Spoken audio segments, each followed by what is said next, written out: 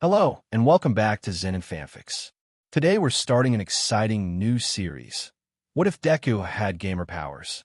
If you enjoy this video, please like and subscribe for more content. The story we're featuring is written by Xavon Wrentaile on fanfiction.net. You can find all the relevant links in the description, so be sure to check out the author's profile and say hello. Now let's dive into the story. It was a stupid thing to do. I admit it, but I was just so angry. Angry at the teachers and my classmates for enabling it, even encouraging it. At myself for never standing up. Not that it would have done me any good. He was stronger and faster than me. And that's not counting his quirk. But yeah, most of all I was angry at Kaken. Bakugo Katsuki, my supposed friend. He had always been rough. But after he got his quirk, he got worse. Everyone praised him. No one stopped him. I knew I would never be a hero. I wanted it, studied for it. But I was quirkless. In a world where 80% of the people had powers, and that number was growing every day, I was abnormal. Subpar. Even if I tried the other route, learning martial arts and acrobatics, I just didn't have the genes for it. No amount of exercise would increase my height, and there was no way I could build up the necessary muscle. Not without some kind of drag. Maybe if I had started years before. Still, I couldn't let it go. I watched heroes and villains, learned their quirks, figured out their weaknesses and limits, and strategies to take them down. Also their untapped potential, ways they could have used their powers, but didn't. I even had a ranking system, based on an old game book from before powers were real. It wasn't perfect, but it gave me a structure to work on and good estimates. Kaken got angry again, because I had put down that I wanted to go to UA. Wanted to be a hero. Only this time, he took my latest hero notebook. He blew it up with his power, and then threw it out the window into the koi pond. When I fished it out, saw it. It was like everything from the last 10 years just bubbled up, exploded out. You might think that was me explaining how my amazing quirk suddenly manifested. It wasn't. No, I just got mad and punched the cement barrier around the pond. Full on with my right hand, as hard as I could. Like I said, stupid. I didn't think I had broken anything. But the knuckles on my first 2 fingers split and bled freely. The rest of my hand was all scuffed up, and it hurt like hell. Tears spilled from my eyes, the physical pain matching the hurt in my heart. All I could do was wrap my hand as best I could in my handkerchief, and then trudge home. Izuku, honey, my mom cried out when she saw the BLD dripping from my hand. She hurried over and drew me gently to the table. Mom quickly got the first aid kit. I always wondered if she had been a nurse, the way she treated my injuries. Or had she just gotten so good taking care of me? What happened? She asked softly. Bullies, I said evasively. With my dad away all the time, it was just her and me. We were close, and I couldn't lie to her. But at the same time, I wasn't going to rat out my friend. She looked shocked, and I quickly clarified. Not like that. He threw my notebook in the pond. And when I saw it, I got mad, and I punched the barrier. Oh, Izuku, she consoled me as she finished cleaning my cuts and began wrapping them. Mom, I asked carefully, do you think it is okay for me to try to go to UA? I didn't mention becoming a hero. It was an unspoken thing between us. She regretted her reactions after we found out I was quirkless, and she worried about me. UA had other areas of study, like costuming and technology for heroes and legal and promotional studies to support them. We both pretended that I would be happy in one of those classes.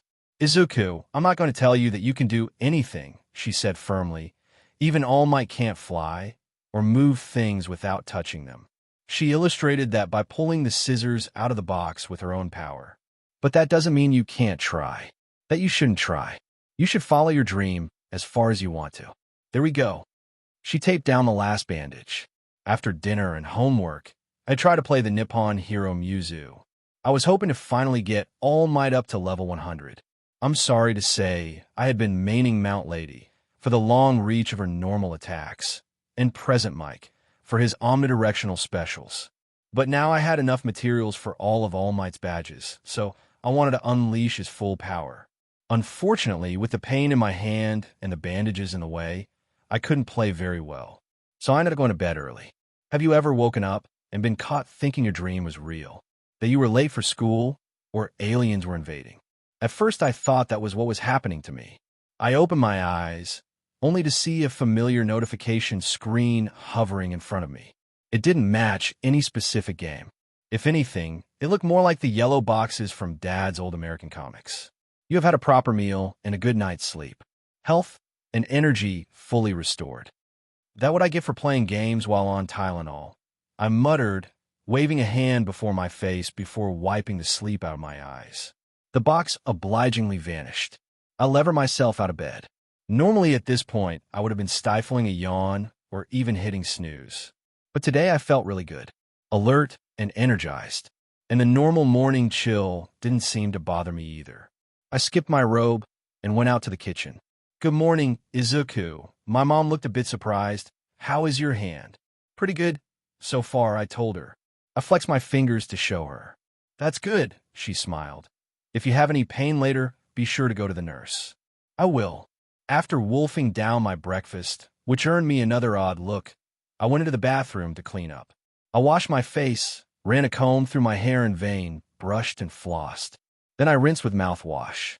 I closed my eyes when I spit it out, having learned that minty spray in the eyes was not a pleasant feeling. And when I opened them again, you have taken good care of your teeth. Skill ORL Hygiene, LVL1, unlocked. I blinked at it. I definitely wasn't waking up anymore. It stayed there, hovering right in between me and the mirror. I reached out to touch it, and my hand passed right through it, but stayed in place. I noticed the little X in the upper right corner and tried to tap it. There's no sensation, but this time the message disappeared. "I'm going crazy," I told my reflection. Either that, or someone in the building has a hologram quirk and is messing with me. It didn't answer, which I took as a good sign. I was used to pranks, some of which could be really elaborate, depending on the powers involved. But I didn't have time to worry about it now. I had to get to school. You are on guard and looking for information. Skill Analyze, LVL1, unlocked. I was watching for whoever might be doing this, and just in general for Kakin or his groupies. But even though I let the window hang out for a few minutes, no one else on the street reacted. It seemed like I was the only one who could see it. You are paying close attention to the lesson. Skill Mathematics, Basic, LVL1, unlocked. You have gained 2 new wit skills in one day. Wit +1. If it was a prank, whoever it was either in my school or had a really long range. But a new suspicion was forming in me, and a new hope. I pushed it down and kept listening. You are trying, poorly, to avoid the getting hit. Skill Dodge, LVL1, unlocked. I would have thought I had that one already. Hooray, dodgeball. I wonder if I could get my hands on the ball, if I could unlock a throw skill or something like that. You have made a good guess based on available information. Intuition +1. If this was a prank, it had to be some form of telepathy quirk. You are paying close attention to the lesson. Skill Chemistry, Basic, LVL1, unlocked. You have gained 3 new wit skills in one day. Wit +2. You are paying close attention to the lesson. Skill Creative Writing, LVL1, unlocked. You have gained 2 new charisma skills in one day. Charisma +1. By the time lunch rolled around, I wasn't sure if I was more confused or annoyed. But I was also finally ready to consider that threat option. So I could be crazy, I mumbled, or it could be a prank. Or maybe, just maybe, it could be that I finally gained my quirk. It's not impossible. After all, Jobs, the fruit hero, didn't discover his power until he was 16 because his dad was so allergic to apples. But then what happened to trigger it? Nothing out of the order happened yesterday. I've been hurt before, I've played games before. Dinner wasn't anything strange. And wouldn't it make more sense if I had just finally had too much and snapped? That happened to a lot of kids in America before they passed those laws. I should be glad I don't have access to a gun. But if I was going crazy, would it be like I was cut off when a pencil hit my forehead?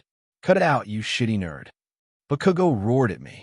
I suddenly realized I had actually by thinking out loud. Again, fortunately the pencil was a light plastic one and hit me eraser first, so it didn't break the skin. Break the skin. My eyes widened as I thought that and remembered the first message.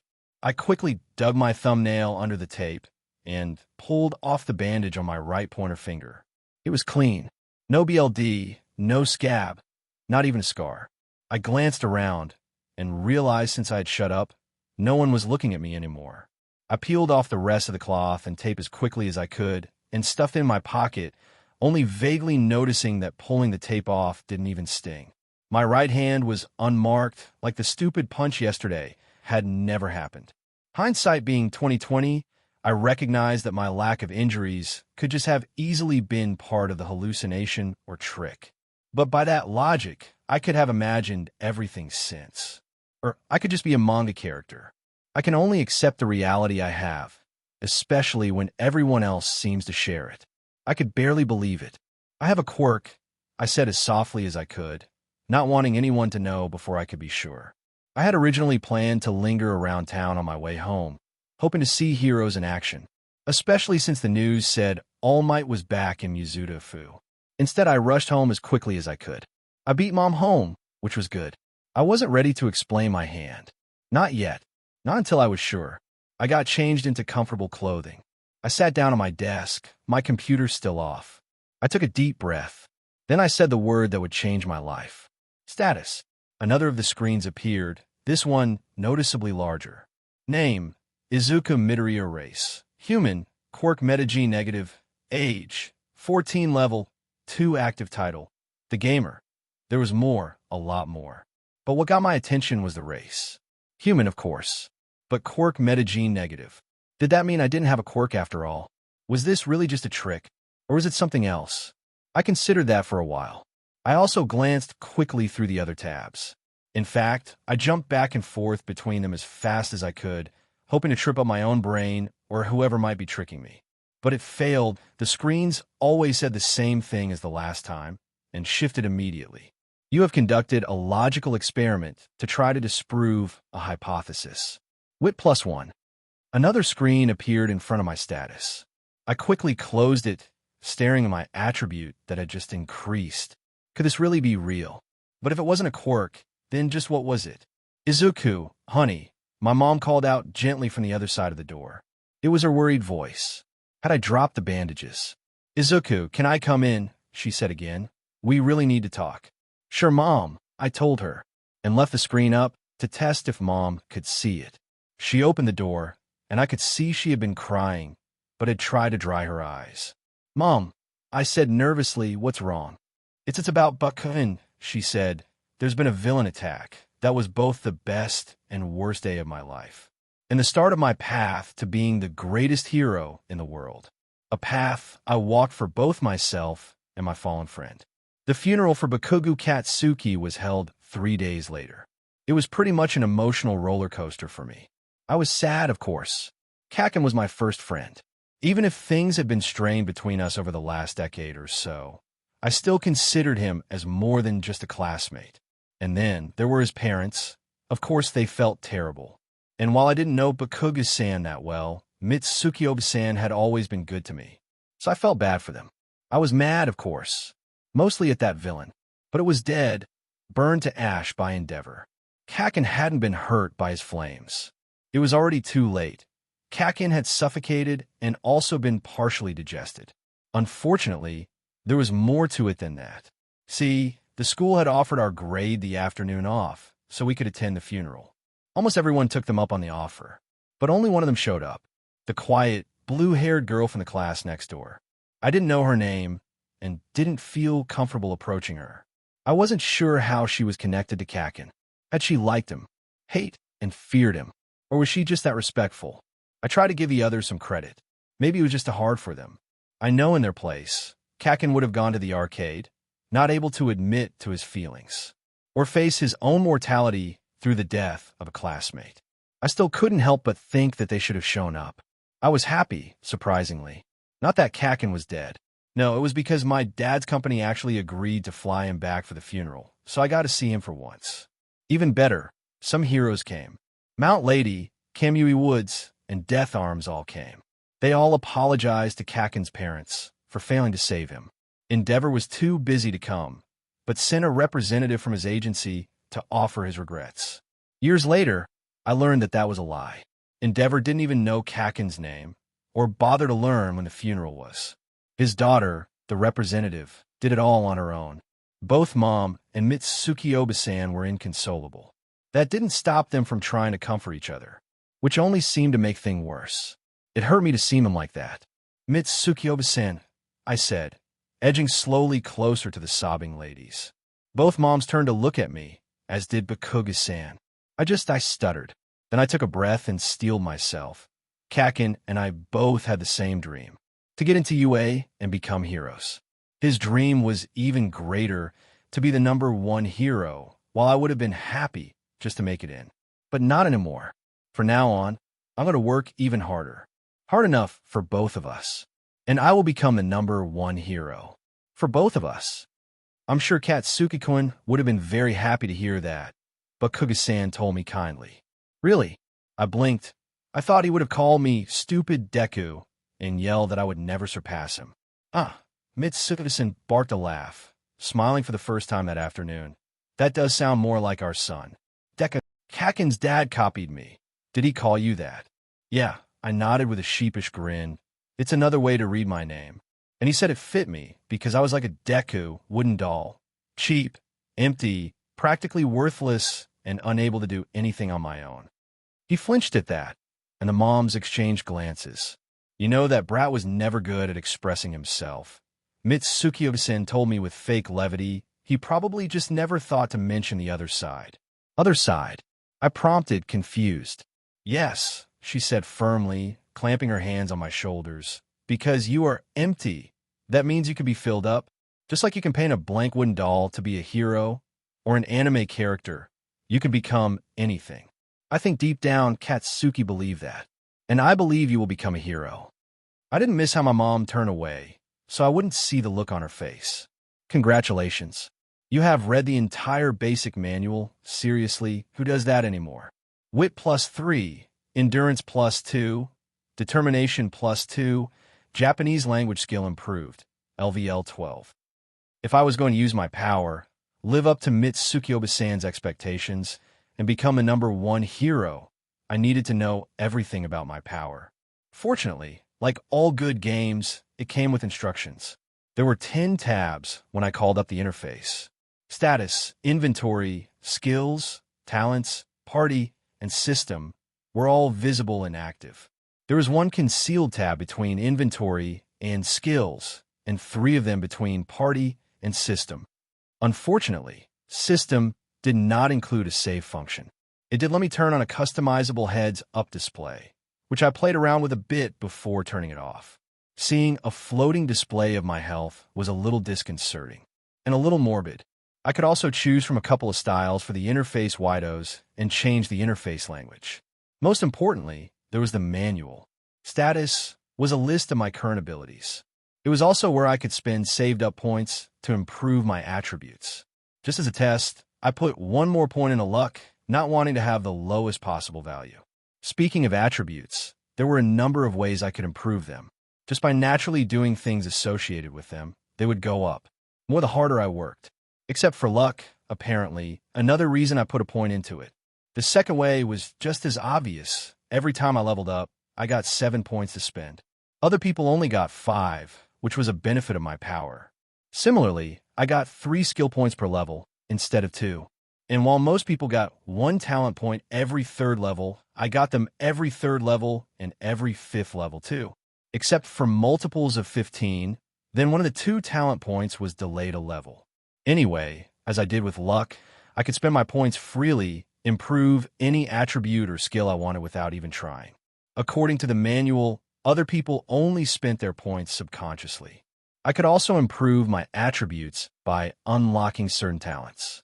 And there was a 4th method, but it was hidden. Inventory showed what I was wearing and using, equipment if you will, and also let me store a small number of items in an extra-dimensional space. I only had 10 blocks of storage in a 2x5 grid, but small items could stack in some cases. Both a handful of pencils and 3 of my hero notebooks only took 1 block, but each of my school books took up one of its own. My desk chair took 4 blocks, and even when I took everything else out, I couldn't store my bed. Skills gave a deep explanation of the skills I had. It also showed new skills I could unlock with basic descriptions. I could spend points to buy or improve any of those skills. Also, like attributes, I could improve skills by using them. There were also skill books, which I could use to improve or unlock a skill, but the book would be consumed in the process. It seemed my chemistry book qualified, but I wasn't going to destroy school property. There was a grayed out way to improve my skills, too. The skills tab also showed skills I was close to being able to unlock, along with the prerequisites, as well as dozens of grayed out skills I was either not close to or would never be able to unlock. Talents was much the same, what I have and what I could get, except that talents could not be improved, they were one and done. And the only way to get them was to spend points or use the hidden method. My talents themselves were a bit more interesting. Studious simply gave me a constant bonus to improve my wit and intuition, as well as any associated skills. Gamer's body. Let me heal almost anything with a good meal and 8 hours of sleep. There were some status ailments it could not cure, and those might block my healing.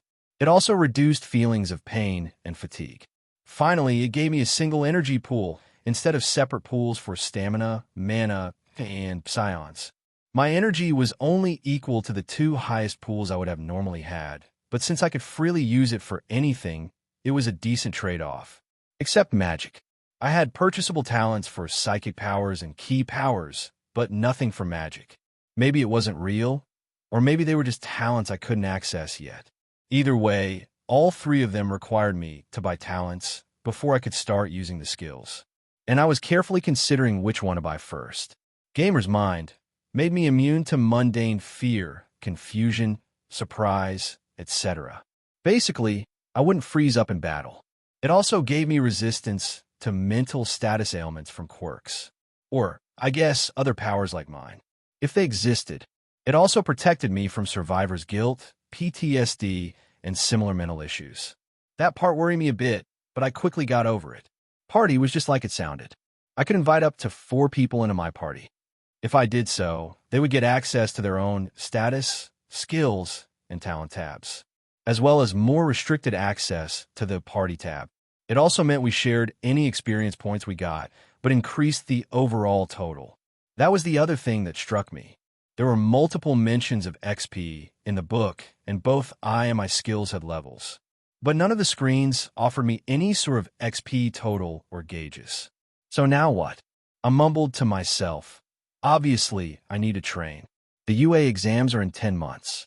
I'm going to need equipment, and I should see if any of the books in the bookstore will unlock new skills, especially physical ones. And I need to decide if I want to get the first key talent or the first psychokinesis towel. I was cut off by a pair of quick, sharp pings, accompanied by pop-up screens. Quest alert oldest ally, tell your mother about the gamer, and convince her to help you attend UA. Rewards. Advance on your allowance to buy training materials talent. Talent. Failure penalties. None. However, the reward talents are normally not available until higher levels, and you must purchase them on your own. Time limit. 76 hours. Accept. Decline. I immediately hit accept, having been planning to talk to my mom and ask for an advance anyway. That just made the decision easier. But the second screen made me shiver. Mandatory quest alert the path of a hero gain entrance to UA Academy in the hero course. Rewards. 100,000 XP, 5 bonus skill points, 2 bonus talent point failure penalties. Immediate and permanent loss of the gamer, time limit. 314 days, except I did some quick math in my head. Calculated a future date. Plus 1 wit, mathematics, basic skill improved. LVL 2, 314 days. 1 week after the UA entrance exams. 1 shot, or I would lose my power. Forever. Then, as I watched, the clock ticked over to midnight, and the counter went down to 313. I hit the accept button, and then went to bed. Tomorrow was Saturday, so I would have time to talk to my mom then. But before I fell asleep, I checked something on Instinct, and got another +1 intuition for it. The blank tab between Inventory and Skills said Quests, and was no longer disabled. I woke up the next morning and quickly went over certain sections of the manual again as I tried to figure out what I would tell my mom. Considering her probable counter-arguments, I went over to the bookshelf, took out a specific book, and then stored it in my inventory. Then was out to the kitchen. "Good morning, Mom," I said as naturally as I could. except a squeak in my voice ruined it. Then I looked around. "Where's Dad?" I asked. She hesitated. "He left last night, caught a red-eye back to America." "He is working, oh, Mom," I prompted gently. "Is something going on with Dad?" "With you and Dad. You two barely talked yesterday, and he left without saying goodbye." "Well, Izuku, honey," she said cautiously, "I guess I should tell you. Your father and I are legally separated." "Legally separated?" I parroted in confusion. "I'm not surprised you don't know about that," she said. "It has only been an option in Japan for about 20 years, and it is still uncommon. It means that while we are still married, we are apart, and we own our possessions individually. And certain other aspects are spelled out in the agreement." "Like me?" I asked softly. She looked down and didn't say anything. "It's because of me, isn't it?" I realized. "No, Izuku." She hurried over and hugged me. "It was not your fault. You're not to blame. You should never believe that. Your father and I always burn bright. When we were happy," she blushed, and I tried not to think about it.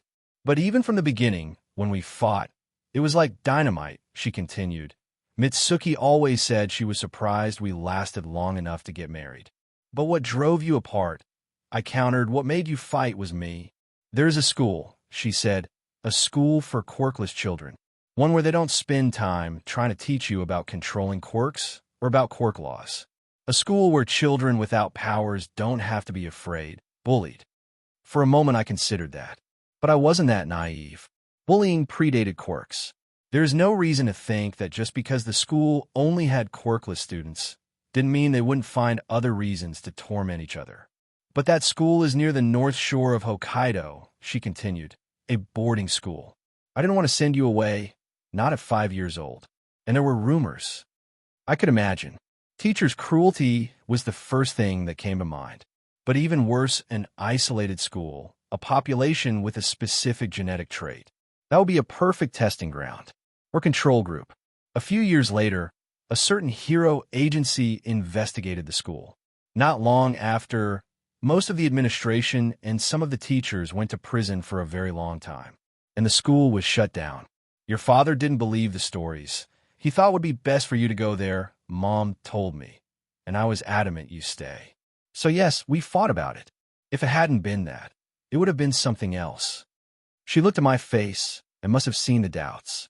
She smiled sadly and said, "But the final straw was how I've let myself go," she told me. "The second time he came back from America, he looked at me and asked for the separation. That got me out of my funk, making me angry. That's not true, Mom." I told her, "There's nothing wrong with you. You're still really pretty." "That's kind of you," she said wistfully. "Too bad the doctor doesn't agree." She looked at me firmly. "Your father is a good man. He takes good care of us. And part of me will always care for him. But no, we are not together anymore." I hugged her again, and she returned it. Then she gave me another look. "Now, it seemed like you had something you wanted to talk to me about," she said pointedly as she released me. "Yes," I scratched the back of my head nervously. "It's about what I told Mitsuki-san." "That was very kind of you," Mom said carefully. "But of course, Mom, I have a power," I interrupted her. "It happened the day Katsuki died. Day he died, just woke up that morning, and I just had it." "Are you sure?" she asked slowly. I held up my right hand. "You might have forgot, what with everything that happened," I countered, "but remember my hand. The split knuckles from punching the barrier. That wouldn't heal in just 4 days, right?" She took my hand gently, looked it over. Then she smiled, tearing up. "Oh, Izuku," she grabbed me a third time, "you have a quirk." "What is it?" "It's not a quirk," I mused out loud. "Or at least it says it isn't." "What does that mean, Izuku?" She looked confused and a little worried. "I guess it might be fastest just to show you," I decided. Then I proclaimed firmly, "Party invite, Midoriya Izuku. Izuku Midoriya has invited you to join his party. Accept, decline." I noticed that all the messages displayed our names in Western order. My mom looked at the box nervously. "It's okay, Mom." I reassured her, "Just hit accept." She did. "Now say status," I encouraged her. "Status," she said questioningly. The window appeared before her, and I made it a point not to look at it. I explained to her everything I had read in the manual and had seen for myself. I showed her my own status box, pointing out my quirk metagene negative qualifier. I got into a real roll, but she didn't interrupt me. In health is equal to the sum of your physical attributes at level 1, plus half of your endurance, rounded up, for each level you gain, I told her, finally petering out. Izuku, my mom said carefully, have you thought about this? It might just be a hologram quirk, responding to your own thoughts and desires. The same thing with your fingers. I considered that. I agreed, tested it. But what about this? I flipped over to my inventory and took out the book, handed it to her. Your father gave you this 2 years ago. She flipped it over, revealing the title, JavaScript 11 for Noobs. It's real, right? I prompted. She nodded, but was holding back a protested that my possible illusion quirk might have concealed it. Hold on to it, tight. I gently placed one finger on the book. This book contains the skills JavaScript, ES11, and software methodology. Learning them will consume the book. Proceed with learning these skills. Accept, decline. I hit accept without hesitating. Skill book used. Skill JavaScript, ES11, LVL1, unlocked. Skill software methodology, LVL1, unlocked.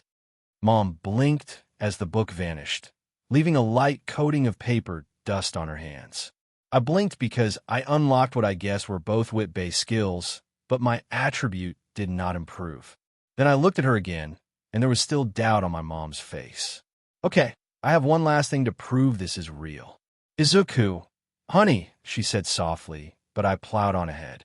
I flipped over to the Talents tab and scrolled to one of the 2 talents I had been thinking about buying first. I didn't think Key Initiate would convince Mom that it wasn't just an illusion, so I went instead with Telekinesis, Basic. Then I flipped back over to the skills list. 3 new unlocked skills has jumped to the top: Telekinesis, TK Attack, and TK Defense. I put my 3 unspent skill points into Telekinesis. Then I looked up at my mom determinedly. I pointed past her into the kitchen. Without touching it, from a good 3 meters away, I turned on the sink. I picked up the dish towel and ran under the water. I nearly dropped the towel as I turned the water off. Then I clumsily wrung out the towel. My energy was draining faster than I would have expected, but I had just unlocked the lowest level talent, and my skill level was really low. All the more reason I needed practice. I unsteadily pulled the damn cloth over to my mom and held it out for her, saying, sorry, I didn't know using a skill book would be that messy. After she wiped her hands off, I dusted the floor with the cloth, still not touching it. Then I set it next to the sink to add to the laundry later. So what do you think? I asked nervously, silently praying she believed me. Izuku, she addressed me directly. Why are you going this far? Telling me all this, showing me all this. Even spending those points just to make a point after telling me how rare they are. They might not be that rare if I can just figure out how to gain XP and level up. I mumbled but caught myself before I could plunge down my normal speculative rabbit hole. And I was going to buy Telekinesis anyway. Maybe just not until next level. But why? I grinned sheepishly and scratched the back of my head again. To be honest, I came clean. Part of it is because I got a quest telling me to tell you. And another part of it is I'm going to ask for an advance on my allowance. I need to train for the UA entrance exam. So I'm going to need workout clothing, some training weights, and hopefully I can find some useful skill books at the bookstore. Then I took her hand and squeezed it gently. But mainly, I wanted to tell you. I wanted you to know that this isn't just a lark or a crazy dream. I didn't want you to worry about me getting hurt. And I didn't want to hide anything from you. She just looked at me for a moment. Then she smiled. Tell you what, she said happily, why don't you go get cleaned up and dressed, and we will go out for breakfast to celebrate your quirk or whatever this is. Then we could go shopping for supplies. But on one condition. Or make that too. What's that? I said carefully. First, this is just an advance on your normal allowance, she told me. We are not made of money. Unless you have a talent for that hidden somewhere. Not that I know of. I conceded to her joke yet. That's too bad, she sighed in mock despair. Then she sobered and said, secondly, you leave me in your party, at least until you have a specific reason to remove me. That way, I can make sure you aren't getting hurt or going overboard. I can do that, I smiled. Then I will help you, she said. You can consider your first quest complete. I hooped and then kissed her on the cheek. Thanks, Mom, I told her as I darted back to my room. Midoriya Izuku watched wistfully as her son hurried off to get ready.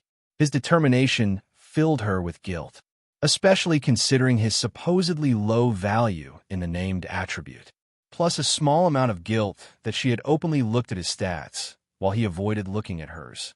When had she started giving up? She had not said a word when her husband asked to put a legal hold on their relationship. She had not been able to comfort her son when reality tried to crush his dream, and she had let her fear and guilt drive her into the kitchen. No, it was even earlier than that. With Izuku out of the room, she flipped back to her talents. She only had 3, with 5 talent points unused. 2 were cooking and first aid. The third was her quirk, gravity pull. That was right, Immediately under it was a quirk, gravity pull 2, with a brief description. Under that was quirk, gravity pull 3, grayed out except for the name. And below that, it branched off into 3 more talents, their details completely obscured. The quirk she just accepted was weak, useless for anything more than mundane tasks, had multiple layers of hidden depths. But she had never known. She had never tried. Inko had just given up, accepted the hand she thought she was holding. No more, she said softly. I'm not giving up anymore. For myself and for my son. You have made a firm and heartfelt declaration. Determination +1. Inko immediately purchased quirk, gravity pull 2. That added more information to the third level, showing her that neither her skill with her quirk nor her related attributes were high enough yet. She went back to the main screen and pumped her intuition and determination both up to 21. I don't have the skill points, she mumbled, not unlike her son. So I guess I'll just have to do it the hard way. She pulled the dirty towel over to herself and took it to the hamper. I stepped to the next shelf. I was in the reference section, running my fingers over the spines of the books, seeing which ones triggered my power. If they looked like they would be immediately useful, I put them into the basket.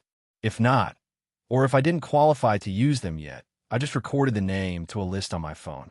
Excuse me, I bowed to a man perusing cookbooks. He had messy hair, a 5 o'clock shadow, and a scar under his right eye. He seemed dangerous, though not like a bad person. So I made sure to be polite. No, excuse me. He stepped back and watched my ritual. Then I looked at the 2 books he was holding. I think that one is better. I suggested the one in his right hand, its counterpart on the shelf having triggered the gamer. Is that your quirk? He asked, his voice as rough as his appearance. Something like that. I said evasively and hurried on to the next display. At the end of the shelf, I saw the bluette from Kaken's service. She was looking at college entrance books. Not feeling comfortable and not wanting her to think I was a stalker, I ducked around to the backside of the shelf, which incidentally put me right in line with the main sort of books I was looking for. I only ended up getting 8 new books out of a list of dozens. I didn't want to be in debt until I graduated from UA. At the sporting goods store, I immediately selected a trio of tracksuits based on All Might's bronze, silver, and gold age costumes, respectively. Unfortunately, when it came to training weights, I was at a bit of a loss. I even used the book on muscle training I bought to unlock the strength training skill, hoping it would give me pointers. But in the end, I had to ask the salesperson for advice. A quick-witted young woman with forearms like Popeye, she asked me about my plans and then guided me to a modular set with a vest, wrist, and ankle bands. I bought 2 of the sets of weights to attach to them, knowing that I could buy more later. We got home just in time for lunch, and I helped Mom out. Even though I was itching to use the new books and then ponder my new skills and future options. She seemed to sense that, and after we ate, she dismissed me from washing the dishes. Skill book used. Skill Basic Karate, LVL1, unlocked. Skill book used. Skill Boxing, LVL1, unlocked. Skill book used. Skill Parkour, LVL1, unlocked. Skill book used. Skill Yoga, LVL1, unlocked. Skill book used. Chemistry, Basic Skill Improved, LVL2. Skill book used. Mathematics, Basic Skill Improved, LVL2. Skill book used. English Language Skill Improved, LVL5. I looked at my new skills. Along with strength training I had already gained, I had a set of physical skills I thought would help me train, even if they weren't directly useful in the UA exam. The other three would make it easier to pass this year, so I would need less time to study and have more time to train. Then I checked the attributes associated with my new skills. And like I thought, even though I'd gained multiple skills today for wit, strength, and agility, none of them had improved. Maybe skill books don't trigger that. I'm used because I'm not actually working on the stat like when I unlock the skill by learning it manually. You figured out a minor, intentional gap in the manual. Intuition +1. Intentional, right? I noticed the system messages sometimes seem to have a personality. I leaned back in my chair and looked at the ceiling. It was April 29th. The exams were next March, the 1st and 2nd, with results posted on the 8th. And tomorrow, April 30th, my training would begin in earnest. I packed all 3 tracksuits and my weights into my inventory. Only then did I notice the quest tab blinking. I jabbed the button as quickly as I could. The panel for Oldest Ally was also flashing. I touched it. Quest Oldest Ally complete. Claim the rewards. Accept. Decline. I suppose there might be a reason to save the rewards for a quest for a specific time, like maybe to level up at a key moment. But I had no reason to wait. I all but punched accept. Bonus talents received. Inventory 2 unlocked. Reflective Dungeon unlocked. My eyes widened as I jumped over to the Talents tab. Inventory 2 increase inventory slots by 5. May equip items directly from inventory. My first new talent was straightforward enough. Instead of a 2x5 block in my inventory tab, I now had a 3x5 block. I tapped on my first tracksuit, and instead of just appearing in my hand, a new menu came up with 2 options, take and equip. I pressed equip, and instantly I was decked out like Silver Age All Might. More or less. And the shirt and pants I had been wearing were each taking up a block in the inventory grid. Next I tried the weight gear. The bracelets appeared on my wrists, and I could feel the anklets on my legs. I could also feel the vest, but it was under the tracksuit. They were somewhat heavy on their own, enough for a weaker guy like me to start with. But just to test, I equipped one of the weight sets, watching as the metal bars appeared clipped to my bracelets. While I could still move around like that, it was slow and draining. So I took them back off. Then I switched back to my original outfit. But I kept the bracelets, anklets, and vest in place. The simpler talent tested, I went back to the tab to read over and think over the other one again. Reflective Dungeon transports you and your party to an alternate dimension dungeon asterisk, representing the essence of a single selected source, person, or item. Defeat enemies and complete quests when offered in the dungeon to enhance the source in some fashion, as well as reap the benefits you would expect from defeating foes in a dungeon crawl. But be careful. The better the source, the more dangerous the reflection. Asterisk, despite the terminology, a reflective dungeon is not necessarily a maze or cavern. It could just as easily be an open field or an ethereal wonderland. It sounded like an old game series my grandpa had described to me. You could go inside your equipment to improve its stats and sometimes get special abilities, or go inside your characters to improve their growth rates or unlock unique skills. Was such a thing really possible? Ask the guy who just got telekinesis by pressing a button on a virtual RPG display. I reminded myself, and it doesn't actually say it does anything like those games. Enhance the source in some fashion seems deliberately vague. I also wondered about the benefits from defeating foes in a dungeon part. I guess at least it meant XP. But could it also mean that the enemies would drop items? Or even gold? I sighed and closed the window. There wasn't much I could do with it now. I wasn't ready to test it, especially if I would drag my mom along with me. I would definitely have to talk about it with her first, and she would definitely worry. Plus, I needed to get my homework done today, so I could focus on training tomorrow. I got off the bus. Before me, there was a small parking lot, an even smaller restroom building, a picnic bench, a moderately impressive sign, and then a forest. Though the word didn't do it justice. Endora Forest Park had been an industrial park about 40 years ago. A 7-story office building, a trio of factories, a huge parking lot. The lake near the center had been kept clean, if only so the executives looking over it had a nice view. The stream coming out the lake had been far less pristine, until the day a group of eco-terrorist villains decided to destroy it. The heroes back then had fought back and captured the villains. But in the end, the villains won. The buildings had been damaged beyond repair. In the end, another group bought the land. They removed all traces of industry and brought in people with plant quirks and similar abilities. Today, it looked like a section of the old California redwood forest had been transplanted to Japan, and it was unspoiled, cleaner than almost any other Japanese park. Though given its history and who managed it, Endoru did not get a lot of visitors, and the ones who did were more respectful than average. In short, it was a great place to start training. Almost 80 square kilometers of woods, and I was probably going to be the only one here. Checking to make sure no one was around to see, I switched over to my training gear. Okay, first things first, I mumbled. I locked onto the sign and proclaimed, "Analyze." Endoru Forest Park signage, 22 years material. Black oak and redwood, a simple yet high-quality park sign. I shifted my gaze and repeated, "Analyze." Endoru Park public restrooms, 5 individual, unisex, 3/4 bath restrooms. Cleanliness, analyze. Lockers, 16 lockers. 100 yen for the day. Analyze. Picnic bench, standard table with built-in bench seats. Seats 8, 10 if they are small or willing to squeeze in. Analyze. Redwood tree grown from a seed recovered from the U.S. National Park destroyed during the unrest caused by the core phenomenon. Actual age is 31 years, but due to a plant growth manipulation quirk, its effective age is 214 years. Analyze. A patch of dirt where you may be trying to look at something else. Your curiosity and vigilance have paid off. Analyze skill improved, LVL 2. Analyze. Tracksuit, a tracksuit of above average quality, patterned after All Might's Bronze Age costume.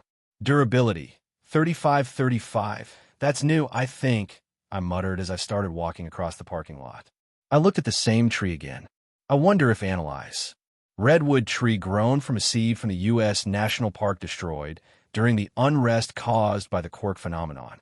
Actual age is 31 years, but due to quirk growth acceleration, its effective age is 214 years. Health, 2340/2349, wow. I wondered what would happen if I used Analyze on other people, but I hadn't done it yet. A combination of fear and politeness had stopped me.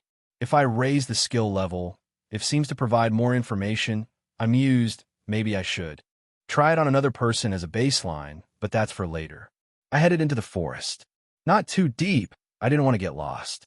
I still had my phone safely stored in my inventory, but I wasn't sure how good the reception was here. And my mom also knew I was here.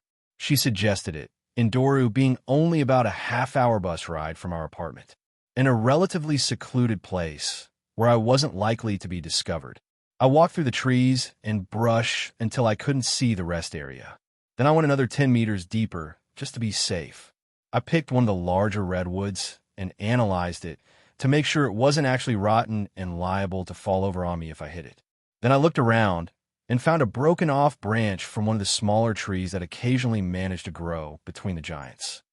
Okay, I went over my plan again. Step 1, analyze everything. Trees, brush, hopefully some birds or squirrels will pass by. Goal, raise the level of analyze and hopefully my wit too. Step 2, telekinesis. Pick up that branch. Hold it 25 centimeters above the ground. Goal, grind my TK skill level and probably my intuition too. Also work on multitasking so that simple uses of TK become almost second nature. Step 3, shadow boxing. Attack the tree as hard as I can, but stopping just short of hitting it. Goal, grind my combat skill levels and hopefully all of my physical attributes too. I'll keep doing all 3 at the same time until it's lunchtime, or I'm too tired to continue. But I doubt my energy will last that long, so I may have to stop using TK sooner. I nodded to myself, fairly confident in my plan for the morning. In the afternoon, depending on how much energy rather than energy I had left, I was hoping to do some free running through the forest. Try to self-unlock the skills climbing, running, and acrobatics to go with my parkour. Otherwise, I might just end up doing yoga. Here we go. I exhaled. I looked at the branch, focused my power, and lifted. It started hovering just above the soil. Now, analyze. Japanese cedar branch, a limb broken off of a Japanese cedar during a recent storm. Currently floating 22 centimeters above the ground. It's not supposed to be doing that. Durability, 8/8, good, I said, then stopped looking at the branch while trying not to let it slip. I dropped into a boxing stance. I started to pepper the trunk with punches, occasionally ducking around imaginary counters. Most of my strikes stopped well short of the tree. In fact, further back than I wanted.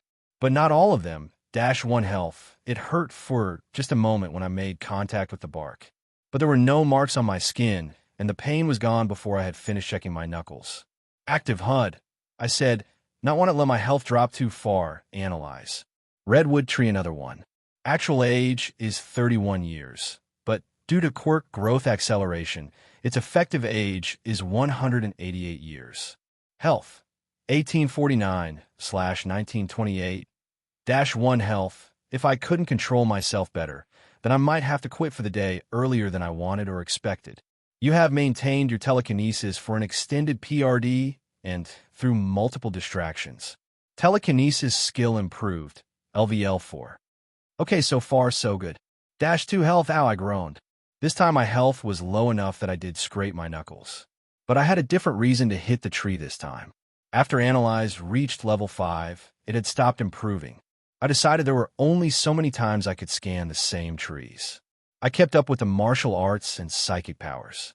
My attributes had all gone up at least 1 point, except for charisma and luck. And so had boxing, karate, and telekinesis. I let myself get complacent. And so I was surprised when bright flash of white shot through the trees, maybe 50 meters away from me and 10 meters up. It was probably some sort of bird, but it was gone before I could scan or even properly see it. In the meantime, the distraction made me drop the stick and punch the tree far harder than any of my previous accidents. You have taken multiple impacts from something far sturdier than you are. Skill Physical Resistance, LVL 1, unlocked. I checked out the new skill and blinked. It hadn't been on the visible, available list of skills before, so it must have had a secret activation. Whatever the case, Physical Resistance was a passive skill that literally and simply reduced damage I took from physical attacks, including self-inflicted ones. Damage reduction was 0, 5% per level of the skill, which meant if I could grind or buy the skill up to maximum level, any physical damage I took would be automatically halved. After I finished ogling my new ability, I took stock. The stick was on the ground. My health was just below half, and my energy was at about 10%. Plus, it was only 43 minutes to noon. Lunchtime, I decided. I couldn't sleep, but hoped some food and rest would help restore me for the afternoon. Despite the damage and lack of energy, I wasn't tired and was only moderately sweating. I jogged back to the rest area, analyzing the non-redwood trees I occasionally saw. When I got back, I had this odd feeling. So I walked over to the lockers, opened one that was not in use. I took the towel and lunch my mom had given me out of inventory, using the locker for cover. As I closed it, I heard the squeak of a door pull in need of oil. Your insight serves you well. Intuition +1. A girl turned the corner from the bathrooms to the outside wall with the lockers, and we both froze in surprise. She was about my height. She had really long green hair, a shade darker than mine, and her hair was tied in a bow. Not tied up with a bow. Her actual hair was drawn into a bow shape and knotted.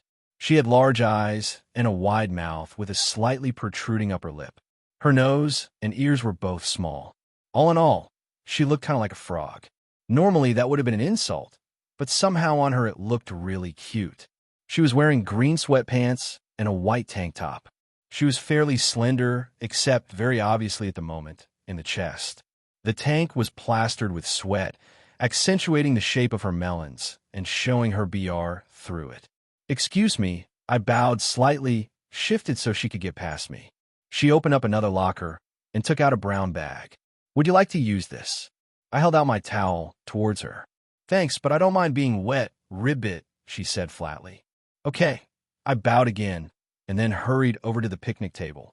I sat down and unpacked my lunch. A few seconds later, she joined me, sitting on the opposite side and opposite end of the table. It wasn't really surprising. I think I saw you out in the forest earlier, I said. Are you here training too? She looked at me for a moment, as if sizing me up. Then she slid a little closer. I am, she answered. What are you training for? I'm trying to get into UA, I said, in the hero course. She glanced at me again, her lips pursed dubiously. That wasn't a surprise either, given my height and build at that point. So am I, she admitted. I guess that makes us rivals. I just nodded, thinking that meant the conversation was done. Then, feeling a bit guilty, I whispered, analyze. Name, 2 Azui race. Human, quirk metagene positive. Age, 14 level. For active title, Frog Girl Health. 192/194 stamina. 70/95. Wow. She had even more health than my mom, and my mom was level 16. And yes, I had looked at the party page, which showed my party members' levels, health, and any of the gauges that Gamer's body rolled into energy. I hadn't seen anyone besides the 3 of us, so Azui-san either had really high attributes for her level or some talents that increased her health. Or my mom and I were both well below the curve. Or maybe a little of each. We ate in silence, Azui-san finishing well before me and vanishing back into the trees. I still went through the motions of pretending to put my stuff back in the locker. Woo! I yelled softly in delight. I was running through the forest as quickly as I could, jumping over or off roots, bounding off the trees, sometimes scrambling up them a few steps before flipping backwards.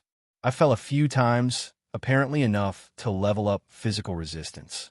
I also unlocked running and climbing, but they were different attributes, so no bonuses there. Still, all physical stats had gone up further. But none of that was the reason I was softly celebrating. Level up. Level, 3 attribute points, plus 7 skill points, plus 3 talent points, plus 1. Unlike a game, my health and energy did not completely refill. However, the current values went up by the same amount as the maximum values. I guess new health and energy points were full by default. The scrapes on my hand literally vanished as my HP went back over half full. I put an attribute point into luck, which I had decided to do at every level. But I decided to save my talent for now. No matter how inviting Key Initiate looked. Crack! I heard the sound of wood snapping. I looked up and saw Azui-san dropping out of the sky. A tongue, longer than an SUV, was running from her mouth up to the broken branch. I scrambled, figuring where she would hit. I wasn't confident I could catch her, but I was a softer landing than the hard-packed dirt, and I hoped my new resistance and health would let me survive. I also pushed her back with my TK. Her momentum and mass were too much for me to stop, but I was able to slow her down, giving me an extra moment to get into place, and also reducing the force of our impact. She let go of the branch, and her tongue shot out for another one. It further helped put on the brakes, but her new tongue hold was too low and she was moving too fast. She was still definitely going to hit. She did. She hit me square in the chest. I tried to brace myself and even skidded back and stayed upright. At first, then physics kicked in and we both tumbled. I managed somehow to keep both myself under her and keep my head from hitting anything. After a second, collecting herself, she hopped off of me and then helped me up. Are you okay? I asked her anxiously. Yes, she nodded. I've had worse falls, but thanks to you I'm pretty much fine. But something about the way she shivered made me think she was not being entirely honest. Still, I didn't press. Thank goodness, I smiled. What about you? She countered. I glanced at the HUD. Health was now 15 of 35, down 10. I had probably had a damage alert, but missed it in the moment. I might have a bruise, but I'll be okay, I told her. Why did you do that? She asked. I couldn't let you get hurt, I said, with a hint of sadness. Not if I could help. I wouldn't be much of a hero otherwise. But I'm your rival, Ribbit. She looked confused. Well, I grinned sheepishly and shrugged. It's not like they only let 1 or 2 people into UA. And even if it were somehow down to you or me, I still wouldn't want to win that way. Would you? I guess not, she agreed. Then she smiled, and she was a lot more than just cute. Thank you, sorry, I said quickly. I'm Midoriya Izuku. And you are welcome. I knew her name, of course, but couldn't very well say it. Azui-tu, she supplied. Nice to meet you, Azui-san. I held out my hand. Please take care of me, Midoriya-kun. She gave the customary response and shook my hand. You know, she tilted her head and brought a finger up to her lips. If we were both going to be training here, maybe we should work out together. There might be things we can learn from each other. Like you can teach me some of those fighting moves, and I could show you how to better control your body when hopping around. Oh, you saw that. I was embarrassed, but also wondered if she had seen the hovering branch. Bits and pieces, she confirmed. I was moving pretty quickly, and the trees were in the way. Well, I'd be very happy to work with you, Azui-san. Why don't you call me Tsu? She smiled again. Congratulations. You made a new friend, and a girl no less. Charisma +1. Izuku, honey, are you all right? My mom asked as soon as I was through the door. I'm fine, Mom. I told her, unable to keep a grin off my face. Not only had I gotten to sit next to a cute girl for much of bus ride home. After Azui-san exited, I was able to check my status. I was more than pleased with my improvements after the day of training. I guessed I was still below average physically, and the higher my attributes got, the harder it would be to improve them further. But if I could keep this going, but your health kept going up and down, she said worriedly, and then it took that huge drop about an hour and a half ago. It went up any time my attributes improved. I reminded her, and sometimes I missed and hit the trees, so I took some damage. But I got a damage reduction skill out of it. And remember, as long as I'm above 0 health, I'm okay. As I recall, she said a bit sharply, as long as you are above half health, you are okay. Below that, you actually get injured. And even if they aren't terrible, and you can heal completely overnight, I don't want you getting too close to 0. Even at 0, I would have been technically fine. The manual called it incapacitated. I would probably get knocked out with my current endurance. If it was higher, I might remain awake, just not able to move quickly or think clearly. It was when my health, or anyone's really, went below 0 that it was an issue. I wouldn't actually die until I had negative health greater than my endurance. Like right now, I would still be alive up to -8 HP. But at -9, the problem was at -1 health, you got the dying condition, which meant you kept losing health. How quickly depended on how far below 0 you were.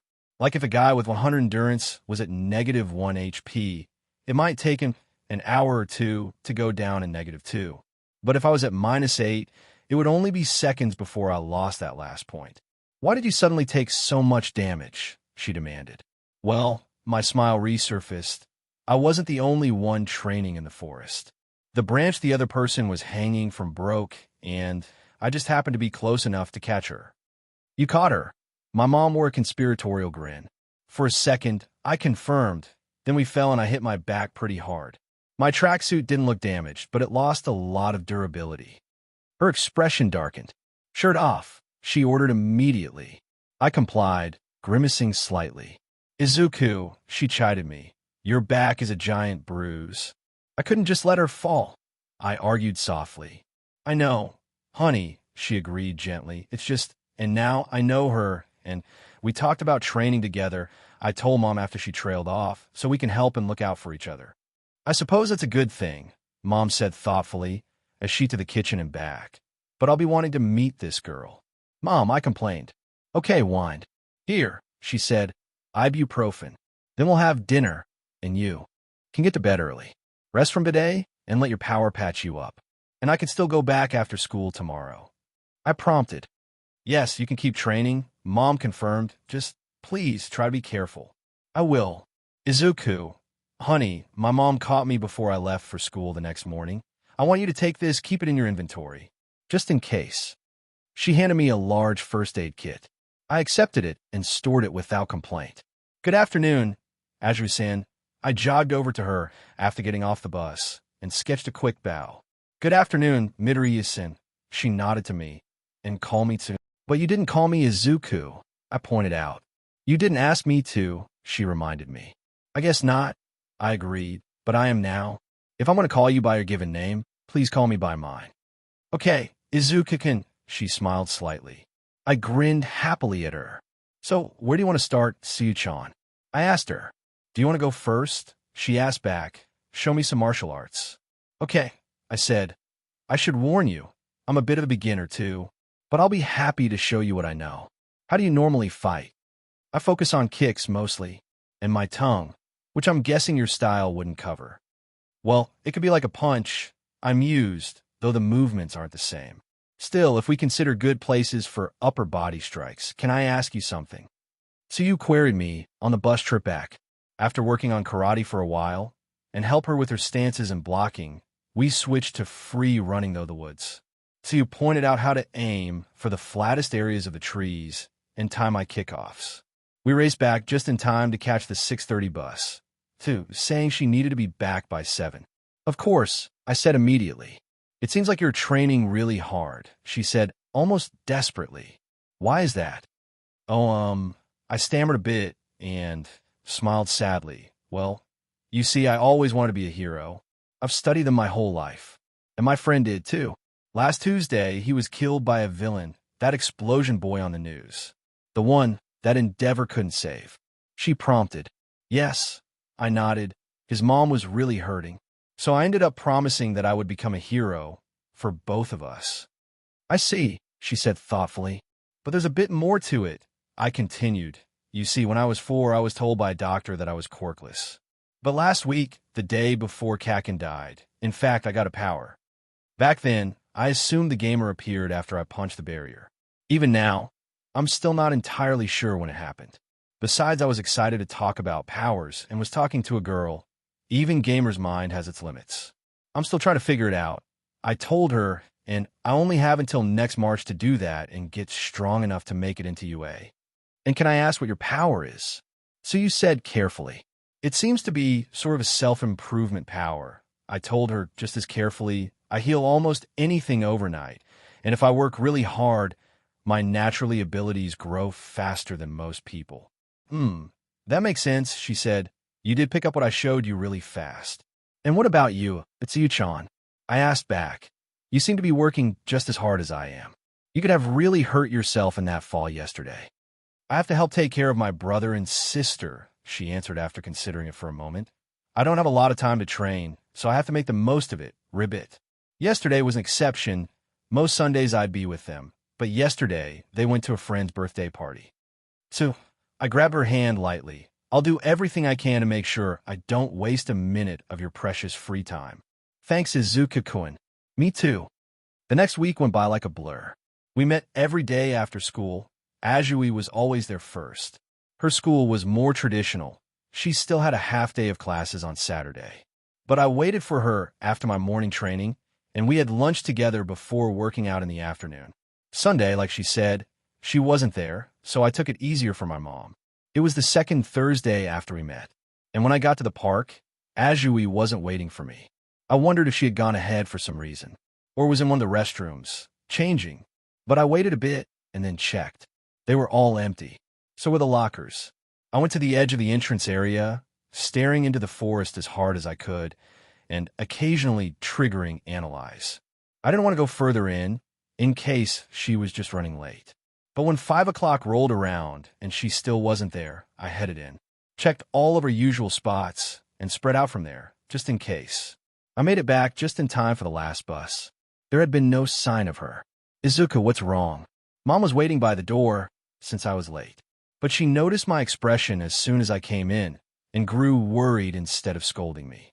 Mom, has there been anything on the news? I asked quickly, any accidents or villain attacks? My mind couldn't help but go straight to Kakin and what had happened to him. No, nothing like that, she answered. Why? Azui-san wasn't at the Endoru today. I told her. She said yesterday that she would see me today, but she never showed up. I looked all over the forest in case she got hurt, but there was no sign of her. I'm worried something might have happened. Even if it wasn't a villain attack, she still might have been kidnapped secretly. I was worried that I had driven her off. Done or said something stupid. I knew she wasn't the type to do that, but I couldn't help but remember my life until now. Did you call her? Mom asked. I blinked. I don't have her number. You don't. I always kept my phone in my inventory. To keep it safe, I answered, and I haven't exactly had a lot of people to exchange numbers with. And I never saw her phone, either. Maybe her parents don't let her have one. I considered that and wilted a bit. I'm a terrible friend, I said. I barely know anything about her. Izuku, my mom grabbed my shoulders lightly. Don't think the worst yet. Maybe she is sick or got caught up at school. And you didn't ask for her phone number, but she didn't ask for yours either. I nodded. Just go back there tomorrow. Mom advised me. If she isn't there again, then we can start to worry. Try to see if we can find her. And if she is there, make sure to at least ask for her number. Or give her yours if she doesn't have a cellular of her own. I nodded again. Despite my mom's reassurances and Gamer's mind, I was still a bit of a wreck the next day at school. I still gave it my all. Now that Kaken was gone, I was determined to make it to number 2 in our grade, since I knew I could never take number 1 away from Mizuno-san. At least not without min-maxing to focus on my mental attributes and skills. There was a familiar figure standing by the picnic table. I ran across the parking lot and just barely restrained myself from hugging her. Azui-san, I said quickly. You're here. I was worried. Sorry, she said, then added, and call me Tsu. Right, Tsu-chan. I corrected myself, and you don't have to be sorry. But I was thinking if you don't mind, maybe we could exchange phone numbers, in case something happens. She brightened up at that, and fished out her phone. I got mine out too, and a quick IR exchange added us to each other's contact list. I should have thought of that earlier, she admitted, but I've only ever exchanged numbers with one friend before. You were my first phone friend, I told her. Not your friend who, she trailed off, not wanting to remind me. We had drifted apart before my mom let me get a phone, I told her. Then I looked her in the eye and asked carefully, is it okay if I ask what happened yesterday? My sister was sick, she said. Her quirk makes her sensitive to light, and she is still learning to control it. When she doesn't, she gets symptoms like a migraine. But it's not a migraine, so migraine medicines don't work on it. So I had to pick her up from school and take care of her. I did think about you, but didn't have any way to contact you. I wasn't even sure if you had a phone. Me too, I told her. I was thinking I've been so focused on our training that I've been a bad friend and haven't really gotten to know you. So, let's start over a bit. I bowed at her hello. My name is Midoriya Izuku, age 14. I'm a third year at Aldera Junior High in Musatafa. I live in Musatafa with my mother, while my father works in America. Pleased to meet you. Please take care of me. Tsuyu smiled and bowed as well. My name is Azuitsu, age 14. I'm a third year at Danshu Academy in Hosu. Then she frowned slightly, trailing off. Izuku, I wasn't exactly honest with you, she said. I said I help take care of my brother and sister. But actually, my parents work out of the country most of the time, all around Europe and Australia. We're lucky if either one of them is home more than a week each month. We get help from neighbors, and my aunt checks in sometimes. But mostly I take care of them. That's why I need to be back by 7. Their school has program for parents who work later or have a long travel time, but I need to pick them up before then. Sorry I didn't tell you. It's okay. I told her. We've only known each other a week.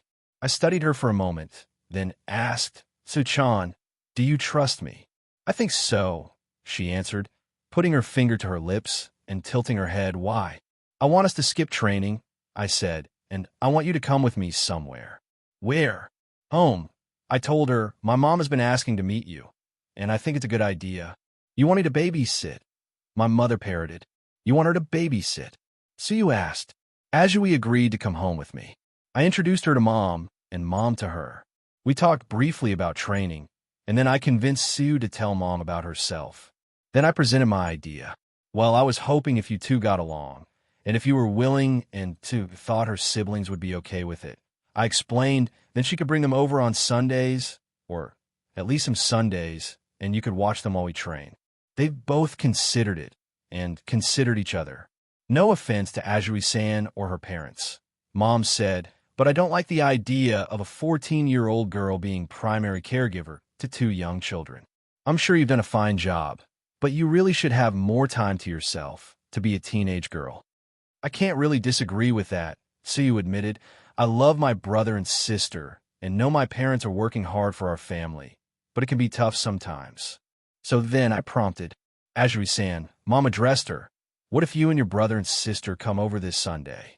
We can all get to know each other. And then if you're all okay with it, we can do something like what Izuku suggested. You all can come over on Sundays. I will watch your siblings while you two train, and then we can all have dinner together.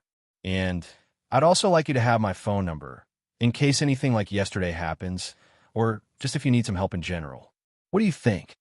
I think you're a very nice lady, Azui said, like your son. So I think we can try it. And call me Tsuyu. I like your mom, Tsuyu told me when she arrived at the park the next day, and I'm looking forward to tomorrow. She likes you too. May ended, and June began, and with it Tsuyu's namesake, the infamous Japanese rainy season. Though so far it had been lighter than usual, so we had been able to keep training. A couple of downpours had got us, but we had discovered a rocky outcropping, almost a shallow cave that we could hide in. We were back around a Sunday, the third one in June. My mom and the Azui kids, Samidare and Satsuki, were now well used to spending the day together.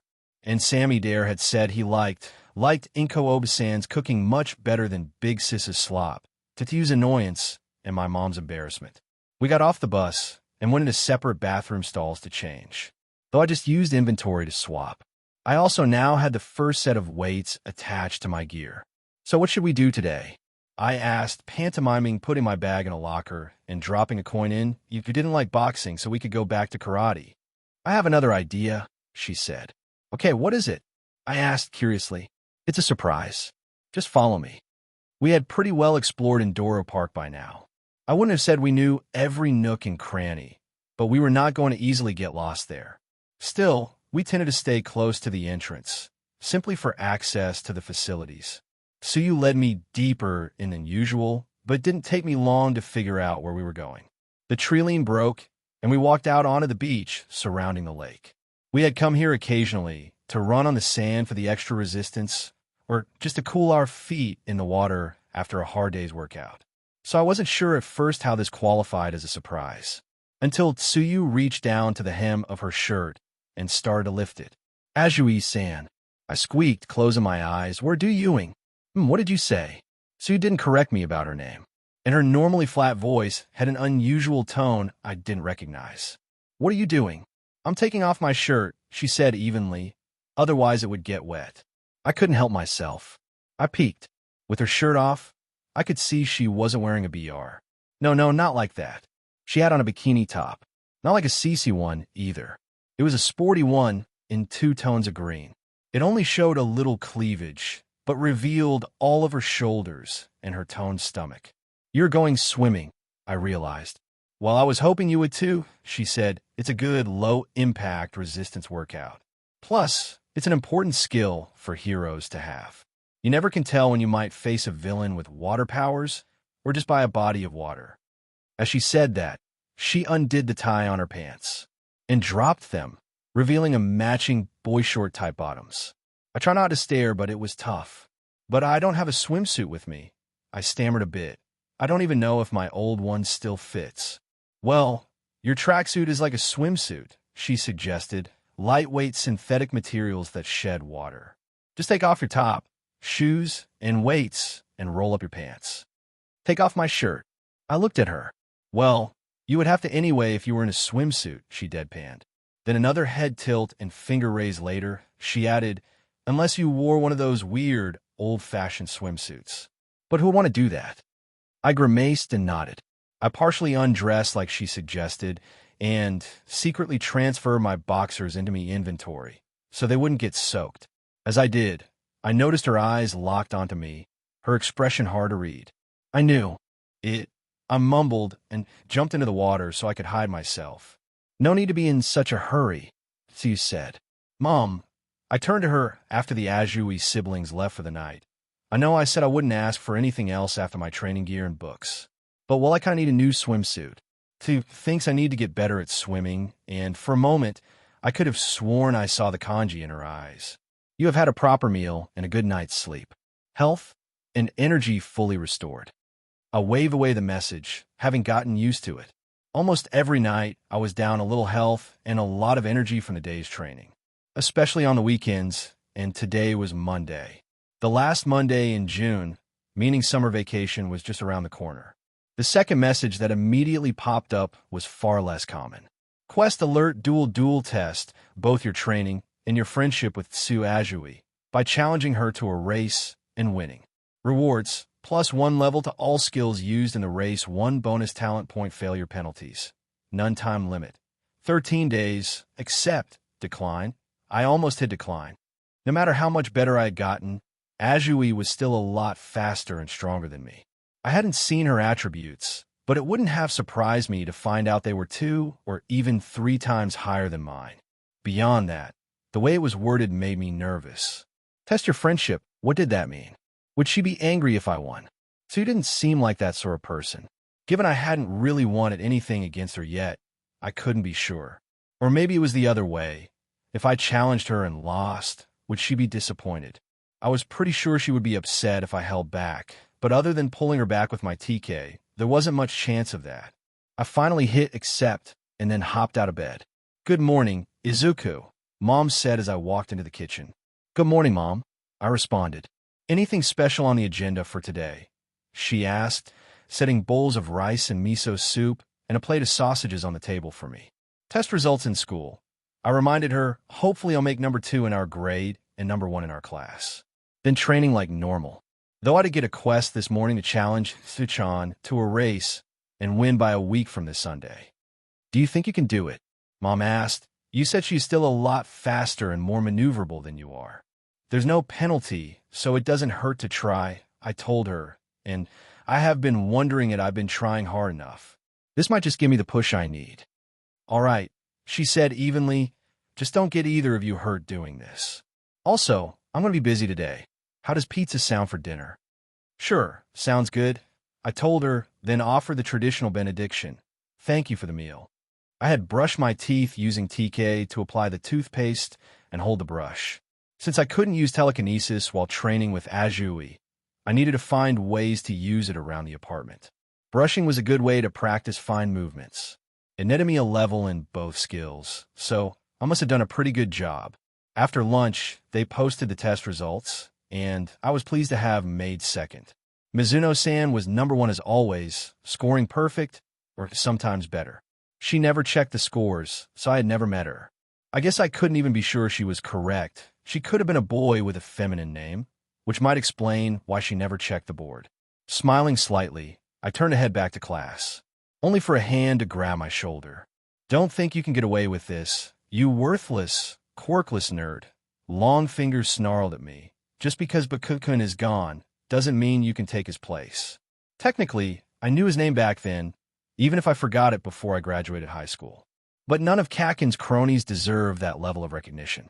I was tempted to point out that I had always been in 3rd or 4th place, and the only reason Kakin was always number 2 was because of his exceptional grade in physical education. Grades I was now getting close to meeting. Instead, I got angry. "What do you care?" I countered, knocking his hand off. "You weren't his real friend. You just wanted to coast on his popularity. You didn't even come to his funeral." I got a few gasps, and also more than a few chagrin looks. Most of them were also guilty of that, and they knew it. "Why, you piece of Long Fingers, try to punch me," but I casually slipped out of the way. His fingers extended all the way, making his fist even larger, and he tried again. Between my karate and dodge skills and increased attributes, it was easy to avoid him. Part of me wanted to block or even trip him, but he wasn't worth it. I didn't want to risk getting in trouble over him. So even as he wound up for a 3rd attack, I turned and walked away. "Good afternoon, Tiu-chan," I called out, jogging from the bus to her. "Good afternoon, Izuku-kun," she greeted me in kind. "You seem to be in a good mood today." Well, I grinned sheepishly. I made it to the number 2 spot in my grade at my school today, and when one of the bullies tried to attack me because of it, he couldn't lay a finger on me. "That does sound like a good day," she nodded, "but only number 2. With as smart as you are and the way your quirk seems to work, no. Our school has a genius." I shook my head. "She, or maybe he, I guess, since I don't know this person, has been the best in our grade for all 3 years of middle school, and is supposedly the top rank in the whole country on mock exams." "That is impressive," Tsuyu admitted. "In that case, I think anyone would be fine with number 2. "Right." I nodded. "So what do you want to do today?" she asked me, climbing. "Or maybe some karate forms." We weren't swimming on the weekdays, both due to the more limited time, and because it could get a little chilly in the late afternoon and early evening. Or at least, That was the excuse I gave Azui. Actually, I was thinking, I started carefully. I know you don't want to spar, and I agree. But what about another competition? We may be friends, but we are still rivals, right? So we should push each other, at least as much as I can push you at this point. She went into her customary thinking pose before prompting, "What did you have in mind?" "A race," I said, "from the picnic table to the lake. No direct interference, but otherwise no holds barred. First one to dip their toes in the water wins." "That could be fun, and a good test of what we'd be practicing," she mused. "Sure, why not?" "And after you beat me," I continued, "then we can work on forms." "You don't think you will win?" she asked. "Not today," I told her. "I'm hoping by Friday I'll be able to get close." It turns out that was a bit ambitious. The first day, she beat me by over a minute. By Friday, I had increased my attributes and skills a bit and learned the best route. I was still 20 seconds behind her. Not that being behind her didn't have its advantages. I could study how she moved through the terrain, and it gave me something to shoot for. But after Friday's training and dinner, I sat on my bed, looking up at my status window. I need something more. If I'm going to beat her, I mumbled. I almost want to analyze her again, to see if the skill is high enough yet to show me her attributes or skills. But that's not fair or good. Still, what do I have? I have 14 unspent attribute points. If I put them all into quickness. No, that would be too unbalanced. Maybe if I split them between quickness, agility, and endurance. But I didn't want to spend points too early. The higher my stats get, the harder they will be to increase through training, which means it will be better to have the attribute points later. I looked at skills, but didn't really see anything new for racing. Though I did remind myself that I should try to unlock telekinetic attack, since it was now open. Of course, the first thing I looked at on the Talents tab was Key Initiate. It offered 4 new skills: Key Detection, Key Projection, Key Regeneration, and Key Reinforcement. That last one was the reason I was considering it again. It would let me use my energy to temporarily boost physical attributes. The amount of the boost depended on my level in that skill level, determination attribute, and the number of key talents I had. The talents also determined how many attributes I could split the bonus between. Except 8 days probably wouldn't give me enough time to improve the skill or attribute that much. So it probably wouldn't be enough for me to win with. There was another talent that I thought might do it. Free Runner was a physical version of the studious talent I had possessed before gaining the gamer. Per the description, it would increase the rate at which my agility and quickness scores improved by 25%, and the same thing for any related skills. It would give me a chance of growing enough in the next 8 days and would continue to be useful going forward. And if I did complete the quest, the bonus talent point would replace the one I spent buying it. I looked over the list of available talents again, and even the ones that were not available, but also not hidden. And I kept going back to Free Runner. Somehow it just felt right. If I had gotten a message telling me my intuition improved, I would have bought it immediately. Even with this power, things weren't that cut and dried. Arg, I grabbed the side of my head and shook in frustration. Fine. I took the quest. I'll just have to go with my gut. I reached out and hit the unlock button under the Free Runner talent. Talent Free Runner acquired. Agility +3, quickness +3. Wait, that wasn't in the talent description, I said. Did I also get bonuses to wit and intuition when I subconsciously bought Studious? Will I get intuition and charisma bonuses if I buy Natural Empath? Real life is more fluid than a game and doesn't come with a full manual or walkthrough. Intuition +1. Okay, that was good to know, I guess. For now, I needed to focus on how to outrun Tsu. Today, dodgeball again, our teacher told us. A large portion of the class groaned, and Longfingers and Kakin's other former cronies looked excited. In fact, Longfingers was glaring specifically at me. The whistle blew, and most of my classmates scrambled for the 5-ball. I did not. Nowhere to run this time. Shitty Deku, Longfingers gloated, he and 2 friends approaching the middle line. Each was holding one of the 4-ball their side, had recovered. The other members of my team scrambled to the sides of the gym, more than willing to let me take the punishment. I wish I could say I said something cool or clever, but I just clenched my fists and then uncurled them. One ball flew straight at my face, despite that being a foul. The second was aimed at my PP, despite that just being bad form. The third was aimed at my right side, trying to hem me in. The last armed member of their team, while not standing with the bullies, was waiting to counter if I managed to somehow avoid getting knocked out. I went down on one knee, letting the headshot sail over me. I caught the other two ball one-handed, leaving the bullies gaping. And many of my other classmates, too. Nice! Dodge skill improved, LVL 6. Agility +1. I rolled one of the ball I had caught to another of my teammates, even as Long Finger's allies slunk off the field. I faced him, and he scrambled back. I took aim dead center at his chest. I wound up. I fired, the ball slipped off my fingers, soared up to almost the rafters, and then dropped easily into Long Finger's large and waiting hands. Right, still don't have a throwing skill, I mumbled as I jogged off the court. Ready, set, go, we called out in unison. Suyu almost instantly took the lead, but I was closer on her heels than any of our previous races. It was Wednesday. Including today, I only had 5 days to finish the quest. We hit the edge of the woods. We both angled north. The southern path was a bit shorter, but there was a fallen tree wedged between two others on the path, and going around through the brush would have taken far too long. Suyu cleared a pair of ruts in the path in one bound, while I had to jump over them both individually. She bounced off a tree when the path curved. It looked impressive, but I grabbed a springy branch to help me take the turn tighter without slowing. That let me close the gap a little. We reached a place where the path was mostly flat and straight, passing by the outcropping we used to avoid sudden major storms. It was the last leg of the race, where the northern and southern paths converged. If I pushed, I might be able to use foot hit an uneven lump of dirt. It crumbled.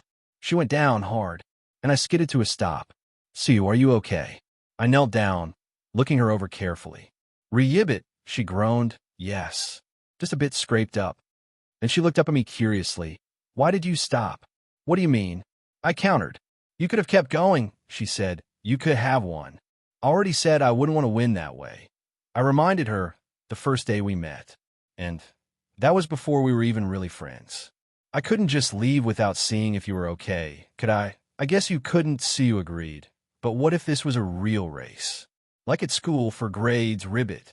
If it was one-on-one, I would probably still stop. Of course, if it wasn't 1-1-1 inch, you would still stop, she smiled kindly.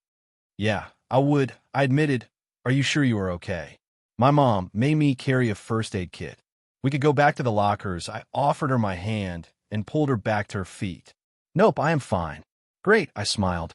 Then I turned and darted toward the lake. With a bubbling laugh, she took off after me, and she still beat me in the end. Sunday, the last day, win a race today, or fail the quest. I wouldn't be unhappy to lose. It had been fun, had shown me Tsuyu's competitive side. It was more mild than most people, but she still had won, and my stats had improved quite a bit from trying to keep up with her. But I didn't want to win, almost as much for myself as for the quest. And despite having all day, we were going swimming again after we reached the lake, and there was no way I could beat her in the water. I needed something I hadn't tried. There was actually one idea I had come up with, but had dismissed as unfair. But now I wondered if that was right. Or was I just hampering myself, so I would have an excuse when I failed? Svichan, I prompted her as we approached the bench. You were going all out when we race, right? Using your full quirk and everything. Of course, she seemed mildly offended. It wouldn't be fair to your hard work if I didn't. Thanks, I told her sincerely. Did you really need to ask, she countered. Well, I admitted, I was a little worried that I would win only. For you to announce that you had a second gear or something, meaning I really didn't win. No, I don't have anything like that, she said. Maybe I can come up with something. If you can, you should. And I'll help. But for now, on your mark, we both said, get set, go. As soon as we took off, I started lifting my body with telekinesis. I wasn't strong enough to fly or even levitate, but I could make myself lighter. Let me gain more push from each step. I was closer to her than ever before when we hit the split, and I went south. When I got to the obstacle, I jumped at the fallen tree. I jumped off it towards the larger of the trunks it was trapped between, and a third bounce put me on top of the downed redwood, and I quickly rolled to my feet. Good moves. Parkour skill improved, LVL 16. Skill Acrobatics, LVL1, unlocked. Analyze. I gazed north as I ran down the length up the obstacle. Redwood tree, the 53rd distinct one you scanned. Unfortunately, it is preventing you from seeing your real target. Actual age is 31 years, but due to quirk growth acceleration, its effect age is 158 years. Health, 1580 over 1580 physical resistance, LVL 10. I dove off the tree, hitting the ground hard and flipping forward back on my feet. Dash 1 health. I reached emerging paths, about 3 steps ahead of him, then 2 steps. She's still too fast. I thought, she's going to pass me. I need to go faster. Why can't I? Why couldn't I indeed? I had all of these skills. Some active, some passive. But of all the active ones, only telekinesis consumed my energy. If energy was part stamina, it didn't make any sense. Unless I'm not trying hard enough or am subconsciously holding back, I realized maybe there's no difference. Maybe I just have to want to use running to go faster. You have made an important deduction. Wit +1. Come on, Izuku. I order myself, move. Run. Running skill, active mode, jet set run. Unlocked. While in active mode, your running speed is increased by 22% but consumes 1 stamina, energy per second. Cost and bonus vary based on your running skill level. Jet set run. Now active. So you had just passed me when I accelerated again. 10 meters to the beach, I drew even with her. 5 meters to the beach, I passed her. 2 meters to the beach, I realized I was going too fast. Dash 1 health. I plowed into the water hard enough that I stumbled and face-planted. When I pulled my head back out of the lake, I found Sue standing over me, staring down at me, grinning happily. It looks like you were the one with a second gear. She pulled me up, or you were just too anxious to start swimming. I guess I did. I agreed, deactivating the mode and looking at my moderately depleted energy. I didn't know I had it in me. I thought you might, she told me. Quests, I said. Suyu was still changing. I was sitting on the bench, waiting for her. As I expected, when the screen came up, Duel was blinking. Quest Duel complete. Claim the rewards. Accept. Decline. I hit accept. Bonus skills received. Running skill improved, LVL 13. Telekinesis skill improved, LVL 14. Parkour skill improved, LVL 17. Acrobatic skill improved, LVL 2. Analyze skill improved, LVL 14. Physical resistance skill improved, LVL 7. Swimming skill improved, LVL 4. Talent points, +1. I guess hitting the water running was enough to count as swimming. Not that I was complaining, but I should have thrown some punches or tried to do some math, I lamented in hindsight. I flipped over to talents. Free running was the MVP here. Without it, I wouldn't have had the quickness or running to keep up, even with my final breakthrough. But now I was looking at Key Inishi again. I was still level 3, so unless another quest came up, it would be at least 2 more levels until I could unlock it and still have a talent point to spare. The longer I waited, the less time I would have to start training it. But what if something else came up? A quest, or just my growth caused an even better talent to become available still? My finger hovered over the button. What's up, Izuku? Suyu's voice suddenly said behind me, and I flinched forward. Talent Key Initiate acquired. Skill Key Detection available. Skill Key Projection available. Skill Key Regeneration available. Skill Key Reinforcement available. I blinked in surprise. Why are you just staring into space? She asked. Just thinking about the race and swimming, I said, wondering what we should work on next. Though I, at least, had part of my own answer. Well, we should still keep racing from time to time, she said. I do need to take my title back after all. Sure, I agreed. Ready, Tsuyu-chan? I asked, glancing back at her. Yup, she nodded, crouched, and ready to spring. I turned back and looked at my target. A trio of crude, concentric chalk circles drawn on the flattest tree we could find. I took the first tennis ball from the bag I had slung over my chest. I wound up. I threw it about half as hard as I could. It hit just outside the middle ring. And then, thanks to the uneven bark, ricocheted high into my right. So you tracked it. Her tongue shot out, reeling the ball in. She slipped it into a second bag, even as I launched again. At first, I had been worried about this exercise. Sure, Throwing was good for my strength and agility. And snagging the ball after they flew off in a random direction was good for Tsuyu's tongue control and aim and tracking in general. But she was also grabbing tennis ball with her tongue after they had hit a tree and possibly the chalk target. Then I remembered I had first met her when she was playing Tarzan by swinging from branches with that same tongue. So I had proposed it. Tsuyu had immediately agreed, saying it was a good idea. So here we were, playing one of the stranger games of catch I could think of. Izuku-kun. We were switching bags to start again, and Tsuyu had just swished her mouth out. Yes. I stopped at her prompting. Your birthday is next Saturday, right? She asked, 1 week away. Is there something you want? I had to blink back tears. You're the first person to ask me that besides my mom. I told her at her concerned expression, and just you and your siblings coming over for dinner will be more than enough. We already do that once a week, she pointed out, then paused to consider. What if I didn't bring them? She asked. What if they stayed with our aunt, and it was just the three of us? That would be nice too, I said. I like her siblings well enough, but it would be good not to have to talk about the latest episode of Ducky Momo, or play Heroes Muzu on the lowest difficulty. Then maybe you could stay over, I suggested, and we could watch Infinity War through Endgame in a marathon. Mom and Tsuyu both agreed that the MCU was a bit too much for the younger Ajui siblings. So we could only watch the movies when the kids had something else to do. And since Tsuyu had never seen any of them before, I was determined she'd see at least the first 40 movies before the UA exam. Besides just being good movies, they were an interesting look into how people had viewed powers before quirks existed. And there were some interesting ideas you could take away from them. That would be fun, she said, but there was a bit of a hitch in her voice. I'll check with my aunt. And I'll ask my mom, I agreed. Are you sure you don't want anything? She pressed. If you really want to give me something, I deflected, you might want to talk to my mom. She always makes me give her a list, and I wouldn't want to risk you two doubling up. Though this year, it is mostly study materials. If I had written it down, the kanji for study materials would have read skill books. Maybe I'll do that, she said thoughtfully. Okay, back to work. I said quickly, hoping she would forget it. I would have rather spent the money to buy something she wanted, knowing how hard her parents worked and that she spent most of her allowance on her brother and sister. But I also knew she wouldn't be happy if I told her that. Ribbit, she nodded.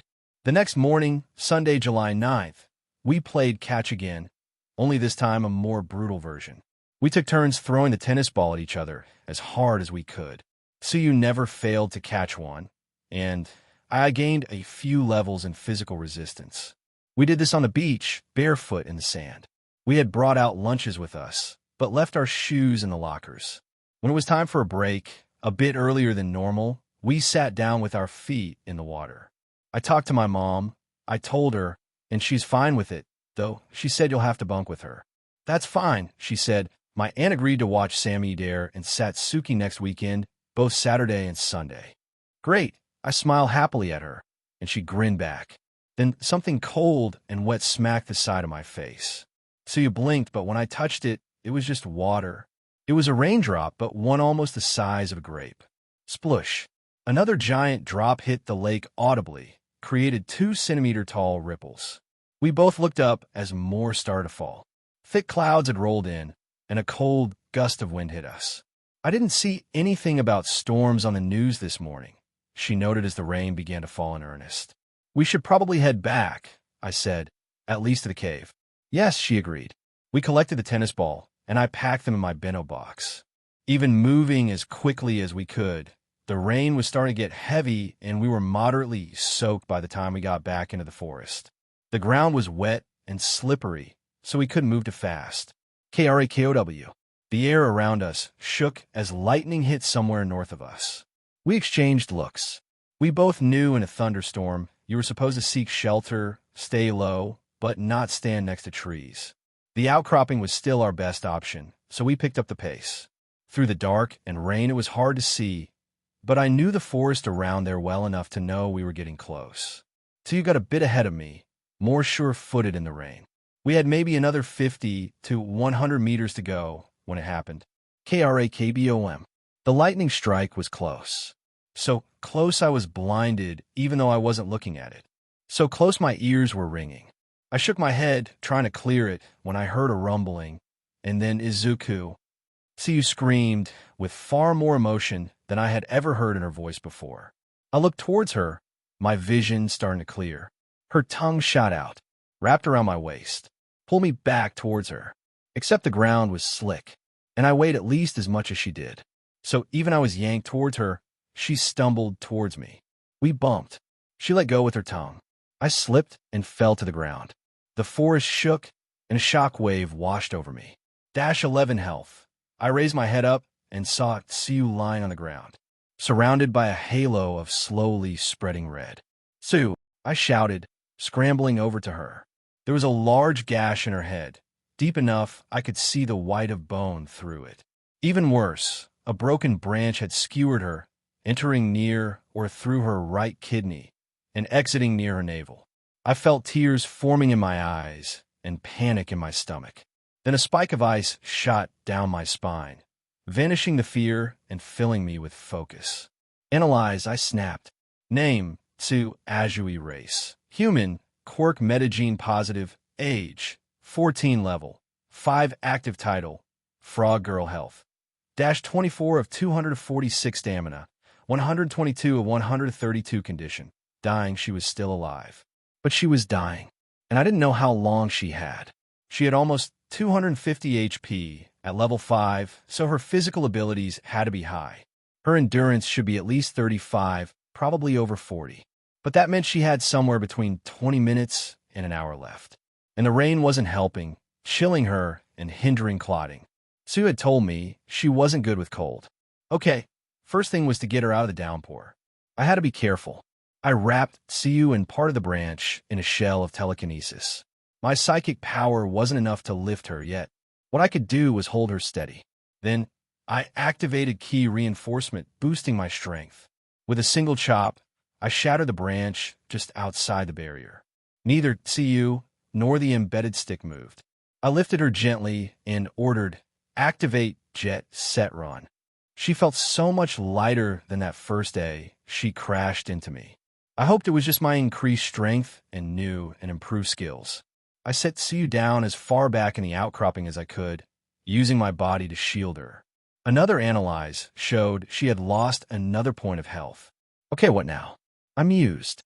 I took my phone out of my inventory, but as I expected, nothing.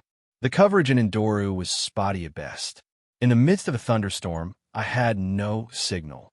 I could go to the road and try to flag someone down or wait for the bus, but I don't want to leave Tsuyu alone.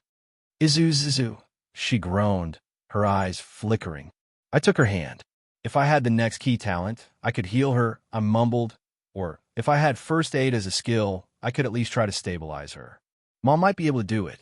If I try a reflective dungeon, Mom would be pulled in too, but I don't know if she would exit with me or go back where she started. I hadn't experimented with that power, since Mom was always in my party, and I didn't know the risks. Either way, if she's here, she could help, and if she goes back, she could call an ambulance, but that's assuming we don't get immediately attacked in the dungeon and get hurt or delayed. And I still don't want to leave Tsu. Time was the enemy, but lack of information was a close second. But then I remembered a book I had read, and way it said villains had cheated. Party invite, Azuitsu. The window appeared. I gently lifted Tsuyu's hand and used her finger to hit accept. Thank you, Kawahara-sensei. Nice workaround. Wit +1. Disable notices for Midoriya Izuku until further notice. I barked, party. I immediately clicked on Tsuyu's panel in the tab, showing her full status page. I ignored her skills and talents. I saw something that would give me time. I called out to her gently. Please, if you can hear me, say status. Tsu, just say status. Status, she complied, barely coherently. But the screen appeared. Name, Tsu Azui race. Human, Quirk metagene positive. Age, 14 level. 5 active title, Frog Girl Health. -26/246 stamina. 122/132 condition. Dying attributes. S. Strength, 26. A. Agility, 45. Endurance, 44. Q. Yuckness, 43. W. 12. Intuition, 18. C. Charisma, 10. D. Determination, 10. L. Uck, 5 in used points. Attribute, 7 skill, 6 talent. 1, 7 in used attributes points. That would get her 23 more health, putting her at -3 compared to 51 endurance. That would give her 3 to 4 hours. Sorry, I told her and lifted her finger again. I began tapping the button next to her endurance, increasing it and relaxing slightly as her health increased with each point. Before I could assign a last point, another pop-up stopped me. Congratulations. Endurance has reached peak human tier. Please select a bonus talent. Tempered breathing reduced stamina usage. Tough as nails reduced physical damage taken. Efficient sleeper decreases sleep requirement. I frowned. That was less information than I received about my talents. I couldn't help but wonder if one of them had a hidden attribute bonus that would help Tsu. Again, I needed more information. More information, analyze. I ordered, staring at the first talent panel. Tempered breathing reduce stamina cost for activated skills by 20%. Increase iteration timer for continuous stamina skills by 20%. Prerequisites. Endurance 50 plus levels of stamina base skills. Useful, but not in this situation. Analyze. Tough as nails unlock skill physical resistance at LVL 10 or increase current physical resistance skill by 10 levels. Limit break physical resistance skill. New max level 140. Prerequisites. Health 250 plus must have been reduced to negative health at least once again. Nice to have, but not what I was hoping for. Analyze. I said less hopefully. Efficient sleeper reduces time for a full night's sleep from 8 hours to 5 hours. Plus 5 endurance prerequisites. Endurance 50 plus, there it was. 5 more endurance would put her above 0. I almost hit the button for it. Then I paused. I retrieved my stored first aid kit. I got out the tweezers and filled the pipette bottle with one of the 2 pouches of distilled water. I dropped the reinforcement of my strength, switching it to agility. Then holding Tsu still, holding her insides in place with my telekinesis, I pulled the wooden stump out. Looking inside her, I almost vomited. Gamer's mind kept me steady. Barely. I used the little prongs to remove any splinters or other fragments, then washed the wound out. She lost 2 more health, but as soon as her injury was as clean as I could get it, I lifted her finger. Hit the panel for efficient sleeper. It was interesting and more than a little disturbing, watching her organs regrow before my eyes. In a matter of moments, Tsu was left with 2 large, round gashes, one on each side of her abdomen, and the one on her head had shrunken down to the point I could no longer see her skull. They were 3 bad injuries, enough to send her to the hospital, but they were no longer life-threatening. But it was still better not to move her, not during the rain, not when her health was still in the single digits, and there was a good chance I could slip. Besides, the wet and cold would still be bad for her injuries. I took out a tube of ointment, the kind that would supposedly ease pain, prevent infection, speed healing, and limit scarring. I rubbed it gently on the wounds on her front and back, and then wrapped the gauze around them. I dabbed it on her head, and then wrapped that one too. I took the adhesive bandages, which already had the same compound already applied. I put them over all the smaller cuts. Then I crushed an ibuprofen, mixed it in the remaining water in the bottle, and piped it into her mouth. I rubbed her throat gently to encourage her to swallow. Tsu was no longer openly bleeding, but she shivered. I took out my towel and carefully, respectfully dried her as best I could. Then I traded that for my other 2 track suits and draped them over her. Finally, I settled down next to her, my arm pressed against her back. I pulled the suits partially over me, so she could share my body heat. I felt suddenly exhausted. I checked and found my energy was 0. Between all the TK and having both key reinforcement and jet set run active, I had drained my tank dry. I shut off the 2 continuous skills. I edged up closer to Tsu, just in case. I tried to keep my eyes. I woke up to feel something warm and soft pressed against my chest and legs. The side I was laying on felt uncomfortable. I was on a surface a lot harder than my bed.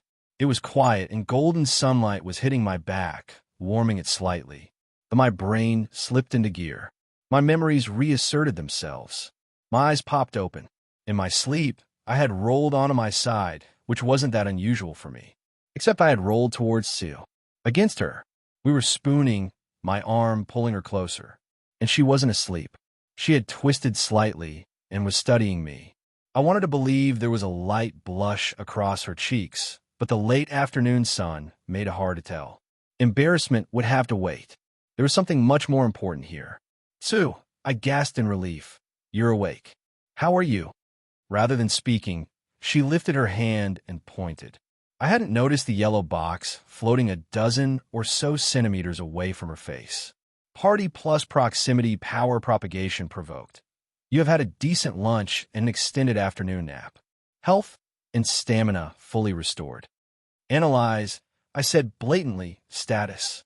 Name, Siu Azui race. Human, Quark metagene positive. Age, 14 level. 5 active title. Frog girl health. 281 stamina.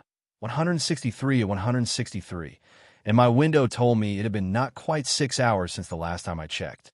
Thank goodness. I stumbled over the words slightly as I hugged her. I was so worried. I separated from her, pulling my spare workout clothing back into my inventory. Then I dropped the rest of the way down into a full DeG's and kneel. I'm so sorry for wasting your precious attribute points and bonus talent, I cried. I swear I will find a way to make it up to you. So you frowned at me in confusion. I told her everything about the gamer and how I used it to save her. Azui-san listened closely, only asking a handful of questions. So, I will help you gain more levels. I told her quickly, maybe see if there is some way you can get quests, or something to make up for using your points against your will. Izuku, she said gently, it's fine. You used something I didn't even know I had to save my life. And you trusted me with this. Only after I hid it from you. I countered, and I can understand why, she shot back with a bit of heat. You have a power that isn't a quirk. There is no telling how the government would react, or what villains would do to get their hands on it. I know, I admitted, but that doesn't mean I have to feel good about it. And besides, you saved my life first. Actually, she tilted her head. You saved my life first, I saved your life second, and you saved my life third. You said that fall wouldn't have hurt you. I reminded her, shocked, that you had fallen from higher than that. I might have been exaggerating, so you told me I have fallen from higher, but it was more of a controlled fall and into water. Still, I shouldn't have. I continued to protest my guilt. Izuku, it's okay, she reassured me. I might have even bought that sleeping thing myself. 3 extra hours every day. She adopted a mildly blissful expression, reminding me how busy she was. I'm just happy to come out of it unhurt, Siu said. Speaking of that, I began, can I check? I pointed to the many and various bandages crudely applied. She nodded. I started with the one on her head. Though the gauze was still caked in BLD, underneath there was nothing. Not the original gash, not a scab, not even a scar. Like my fingers, Siu's forehead healed like the injury had never happened. I removed the band-aids on her face, neck, and arms. To the same result. Finally, I unwound the large bandage around her abdomen. This time there was some BLD stuck to her skin, but I brushed it away to reveal the same smooth, unblemished skin she had shown off with her bikini. You're really okay? I sighed. She looked down at her stomach in amazement. I don't remember a lot of what happened, she admitted, but I did see the branch sticking out of me. For it to heal that quickly and fully, that's a pretty impressive power, ribbit. We sat regarding her uninjured self for a moment. Well, it is after 5. I broke the silence. I don't think we're going to practice anymore today. And the rain stopped. So should we start heading back? She didn't react immediately. Then her expression told me she had come to a decision. Hold on, Izuku, she said. She reached down to the bottom of her bloody and ventilated shirt, already partially raised. She began to take it off, so I turned around. Good idea. You should probably change first, I said, or Sammy Dare and Satsuki might get scared. It didn't occur to me in that moment that she didn't have anything to change into. Don't look away, she told me softly. I thought she must have had her swimsuit on underneath. I hadn't really paid attention during the storm. If I had, Siu had fully removed her shirt and was covered on top only by a BR. Not a sports BR, or a simple one, either. It wasn't terribly fancy, nor was it tawdry, but it had just the right mix of lace and cotton and highlighted her figure well. I should have looked away, or at least blinked, but I couldn't. She told me not to, and I was young, lonely, teenage, and entranced. Then she reached around behind and unbuttoned, unsnapped. I wasn't sure how girls' underwear worked, but Sue unfastened something. The cups started to loosen. My hands shot up, grabbing her shoulders, not incidentally locking the straps in place, preventing anything more from showing. "Sue, what are you doing?" I stammered, my voice jumping up at least an octave. "This." She leaned in, pushing my arms back without knocking my hands off. She pressed her lips to mine. The kiss was tender, affectionate, and more than a little awkward. Her lips had the faint taste of chicken and berries from her salad, and she smelled like a clean brook, bubbling past on a warm spring day. The move, probably not accidentally, left my fingers on her shoulders while compressing her chest against my forearms. "I like you, Izuku," she said, using one of the more loaded and ambiguous Japanese versions of like, "and I really want to." She blushed and rolled one hand. "Don't you?" she asked shyly. "I don't," I said, far more quickly than I would have thought possible. Sue's eyes widened, and she started to pull back, but I was still holding on. "Don't misunderstand," I continued. "You are cute and secretary. You're my best friend, and I like you a lot. Part of me would like nothing more than to take the lead here and keep going. But even more, I don't want to. I can't have sex with you, Tsu." Her eyes stayed on me, gently begging me to explain. "A big part is this situation," I said. "Our emotions are both running high. We just saved each other, and it seems like you feel obligated to me. Maybe that doesn't have anything to do with this, but on the off chance it does, I can't take advantage of you like that." She frowned, but didn't protest. "Plus, I don't want to do it on hard, damp dirt. I looked around. It's just not right? She chuckled. "My mom is trusting us out here. Alone. Together. And I don't want to betray that trust." She nodded sadly. "But the real reason is all me," I explained. "Let me show you. Quests." Sue reconnected her BR and made a very deliberate show of adjusting her melons in it. Then she scooted around, pressing herself against my arm. The next instant, her eyes widened. "I get one chance to make it into UA," I said, "as a hero. If I don't, I'll lose the gamer. And I don't know what that means. At the very least, I lose the windows, the control, and information. And at the worst, I might lose everything I have gained since that day. Go back to being that person. I don't know if I could handle it. And I wouldn't feel worthy of you if I were the old me." She started to object, and I held up my hand. "I know you aren't like that. Like I said, it's about me. My past, my insecurities, and also my goals and promises. I can't afford distractions. Any more than I already have." I mumbled under my breath, acutely aware of her body with more than one of my senses. If we were to connect right now, I wouldn't want it to be a one-time thing. And if it were, it might even be worse. But if we started skipping training to go on dates to make out, it would be such an easy trap to fall into. And I was so far behind to start. I can't afford to. I looked at her, feeling tears in my eyes again. "I'm sorry if I'm not being clear. And I understand if I sound pathetic. But I'm not rejecting you, Tsu-chan. I'm just saying not today. Or tomorrow. But if it is okay with you, maybe we can talk about this again after we both make it into UA." She smiled slightly and kissed me on the cheek, saying, "I'll hold you to that." "Great." I smiled again, though I quickly dialed it back. "You can borrow one of my tracksuit for now. We can say that your clothing got soaked," which is true, so I lent it to you. We caught the next bus and got back early. We blamed the rain. Sue's sibling accepted that at face value, but I could tell Mom did not. After dinner, and saying our goodbyes to the Azuis, Mom faced me directly. "How is Tsu-chan?" she asked softly but firmly. "Fine," I told her, a bit shaken, but otherwise fine. I told her, not the part where Tsu tried to stuck me, but about the morning, the sudden storm. The tree, how Tsu saved me, and how I saved her. The fact that Tsu now knew about the gamer. "And how are you doing?" she asked once I trailed off. "Actually, I considered it. I think I am good. Better, even. Like some weights I didn't know I was carrying are lighter. Hiding my power.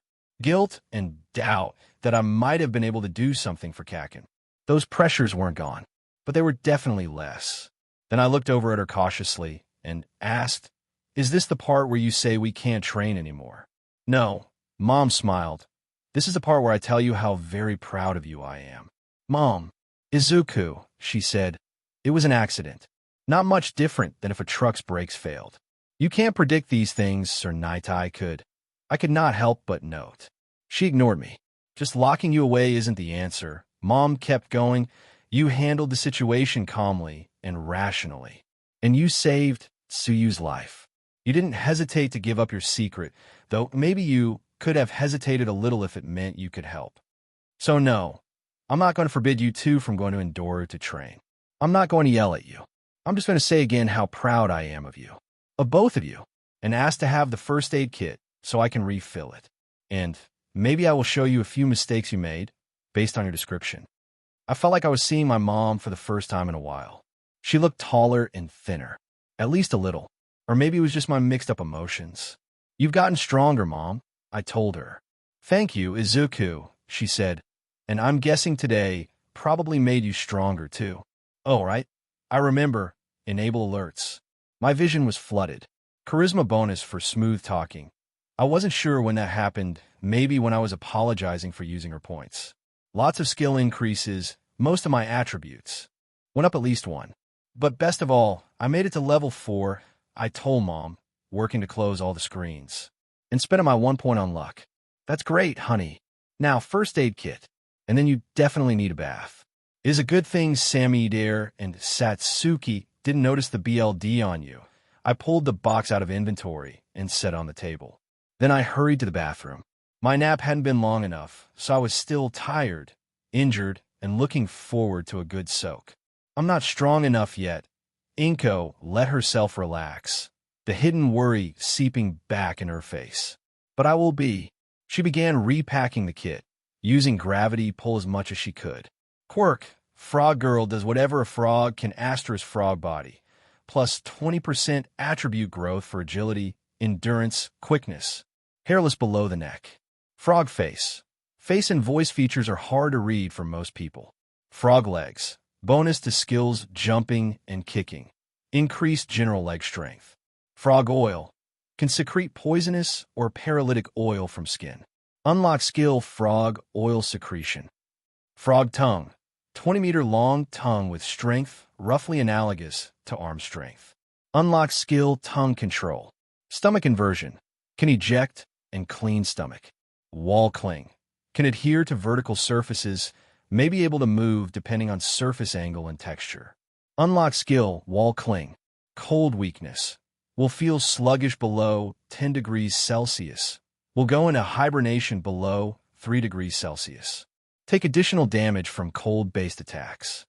2 and I were on the bus, going back to my place. It was the next Saturday, July 15th, my 15th birthday. For the moment, we're looking at the analysis of her primary quirk talent. She also had talent called Quirk Stamina Body, which improved the growth rate of all her physical attributes by 25%, but did not increase skill growth rate like Free Runner or Studious. Tsuyu was actually a bit anxious to spend her and use talent point, so we were looking at her quirk to figure out which available talent would go best with it. "I don't think you need Free Runner," I told her. "You already have doubled up bonuses to agility and quickness growth." "But they don't work on skills," she argued, "and the immediate increases would get me over 50 in quickness, so I would get a bonus talent too, and I'd be close for agility. But the bonus talents are randomized and tied to that attribute." I paraphrased the newest entry in a manual for her. "There's no guarantee you will get something useful. Besides, you can get there on your own." "Okay, take it off the list, Ribbit," she relented. "Then that just leaves tough as nails and Quirk, Frog Girl too," I said as I scratched off Free Runner. She mused. "Having damage resistance would be nice." "In that case, though," I said, "I would still say you wait until we figure out how to unlock a cold resistance-related talent or skill. And wouldn't it be better to focus on your quirk?" The second level of her quirk would have given her a longer tongue and upgrade tongue control to prehensile tongue. Wall cling would also be changed to wall climb, meaning she could climb any wall or even hang from ceilings, or at least ones that would support her weight. She would also gain stronger oils with a new hallucinogen oil, and also the ability to match her skin to her surroundings. Even though it was better known as a chameleon ability, some frogs could do it too. Still, I could understand why she wanted physical resistance after last Sunday. Taking 5% less damage from a tree would have spared me the need to use her bonus talent to save her. But that was also a circular argument. The one other thing I would say, I continued, is that you are 5th level. You get another talent next level. But since we don't know how long that will take, if you upgrade your quirk first, you'll have more time to work on it and adjust to it. You talked me into it, Izuku-kun, she finally said. I didn't want to do that, I said quickly and a bit nervously. It's your life, your body, your talents. You should grow them however you want. And I will, she nodded. But that doesn't mean I can't get advice from my smarter and more knowledgeable best friend, right? I'm not sure if that is true, I deflected, but I'll be happy to let you borrow, analyze, or just talk things through with you whenever you want. Just let me know if I'm getting pushy or anything. She nodded, and then hit the panel. The bus entered the city proper, and more people boarded at the next stop. So we closed the windows and just quietly enjoyed the rest of the trip in each other's company. Mom had dinner waiting. The main dish was my favorite, her special triple pork katsudan. In addition to the normal pork cutlet, it also had strips of both ham and bacon. She had also made a fresh loaf of bread and bought grape jelly. Not the cheap, overly sweet purple stuff. Instead, a champagne-colored jelly with a pleasant tartness. We both knew Tsuyu had a fondness for jams and jellies, so Mom got the good stuff. Mom also made a cherry cake with chocolate icing, and after eating dinner, we both received a large piece. I noticed the one Mom took was smaller. It was all very good, and I maybe ate a bit too much. Okay, presents, Mom announced after she and Sue cleaned up, both of them refusing my help. They walked into the living room, my mom carrying a stack of 4 wrap boxes and 2 separate cards. Go ahead, Mom urged me. Tsuyu nodded enthusiastically. The first card was from the Bakugo family. It had a humorous caption. Mitsuki Oba-san wished me happy birthday and said she hoped my training was going well. I passed the card to the 2 of them to read. I told her that you've been working out. Mom told me. She seemed to appreciate it. The second card was from my dad. There was nothing written, but it contained a 2,000 yen online gaming card. That is nice, Mom said with a strained smile. Tsuyu pursed her lips slightly. Okay, open the big one first. Mom relaxed and encouraged me. I did. It contained 3 books, transitioning to calculus, ancient Japanese history, an international view, and writing guideposts. All 3 were skills books I had found at the bookstore. This was confirmed by the windows that popped up when I handled these copies. This will help me in school. Thanks, Mom. She looked happy and said, keep going. The second package was only a bit smaller, but was heavier. I peeled back the paper, revealing an unfamiliar book. Really more like a tome. It was an older book with a leather cover. Tao of Kung Fu, I read. I wasn't sure if it would qualify as a skill book, she told me, but when I saw it at the used bookstore, I thought it looked like it should be one. And if not, at least it may be an interesting read. I removed the rest of the paper and tapped the cover. This book contains the skills Kung Fu Fundamentals, Meditation, Wing Chun Quan, and Tai Chi Quan. You do not qualify to learn Wing Chun Quan or Tai Chi Quan. Learning the remaining skills will consume the book. Proceed with learning Kung Fu Fundamentals and Meditation skills. Accept, decline. You didn't mention that, Tsuyu noted as we all looked at the message. I haven't seen a skill book like this before, I said as I hit decline. There have been skill books I couldn't use at all, but I've never seen a book with more than 2 skills. Like that one has both mathematics, basic, and mathematics, advanced. And I also haven't seen one with some skills I could learn and some I couldn't. I guess I should figure out what I need to do to be able to get all 4 skills. But thanks, Mom. This is really cool. You're welcome, she said. Now, last one from me, and then Tsuyu's present. Don't be too hopeful about mine, Tsuyu added. I'm sure it will be great, I reassured her. My mom's last gift was smaller. Inside was something I had wanted for a while now. Final Fantasy VI, Sir, I said reverently. They couldn't all be skill books. Mom gave me a light smirk. What is it? Tsuyu asked. The definitive version of the best game from the old Square Enix company, I said, winding up. It's a 3D, fully voiced remake that merges both the original game and the continuation. Plus, they added some new items and side quests. Some people claim that Final Fantasy VII is best, and others prefer number 18. But for my time, 6 is both the best story and gameplay. I forced myself to stop as the two of them exchanged glances. Right? I cough with a bit of a blush, now from Tsu-chan. My mom gave us an aside glance at the even more familiar name. I unwrapped the smallest package. It was a long plastic clamshell box. Inside was a mechanical pencil, but not a simple or cheap one. It was made of military-grade aluminum. It was inlaid with blue-stained and polished oak, and that was emblazoned with the UA logo. The box contained extra graphite and a replacement eraser. Wow, this is really nice. I smiled at Sue. In fact, it might be perfect.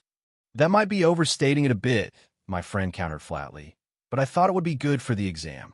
Yes, that too, I said, but I had another idea. They both looked at me expectantly.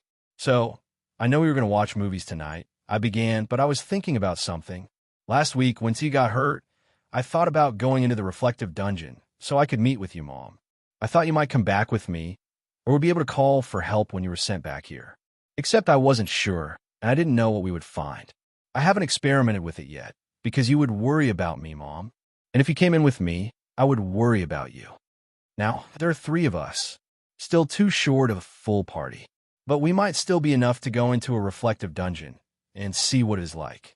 And watch out for each other if it is too dangerous and we need to run.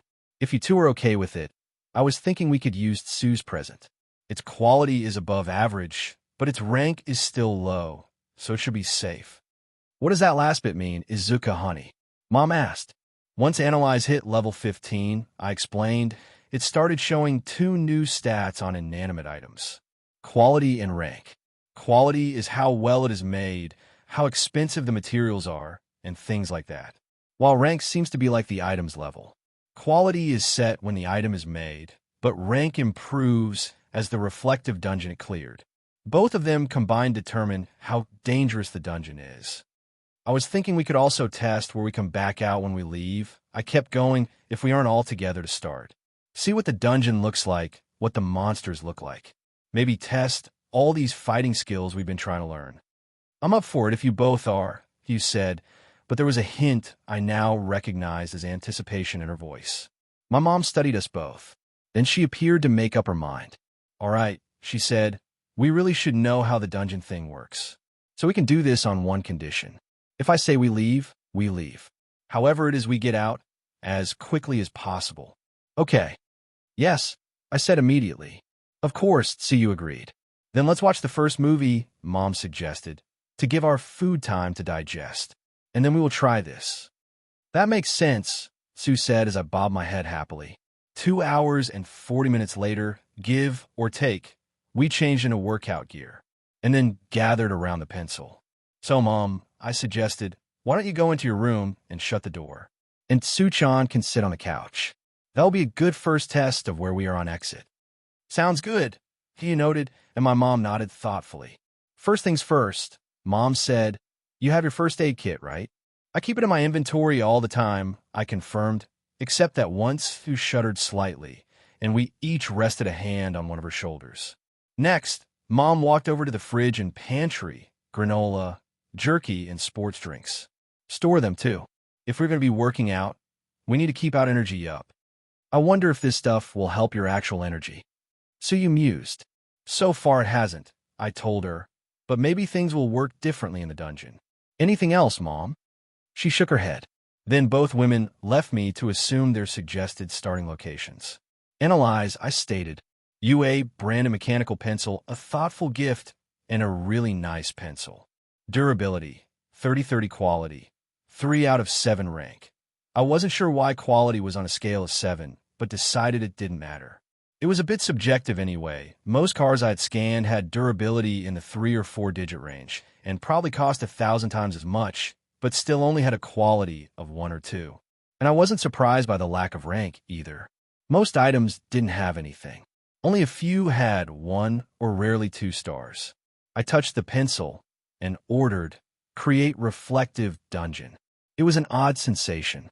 It looked like a movie wipe and felt like what I would imagine said scene transition would feel like from the inside. Mom was standing beside me. Tsuyu was sitting next to me, but without the couch under her, she had to adjust quickly to keep from falling. We were on a plain, like what you would see in the American Midwest. The grasses were amber and came up about to my waist. In the direction I felt was north, there were grayish mountains. To the west, there was a forest, but the trees were yellow and topped with pink. "Are those old-style #2 pencils?" Mom asked, staring at them. "Ribbit," Sue croaked in surprise. There was nothing special to the south or east, just plains as far as I could see. Dungeon entry, UA mechanical pencil mooks, 3939 boss. 1-to-1, unspawned. We all looked at the message before I dismissed it.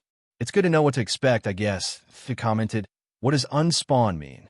"It means the boss isn't here yet." I told her we probably have to do something to make it show up. "Let's start with the normal enemies first." Mom sounded nervous. Her wish was granted as the grasses parted with a gentle swishing. It was about half a meter shorter than me. It had a basically humanoid form, but was covered in brown, matted fur. It had a dog-like face. It was wearing rough, burlap tunic and breeches. It was carrying a modern commando knife, but was about the size of a short sword to the creature. The blade was poorly cared for, visibly chipped and flecked with rust. It was also carrying a round shield. "It's a kobold," my mom exclaimed softly. I was so proud of her in that moment. "What's a kobold?" Sue asked. "A fantasy race," I explained. "They are usually enemies and low-tier ones. They show up in all kinds of books and game." Analyze. Pencil kobold trash mob from a low-level dungeon. Level 1 health, 2020 stamina 5/5. At that point, it finally seemed to notice us. Its nose twitched, and only then did it see us. "But is it hostile?" Mom asked. "In most stories, they are sentient. Maybe we can talk." As if in answer, the kobold threw back its head and howled. Then it charged us, knife first. "That answers that," I said. Two and I both dropped into combat stances. We were ready to dodge its initial stab and counter. Only Mom moved first. She pointed at the kobold's hand. The knife was torn free, and an instant later, the handle slapped into Mom's palm.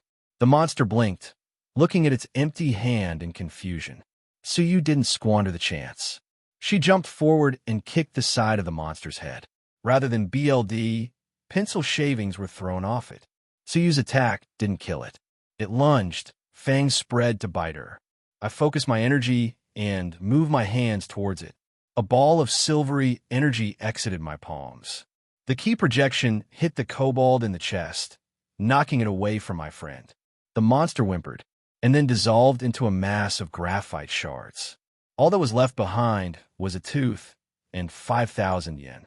Mom asked no one, and pulled the two items to her suddenly empty hand, the knife having crumbled too. "Really?" I looked at the bill in her hands. "Is it real?" Tsuyu added. "It looks like it." Mom studied the note, "but I'm going to hang on to this for now." "And what do you make of this?" "Analyze. Kobold Fong." That was odd, and I told them, "I've never seen such a short description before." We all looked at the message, and then I dismissed it. Mom handed the tooth to Tsu, who studied it briefly. Then she offered it to me. But when I touched it, it vanished. "Huh." Sue voiced her surprise. "Where did it go?" "I don't know." I said, "Inventory." There was nothing new in my box. "It may be tied to your power in some way," Mom decided. "In games, something like that would usually be a quest item. I mused, like collect 20 kobold fangs. Maybe it is a hidden quest, or the gamer is collecting them for when I do get the right quest." "That makes sense," Tsuyu agreed, finger on her lips. "We should just give them to you then, Izuku," Mom suggested. "There isn't much point to carrying around random monster parts." "Yeah," Tsuyu nodded. "Okay," I agreed. "Mom will take the money, and I will take the monster bits. I wonder if anything else will drop." "That was easy enough," Sue said. "We should keep going." Mom looked dubious for a moment, and then nodded. 6 or 7 howls tore out all around us. Maybe I spoke too soon, Ribbit. "Key detection," I said. "You might want to name your moves," Sia noted. 2 to the north, closing fast, I told them, 2 to the east, but they are further out. 3. No 4 now to the south, right at the edge of my range. Take out the close ones first, right? So you suggested. And then maybe head west, since none are over there. Unless there's a reason they are avoiding the forest, Mom countered softly. If we do that, there's a chance they will converge on us. I said I would go north first, then east. Then reassess, see if we can find any more or what the southern group does. That sounds like a sound plan, Mom agreed. Yes, Tsu said.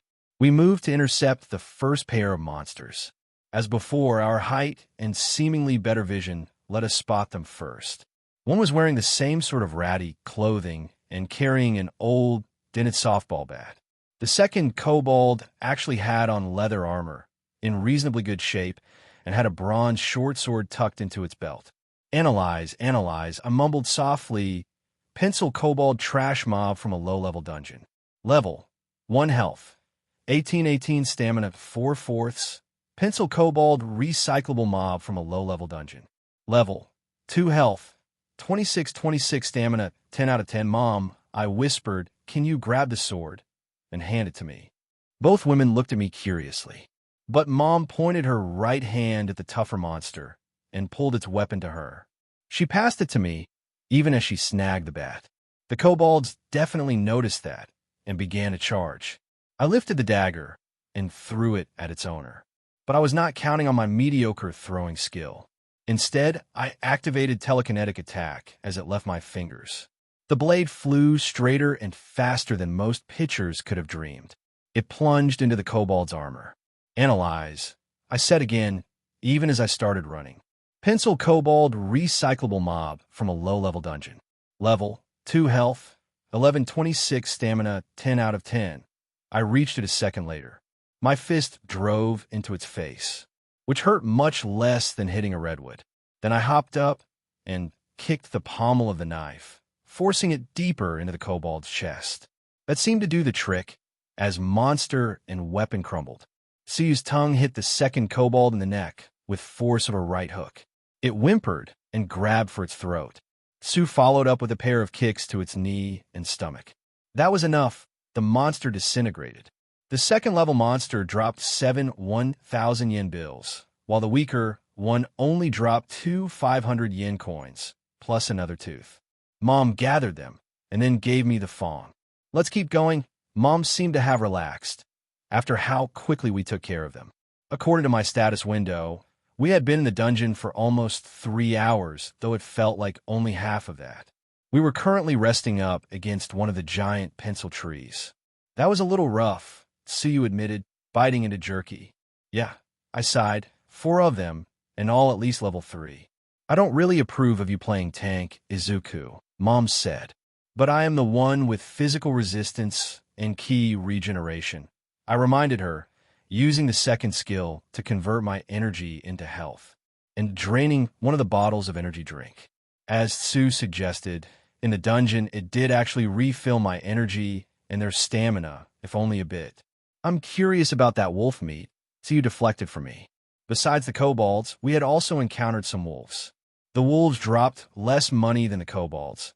We were lucky to get 150 yen coin off of them. But they also dropped wolf pelts, which I absorbed like the kobold fangs. And a few had also dropped wolf meat. That did not vanish at my touch, and Analyze gave a much more thorough description, claiming it was lean and delicious. I had stored the tenderloins in inventory, so they wouldn't go bad, and we didn't have to worry about the smell attracting other monsters. Maybe I will try cooking some of it tomorrow, Mom offered, then added, I wonder how we are doing. I lost count of how many enemies we have defeated after you two both leveled up. Along the way, Tsu and I had both gained levels at the same time. She was now level 6, while I was level 5. I considered that dungeon status. Analyze dungeon. Quest. The first 2 did nothing, and there wasn't anything new under the quest tab, or any other tabs, nor was the occasionally growing manual any help. Key detection. My frequent use of the skill had increased its level and range. I feel one more monster, I said, but I still can't cover the whole island. It turned out the dungeon was an island, smaller than Endoru, Izuku. Oh, and the grayish mountains. They were made of graphite. Do we want to go for it? I asked. Or should we retreat and come back later? I'm still fine, Tia noted. On the party screen, I was in the worst shape. Tsuyu had lost a bit of health and used up some of her stamina, but she was still far ahead of me in both. Mom hadn't taken any damage yet, both of us being protective of her. But her stamina and psions were both low. I was at 70/120 health and 50/149 energy. I think we can. Continue, Mom said. Despite her complaint, she had grown more confident and comfortable with each victory, and she had been our MVP, disarming every kobold we had encountered, except the one with the giant two-handed axe. It had been too heavy for her. Fortunately, it was also too heavy for the kobold. But if the boss does appear, we need to leave, she said firmly. We both bobbed our heads in confirmation. Even now, I sometimes tell her it was her fault for saying that, especially given our average luck score back then. Analyze. Pencil Kobold Ace Mob from a low-level dungeon. Level 5 health, 60/60 stamina, 30/30. This was the highest level monster we had seen so far. It had leather armor and a pair of commando knives, but the equipment was in much better shape. The armor was clean and fit the little monster perfectly, and the blades were sharp and unmarked. Not that it got to keep them for long. Mom pulled them both into her hands. She offered me one, but I shook my head. I wanted to preserve my energy for the moment. Tsu, the monster, and I all charged. Unlike the others, it did not drop its guard after being disarmed. It managed to block my first punch and lean away from Tsuyu's kick. She still clipped it, but it didn't appear to be overly hurt. It pushed me back and tried to bite Tsuyu. I grabbed its arm and pulled it with me before twisting into a hip throw. It slammed into the ground, though between the dirt and grass it was cushioned fall. Then Tsuyu's tongue smacked the side of its head. Analyze, I said again as I tried to stomp its stomach. I was only concerned about its health, which was still 42/60. My stomp missed, and the kobold spun its legs out, forcing us back a bit as it regained its feet, only for Tsu and I to sandwich its head in mirrored roundhouse kicks. It growled, but shut up when I delivered a rabbit punch to its kidney, or at least where its kidney should have been. Tsuyu's tongue snaked around its arm, locking it at extension.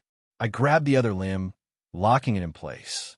We started to kick it again until we noticed Mom walking over. So instead we kept it trapped while she stabbed it in the neck with both knives. This time as the monster disintegrated and the wind carried the graphite away, we were surprised. 2 fangs, which were the first. A 10,000 yen bill amongst the cash, another first. And this time only one of the knives disappeared. Analyze.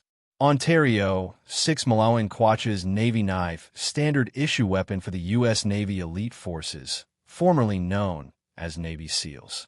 An excellent, multi-function combat knife. Durability, 248 to 250 quality, 4 of 7 rank. Izuku Inkosent, he was not looking at the knife like we were. She was looking behind us. I immediately turned, positioning myself between them and whatever had spooked Tsu. The graphite from the monster we had just killed was swirling in a small tornado. It seemed to contain the remains of the other mooks, too. The shard gathered together and solidified. Ilfong, Mom gasped. She was wrong. Copyright issues aside, its fur was the dark green, not red. It wasn't big enough, and it was carrying a war sledge instead of an axe or sword. Still, it was easy enough to see how she made the mistake, since the boss towered over us and appeared to weigh more than the 3 of us combined. Like the ace, its weapon and armor were in perfect condition. Unlike the ace, the boss was wearing a vest of chainmail over its leather armor and a steel skullcap. Analyze. Kobold Baron Boss of UA Mechanical Pencil level, 8 health, 150/150 stamina, 90/90 Izuku, Mom called out. Dungeon exit, I ordered, only for a loud buzzing to fill the air. Exit disabled within dungeon boss's control zone. You must leave the zone or defeat the boss. How big is this zone? Tsuyu asked rhetorically. Fight or run? I asked Mom, as the beast roared. I'm not sure how far I can run, she admitted. And we don't know how big this control zone is, just please be careful. I nodded, glaring intently at the boss. Do you want the knife? Mom asked. No, you hold on to it for now. I told her I'll start with a Kirin Blast. The sphere of ki slammed right into the boss's face. It barely seemed to notice. That name could use work, Tsuyu commented as she jumped forward, diving past the boss. As she passed, she kicked out at the back of its knee. Given how fat it was and how skinny its legs were, it was a good idea. But the Baron didn't go down. I'm guessing the hammer is too heavy, Tsuyu shouted to my mom. Yes. Analyze. Kobold Baron boss of UA mechanical pencil level. 8 health. 144/150 stamina. 90/90. Your combat vigilance has paid off. Analyze skill improved. LVL 20. Battle scan effect acquired. Battle scan. After you analyze an enemy, you can continue to see its basic status as long as you remain in combat. Sure enough, floating over the kobold's head was a smaller window showing Kobold Baron HP. 142/150 SP. 90/90.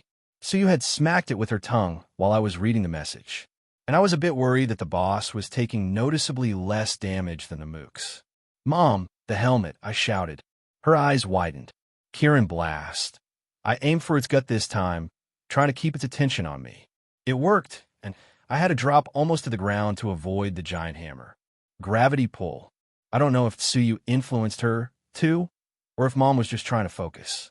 Instead of pulling the Baron's helmet to her, she just gave it enough of a tug that it fell down over the monster's eyes.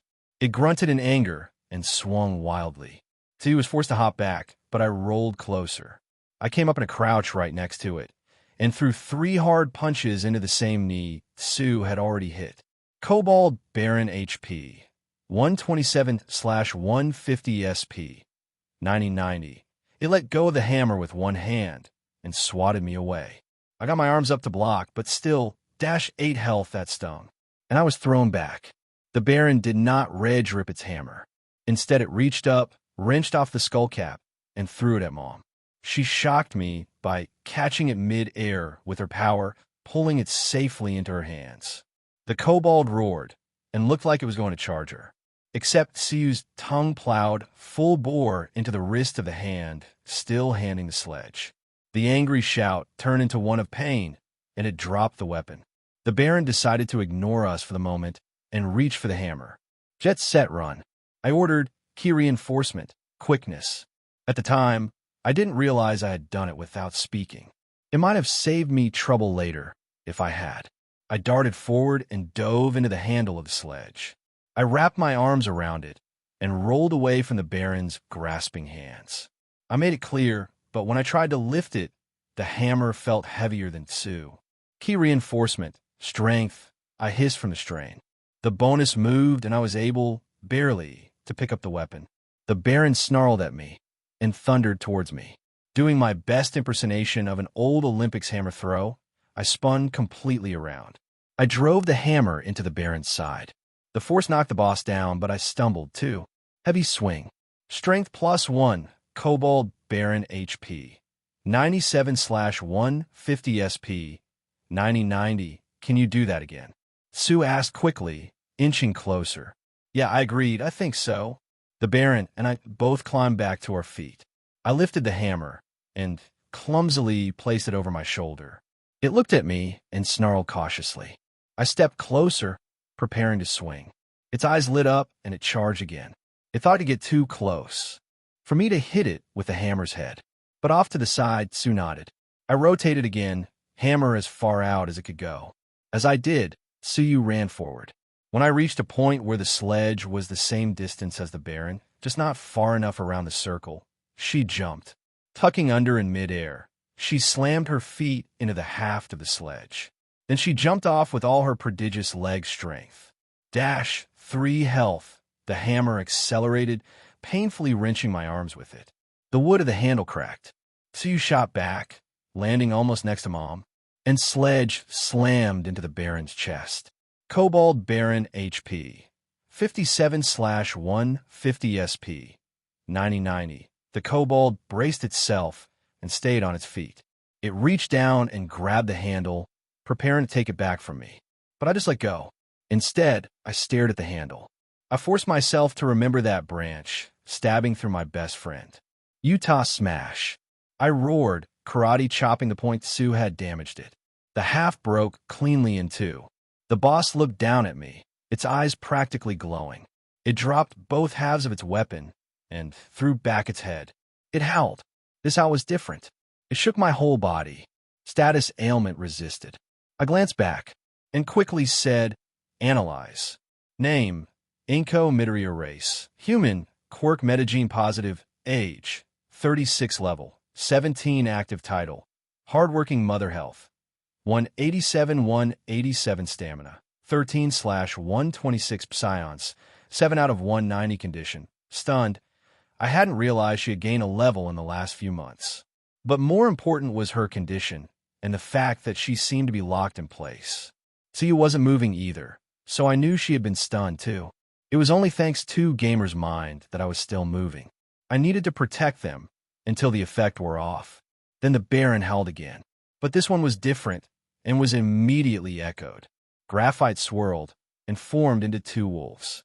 The boss barked, and they started to move towards Mom and Tsu.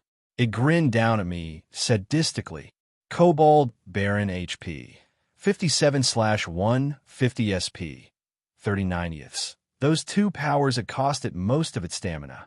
I hadn't been paying enough attention to see what each cost. Whatever the case, it could use only one of the skills again. It raised a fist to punch me. I ignored it, scrambling to where it dropped the hammerhead. I picked it up, turned, and threw it at the first wolf. I imparted telekinetic force onto the metal lump. It crashed into the wolf's head, crushing it. The rest of its body vanished. Unfortunately, I was too far to keep the second wolf from reaching Tsu, and the Baron was towering over me, swinging what was left of the sledge's handle like a crude club. I prepared to roll with a hit, hoping it wouldn't put me in the negative. Then the pole popped out of its hands. It flew over to my mother, who was panting from effort. She caught it roughly, and then slammed it into the side of the wolf about to maul Tsu. The Lupin monster tumbled away. Mom shook Tsu, which seemed to snap her out of it. The Baron recovered and prepared to howl again. No, you don't, I told it, Shoryuken. I threw a jumping uppercut straight into its jaw. It whimpered as its teeth snapped shut on its tongue. Kobold Baron HP. 48/150 SP. 10/90ths. No trademark infringement. Mom scolded me as she and Tuku finished the wolf and turned back towards us. Sorry, I said sheepishly. It was a spur-of-the-moment impulse.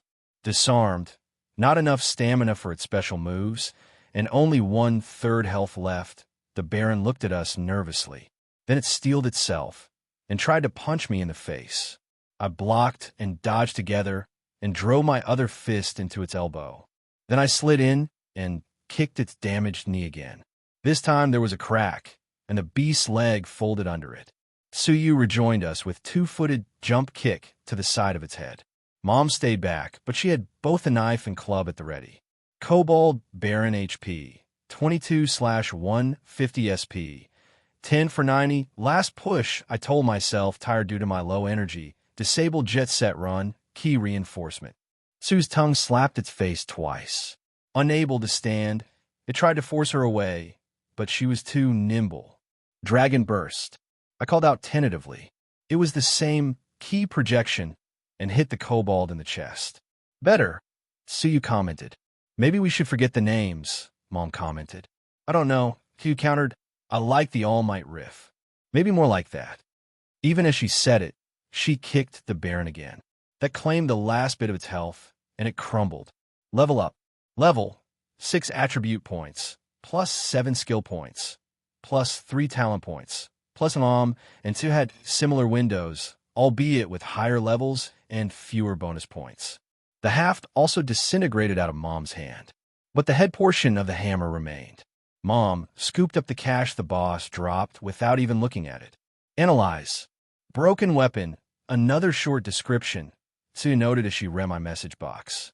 Then she picked it up and handed it to me. As expected, this time it vanished as soon as I touched it. Let's go before there are any more surprises, Mom said. Exit dungeon. UA mechanical pencil complete. Defeated 20 enemies. Rank plus defeated 40 enemies. Rank plus defeated boss. Rank plus level 1 cleared. Rank plus. The message appeared before our eyes, even as we returned to reality. We were all standing in the kitchen. The pencil was still on the table. I immediately said, "Analyze. UA branded mechanical pencil, a thoughtful gift. It is exceptionally comfortable and the graphite never seems to break. Durability, 50/50 quality, 3 of 7 rank." Mom was also still holding the knife. She set it on the table and emptied the cash from her pockets. Without needing to speak, we began to sort and count it. 1,467,500 yen. Almost 3/4 of what my dad made each month. And we acquired it in just under 4 hours, most from the boss. It wasn't enough to buy a car, but it was still a decent amount of money, especially to a pair of teenagers. "What do we do, Ribbit?" So you asked flatly.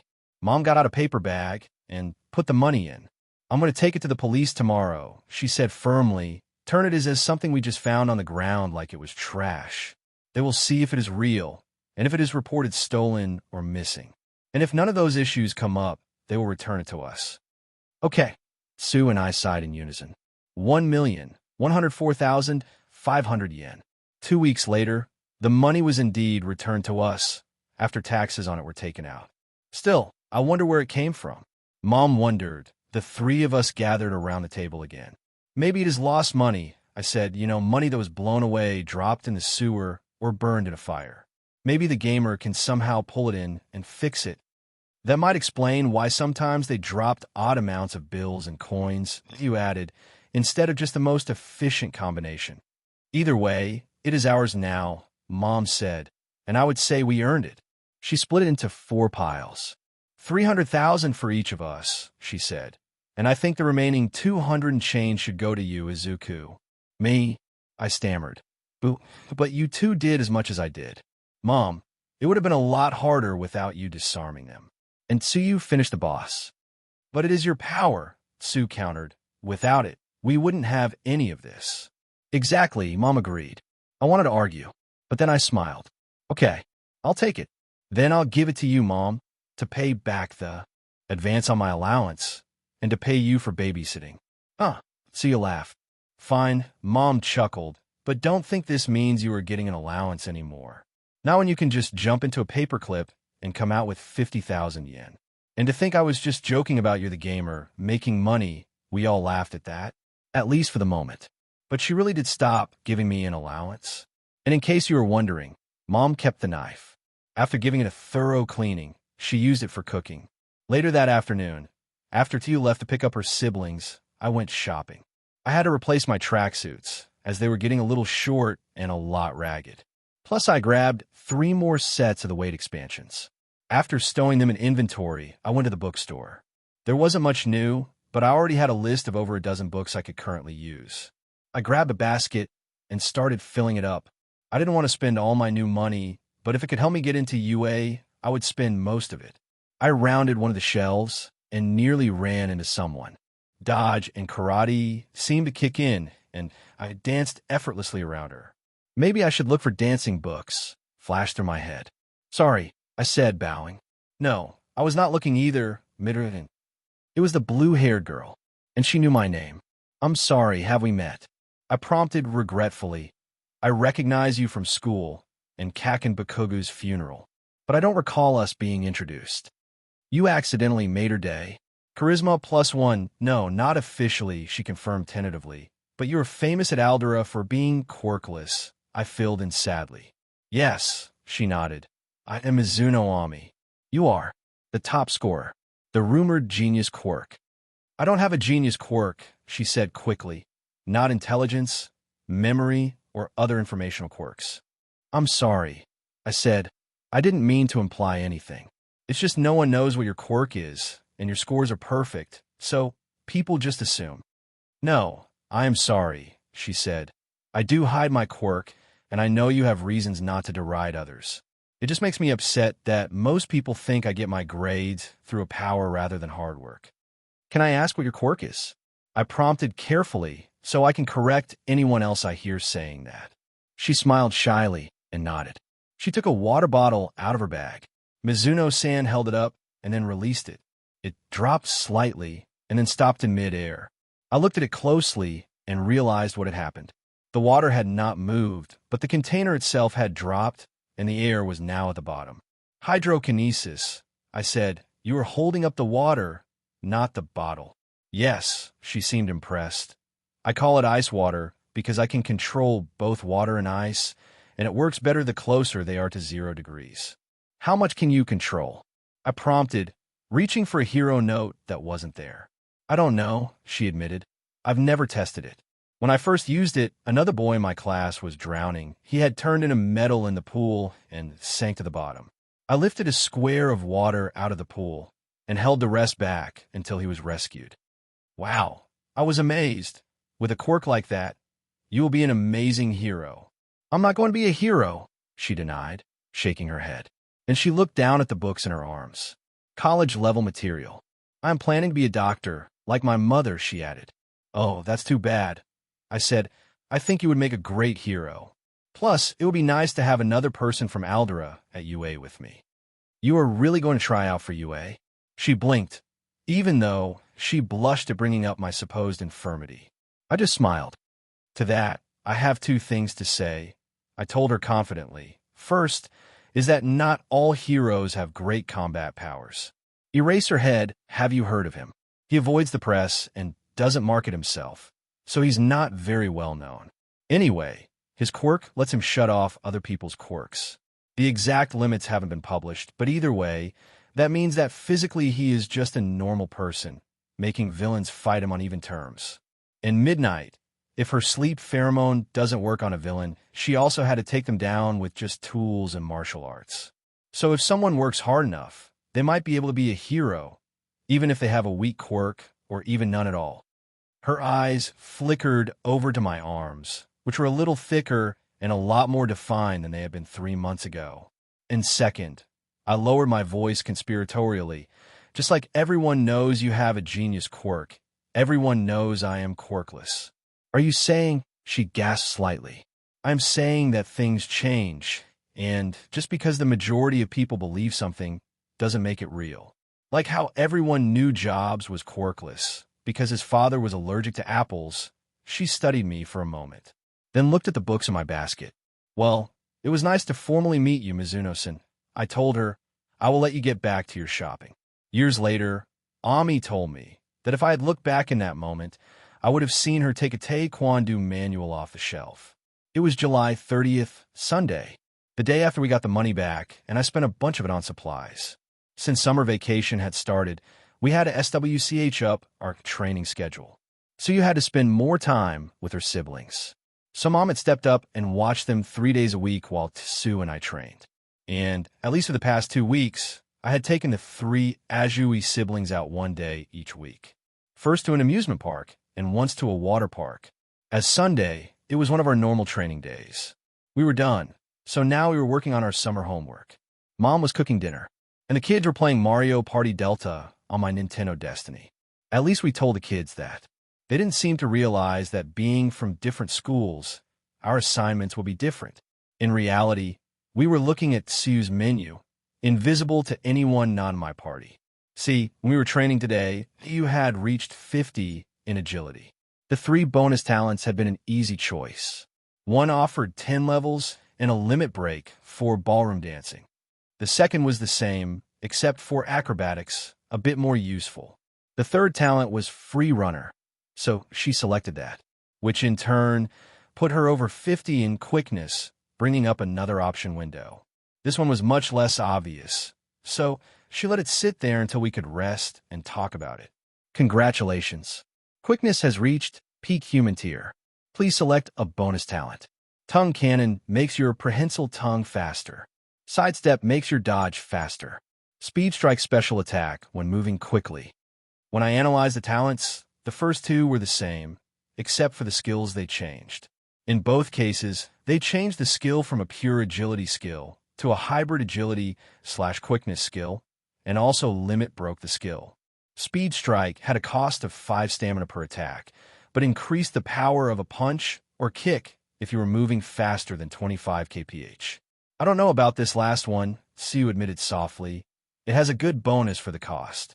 But even though I can run faster than 25 kph, I would have to gain some distance and accelerate to meet that speed. Realistically, I could only use it once or twice a battle. Maybe not, I whispered back. After all, it only says you need to be moving at that speed, not running. I don't know what your top speed is for a single jump, but if it is over 25, then this might be a good attack for you. Maybe soon used, but I don't want to pick it, only to find out my jumps are too slow and it will take me forever to make them fast enough. I think you should buy the dodge power, Mom offered, bringing dishes over to the table. I set down my pencil and started distributing the bowls. Plates would have to wait until Tsu and I put our books away. You just say that because you want us to stay safe, my friend immediately pointed out, though she did not sound upset by the fact.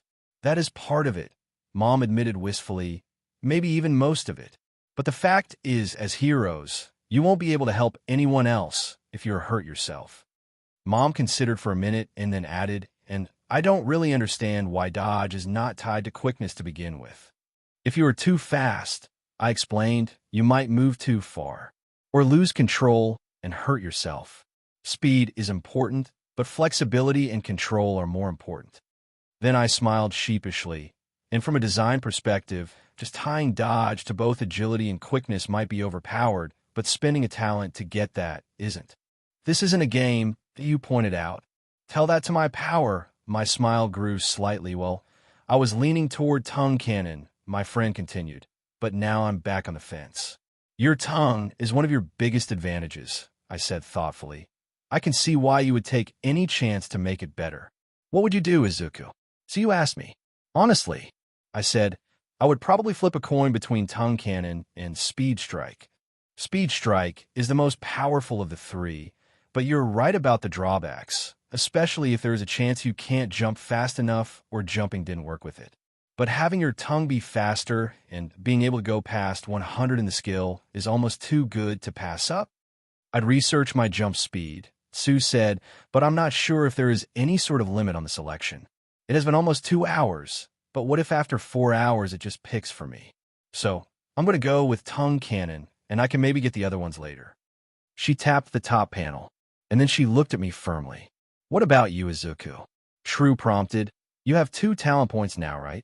Don't you think you should spend at least one of them? I want to, I said, but I also worry that I might miss out on something better. Or there might be a time when I suddenly could need a talent I didn't buy, and now I can't. You're still thinking about the storm, Mom noted, bringing the salad bowl over. Today she was making a more Western-style meal, wolf steaks, fresh bread, and a light salad with tomatoes and strawberries. Yes, I agreed, even more softly than our current whispers.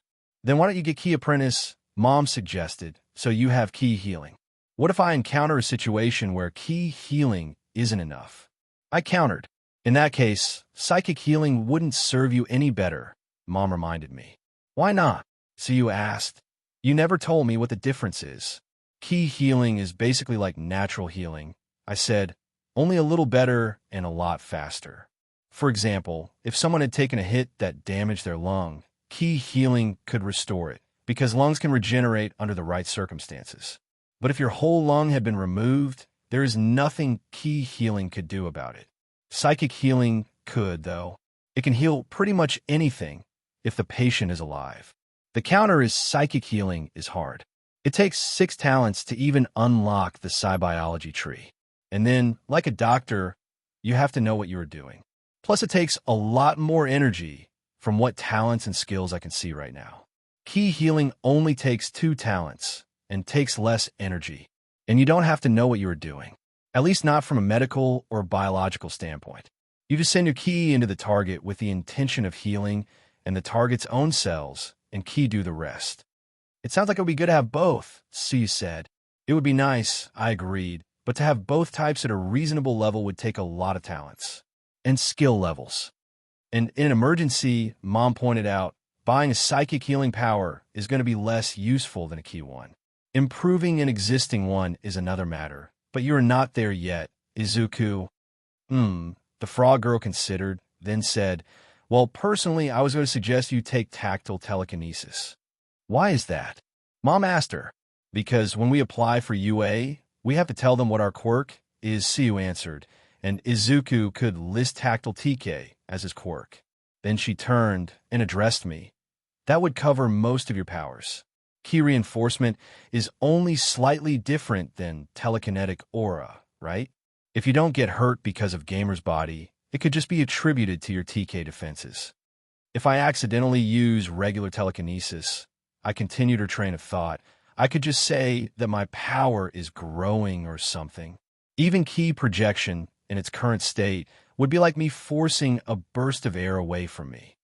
It will get you closer to psi-biology, since you have to have either that or microkinesis, right?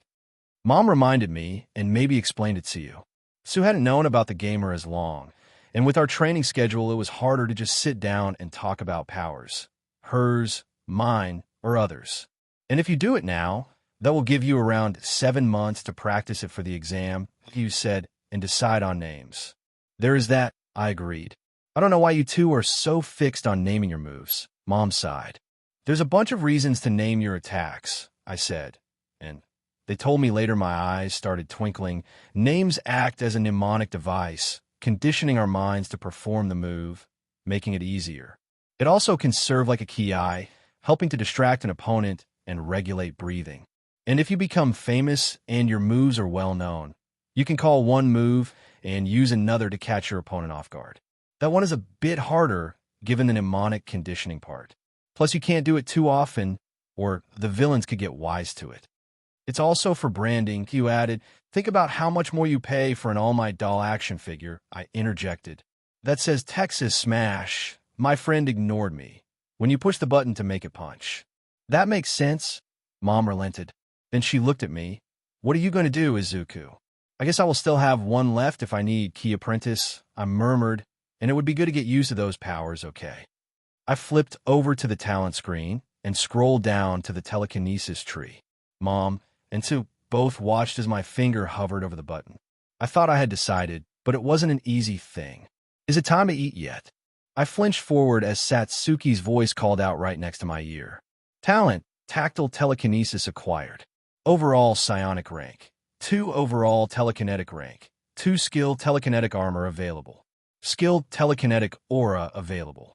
Skill tactile telekinesis available. I'm going to have to stop doing that, I told myself. The next few months seemed to go by very quickly, especially after summer vacation ended. We settled into a new routine. Instead of going to Endoru on Monday through Saturday, Sue, Mom, and I went into dungeons. It saved you and I the bus trip out to the park and was short if we were going to pick up her brother and sister, so we had more time. We still went to the park on Sundays in September and October, but by November, it was getting a bit cold for Sue. Then we switched to a dungeon on that day, too. But I removed Mom from the party first. We always used the Pencil of Solitude, and I invited Mom again as soon as I saw her.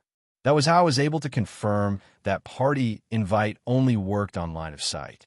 I pondered if one of the hidden menu tabs was a friend list, but nothing happened, so I guess there wasn't an easy way to add people to my party remotely when I say dungeons. They were all pencils. My mom bought a giant pack of cheap plastic pencils, and every Monday, Wednesday, and Friday, the 3 of us cleared one of them. The enemies and environments varied, and the monsters were a lot weaker and the drops a lot lower than the Pencil of Solitude. We still won between 100 and 150,000 yen in each dungeon, but monster drops and meat were rare, and we didn't get anything else. We had tried going into one of my weight sets once we found ourselves at the edge of a castle courtyard. Dungeon entry, training weights mooks, 58 mid-boss, 1/1, unspawned boss, 1/1, unspawned. We were mostly hidden behind a crumbling wall, which was good, because in the middle of the broad, flat courtyard there were 7 lizard men. Each was at least 2 meters tall and wore a metal breastplate.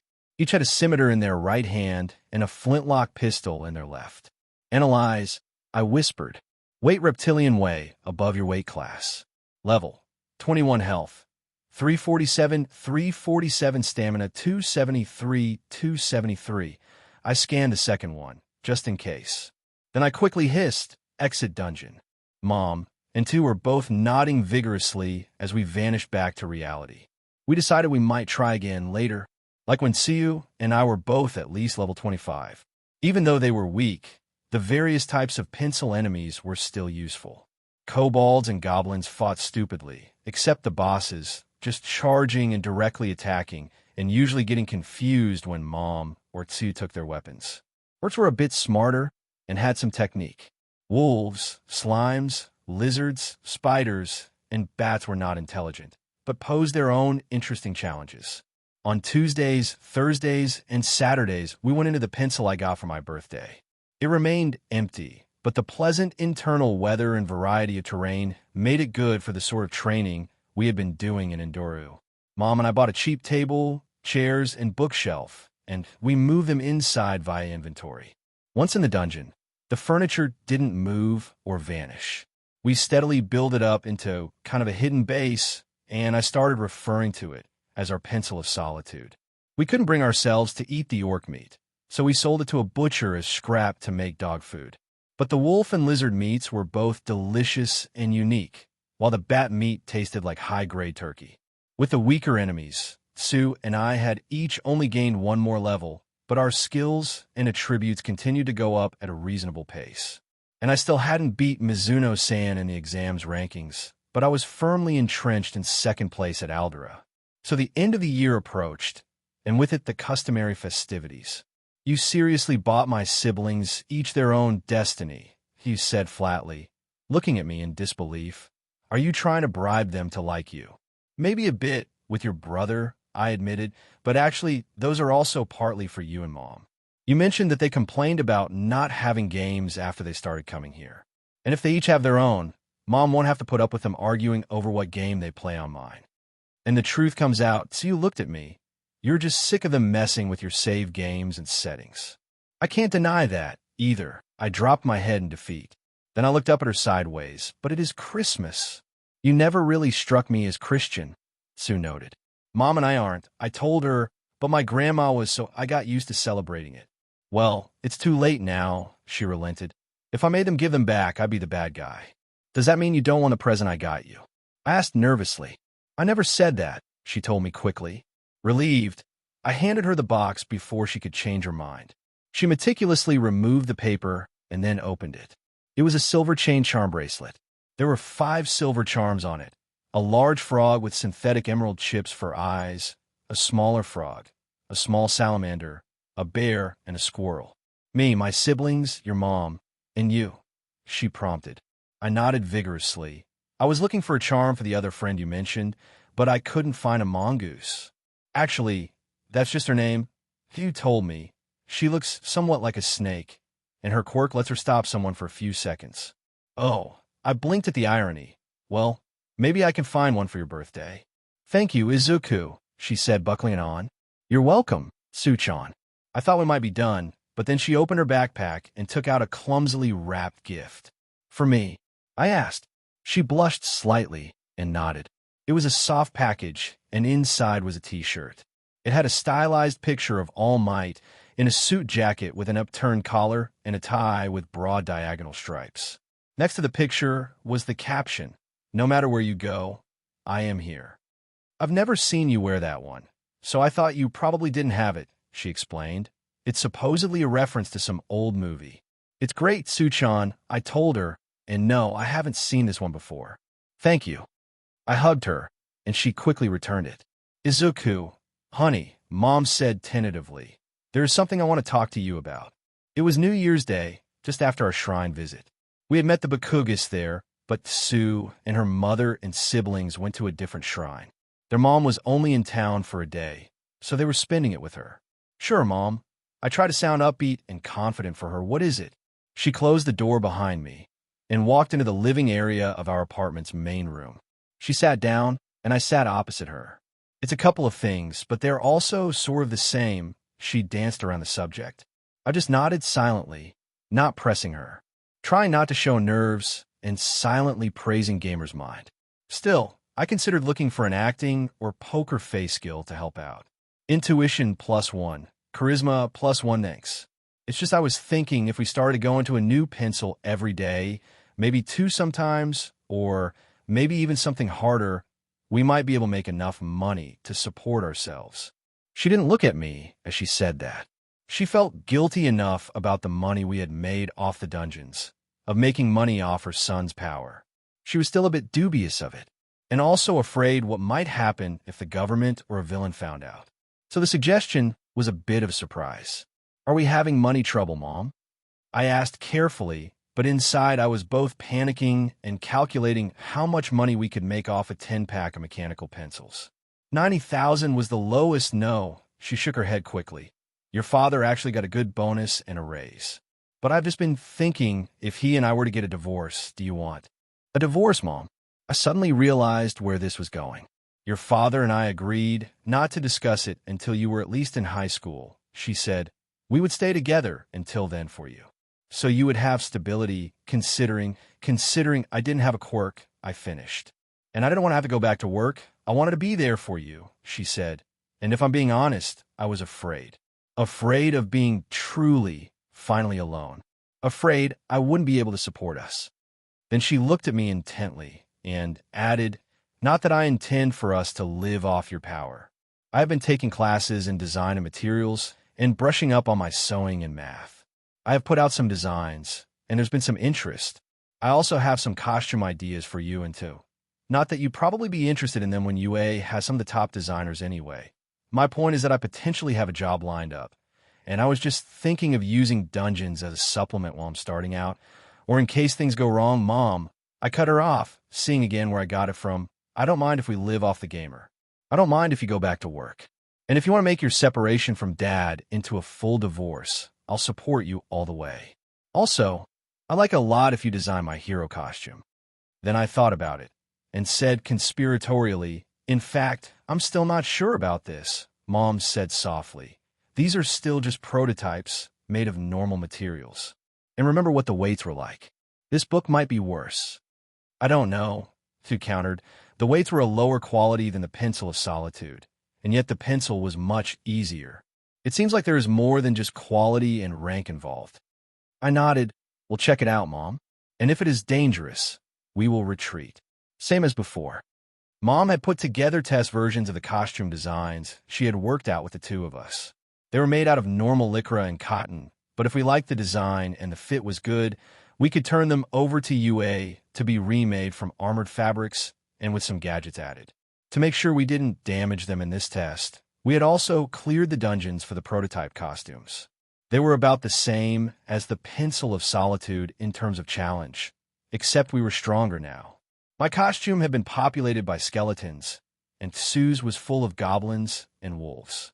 Sue's costume was like a dark green and very form-fitting wetsuit. It had a lighter green triangle downward from her shoulders to her melons, and a line of the same color running from her palms, up the inside of her arms, and down her sides and legs to where it meshed into her integrated shoes, which looked somewhat like swim flippers. There was a cutout in the back of the cowl for her hair, and a pair of heavy swimmer's goggles. Since Sue didn't need them, they were parked up on her forehead. There was also a black HRNSS belt with some pouches and gloves, the gloves and belt having the lighter green as accent colors. I don't like the goggles. Mom fussed over Sue, partly as a perfectionist and partly as a delaying tactic, but they were the best I could find. In these parts, she ran her hands over the lines down Sue's sides. My friend giggled slightly. In the final version, they would have a thermal gel to help combat your cold issues. Mom concluded, "You'd be able to control the temperature from controls, maybe on gloves or the HRNSS. My new costume was a blue-green shirt and pants, not quite so tight as Sue's. It had a trio of white chevrons on the chest, biceps, and the outside of MYE thighs. There were also tan leather pauldrons with matching gloves and work boots. The boots were steel-toed, and the gloves had a metal panel on the back of the hand.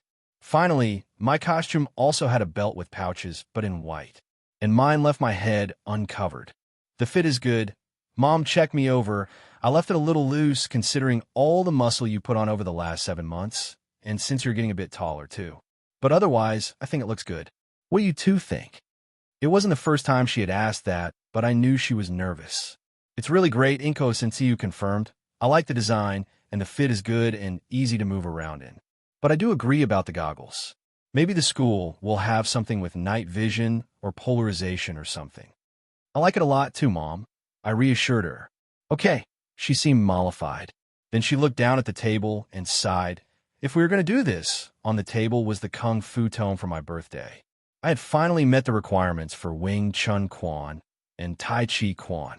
Both required 30 in agility, plus a total of 30 levels in other unarmed combat styles. Between basic karate and boxing, I had met the latter goal back in October.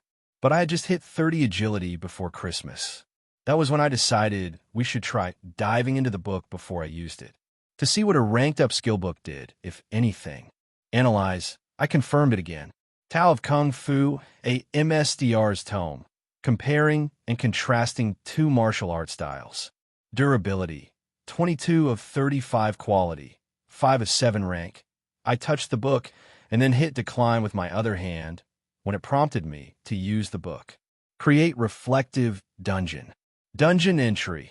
Tao of Kung Fu students, 7777 assistant masters. 2 halves unspawned, MSTR. 1 out of 1. Unspawned, Izuku, Mom said nervously. The dungeon was a dojo. Bright, clean wooden panels and floor with a padded mat in the center. Sunlight filtered in through the shoji walls. Wooden panels, etched with combat techniques, were hung on all sides. At the end opposite us was a door leading further in. It wasn't just the number of potential enemies that had Mom concerned. There were already 20 opponents in the room, 10 seated along either side wall. But unlike the previous dungeons, while they were obviously aware of us, they were not moving. As the dungeon was unique, so were the enemies. They were humanoid and human-sized, but they were made out of paper. Folded paper, like large origami dolls. Holding up a hand to tell Mom and Sue to stay back, I walked carefully and deliberately over to the mat. One of the paper figures stood up and walked over to the opposite side of the mat. Analyze. Kung Fu origami, a student of the dojo. Looking for a fair fight. Level, 10 health, 125 stamina, 55 ki, 100 may I ask the rules. I asked, drawing on the knowledge my karate book had implanted in me. The student seemed to struggle for a moment, and then nodded. Yes or no questions only. I prompted. It gestured apologetically, but also nodded. May I use my skills? It nodded, then shook its head, then shrugged. Too generic. I can use some skills, but not others. It nodded. Can I use key skills? Again it repeated the uncertain gesture. Some of them. Got me another nodded. After a few minutes, I had the rules figured out. We could use skills that use stamina. We could use melee or personal enhancement ki, but not ranged ki. Psychic powers were prohibited, even telekinetic aura. Unarmed combat only, not that we brought any weapons. And the fights were one-on-one, but Sue and I could SWCH between rounds. And Tsu's tongue was allowed. Mom wouldn't participate, but took the first aid kit and some of the snacks to administer to whichever of us was resting. I stepped into the ring and was immediately interrupted. Dungeon Quest Alert Dojo. Invasion defeat the students and masters of the dojo in martial arts matches according to their rules. Rewards. Bonus boss rare, item drop, failure penalties. Varies depending on reason for failure. Losing a match will not have additional penalties. Violating the rules will result in all remaining opponents attacking. Time limit. Must be completed in a single dungeon excursion, except decline. I hit accept almost immediately, worried that we might get swarmed if I did not. Then I moved up to the line on the mat, bowed, and then dropped into a fighting stance. Despite being higher level and having better technique, the first group of origami students went down pretty quickly. They were not terribly strong or tough, and they had very little mass, so it was easy to control the flow of battle. A solid hit would put them seriously off balance, and Tsu's kicks could send them flying. They also seemed to flutter whenever we took a moment to eat or drink. I wondered if they were jealous. When defeated, they bowed before vanishing and left a normal pile of money.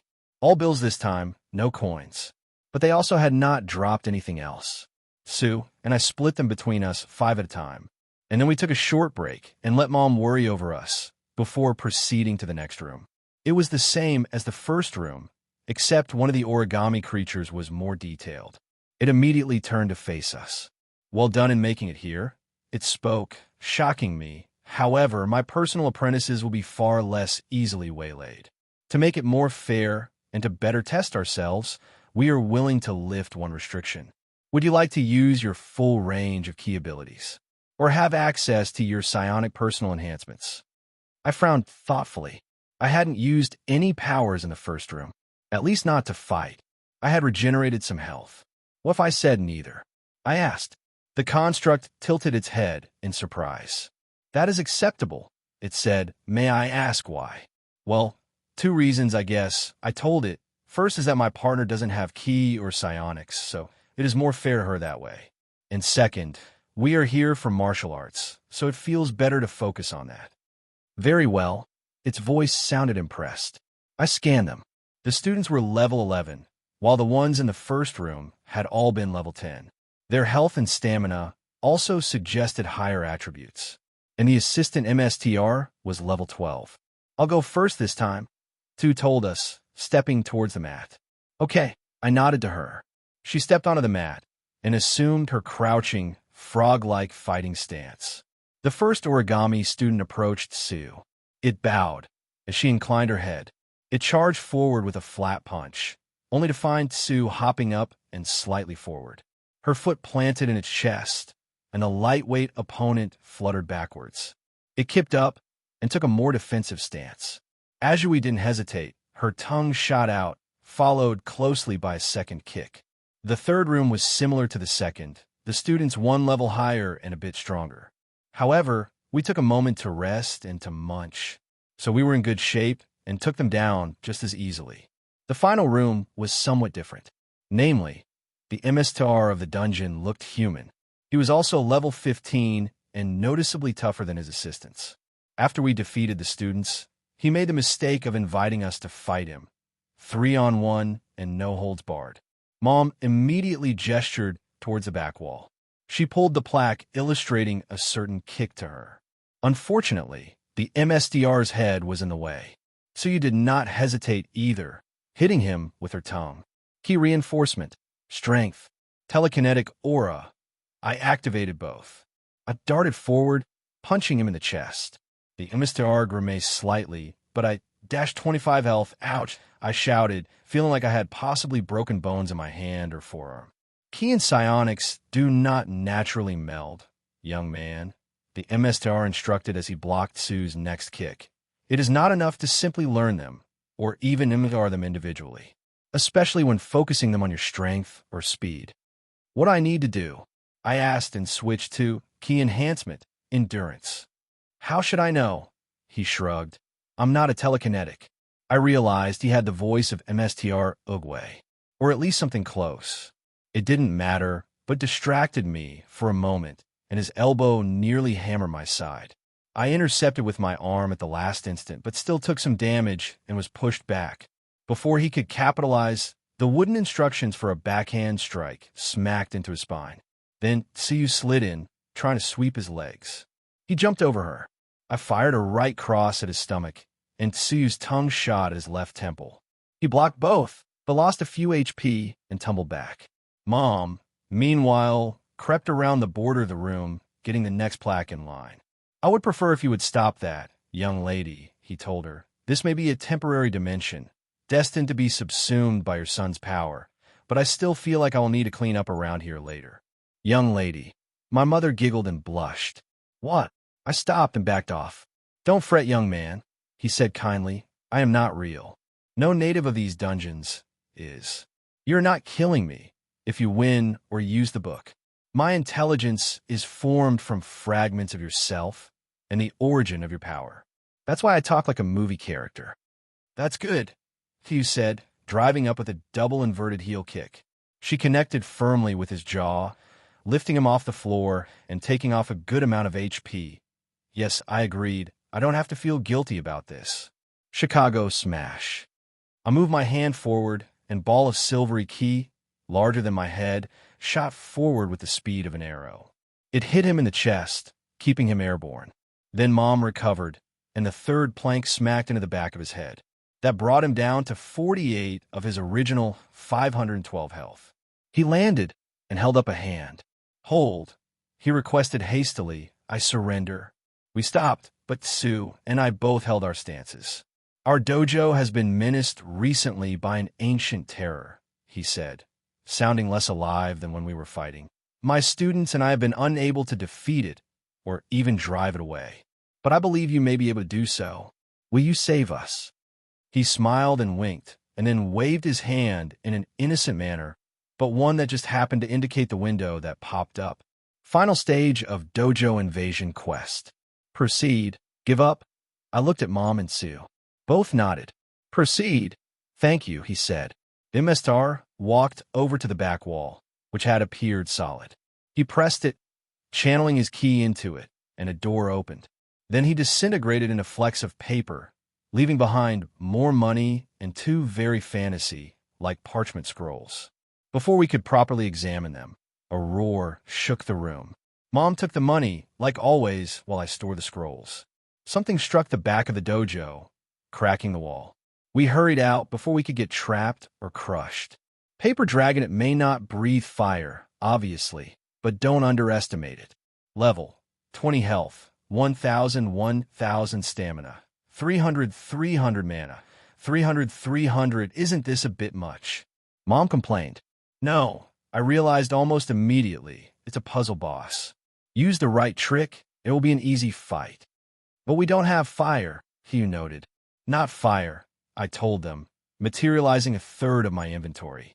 2 large jugs of sports drink, 1 gallon of water, and 2 20-ounce sodas I was keeping in there. Broadway smash, I declared, using my telekinetic attack to fire them at the dragon as it swooped back around. The containers all exploded from the force of the impact. The liquids soaked into the paper, and the soda and sports drink made it sticky. The dragon tried to flap its wings as it went into a nosedive from the sudden increase in weight. But the parts of the left wing stuck together. Without it, the dragon crashed into the ground hard. The wet paper tore more easily, and it lost almost half of its HP. Chicago smash. The key orb easily punched through its soggy chest. Mom's worry faded into almost disappointment. Sue walked over to the floundering monster and tore off its front right claw. With each second, the water spread, weakening it further. In the end, it took us less than a minute to dismantle it. Level up.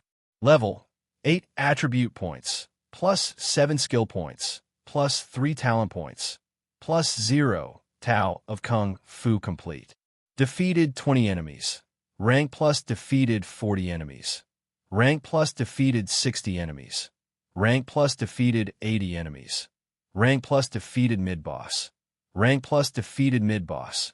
Rank plus defeated boss. Rank plus defeated bonus boss. Rank plus level 1 cleared.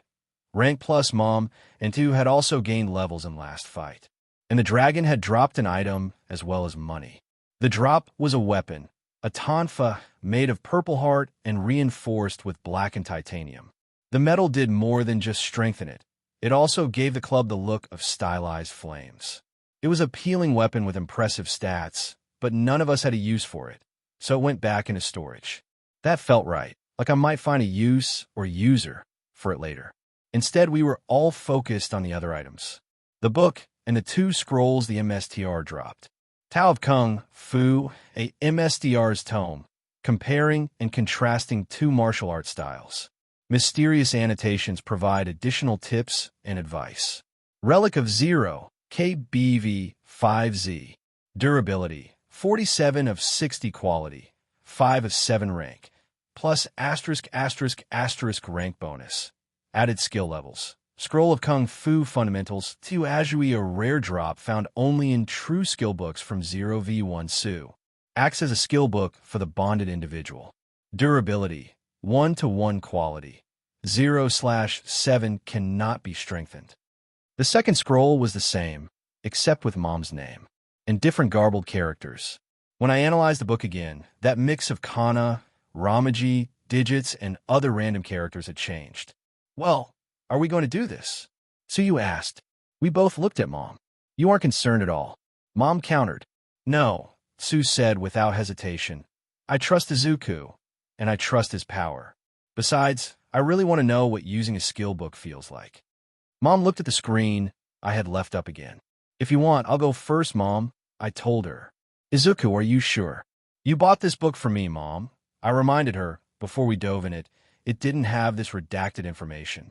So if I hadn't insisted we go into the dungeon, I would have used the book without ever seeing this. And it's not like it's the first time the gamer has held something back. I didn't have the quest tab right away, and there are still the 3 hidden ones. She shook her head. I'm letting you two show me up again. Okay, let's all do it together. We each touched our respective books, then hit accept. Skill book used. Skill Kung Fu Fundamentals, LVL 3, unlocked. Skill Meditation, LVL 3, unlocked. Skill Wing Chun Quan, LVL 2, unlocked. Skill Tai Chi Quan, LVL 2, unlocked. Mom clutched her head slightly, while Tsu looked blankly at something only she could see. That was definitely something, Tsuyu commented when she came back to reality. I know Kung Fu, Mom said with a hint of wonder. Are you both okay? I prompted in spite of their statements. I think so, Tsuyu nodded. I have a bit of a headache, Mom confided. Can I get you something? I asked. Let's count the money, she shook her head. 3.5 more months passed like the blink of an eye. Tsuyu's birthday, the new charms I got her, and the custom t-shirt Mom made her. Lots more training. A few more skill books, but all just normal ones. And we had both gained 1 more level, putting me at 9 and Tsuyu at 10. She teased me a bit about using another talent, but it was already the beginning of March by then, and I didn't want to spend the last bit of time trying to level up more new skills. Better to work at the ones I was comfortable with, and that I thought I was getting pretty good with. And it wasn't like she had spent her 9th level talent point yet. Now was the day. Tsu had come over for breakfast, and we had traveled together. We were standing before the gates of UA. I held up a fist, and she bumped it, right? So before you start wondering about this later, I suppose I should tell you how ki reinforcement and telekinetic aura work, and how they're different. Besides the obvious, one is ki and the other is TK. Both are personal, physical enhancement skills. Continuous ones, which means I turn them on, and I get a bonus to 1 or more physical attributes.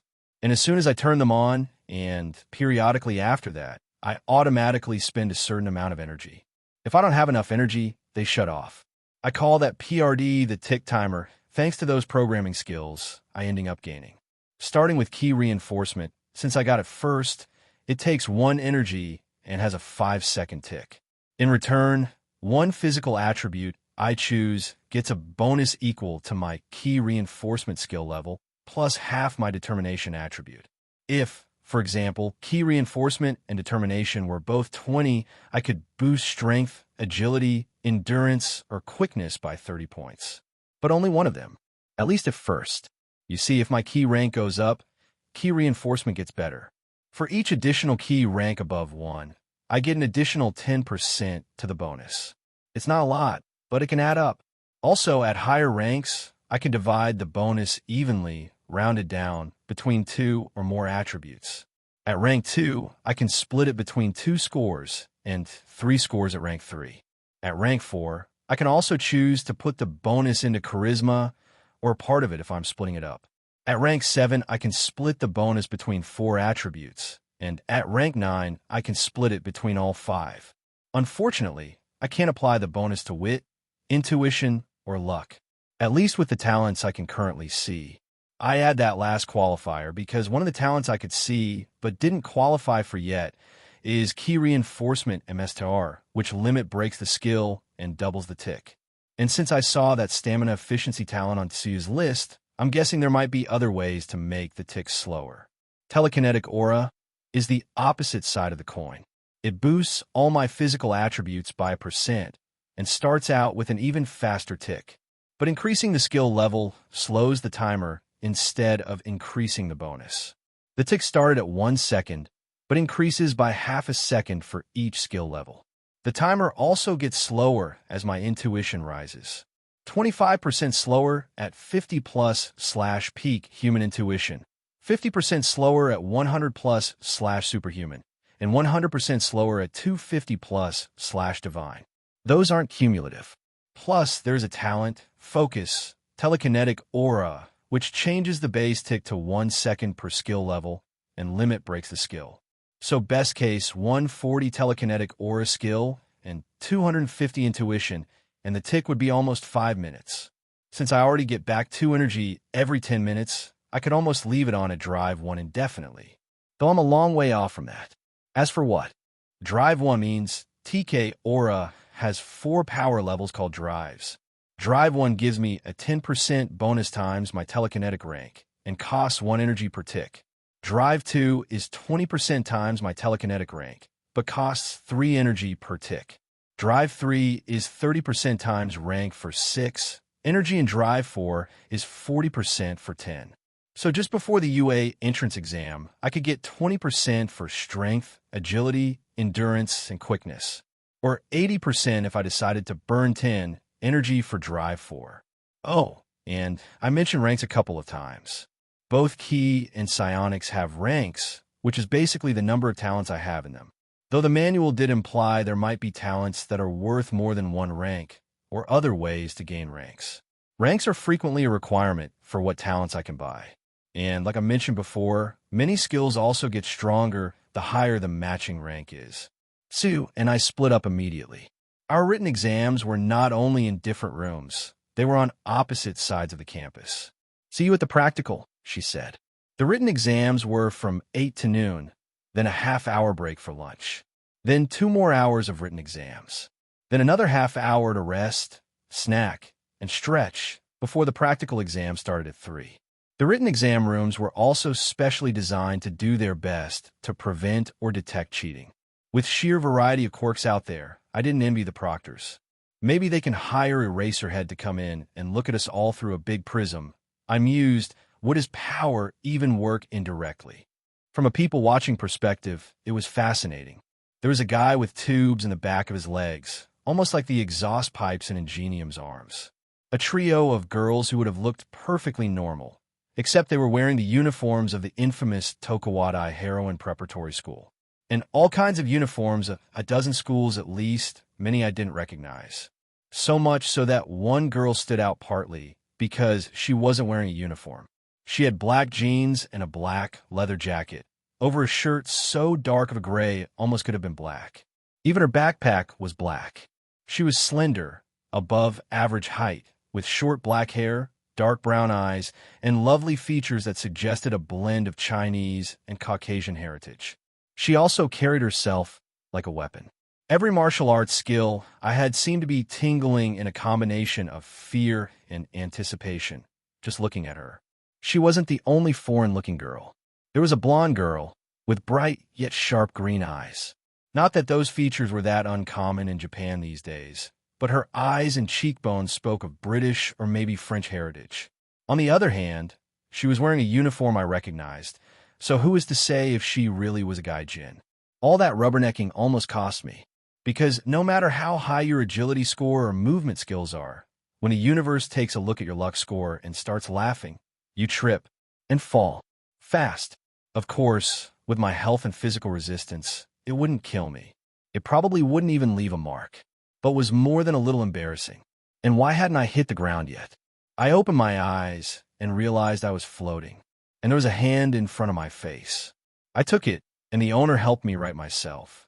Then she clapped her hands, and gravity resumed. "Sorry I used my quirk on you without asking," the girl, the very cute girl, said, "but I figured you wouldn't want to miss the written exam with a broken nose." "No, you are right," I agreed quickly. "That would be bad. Thank you." I bowed deeply. "Well, I better get to my exam room," she said kindly. "Good luck." "You too," I called after her.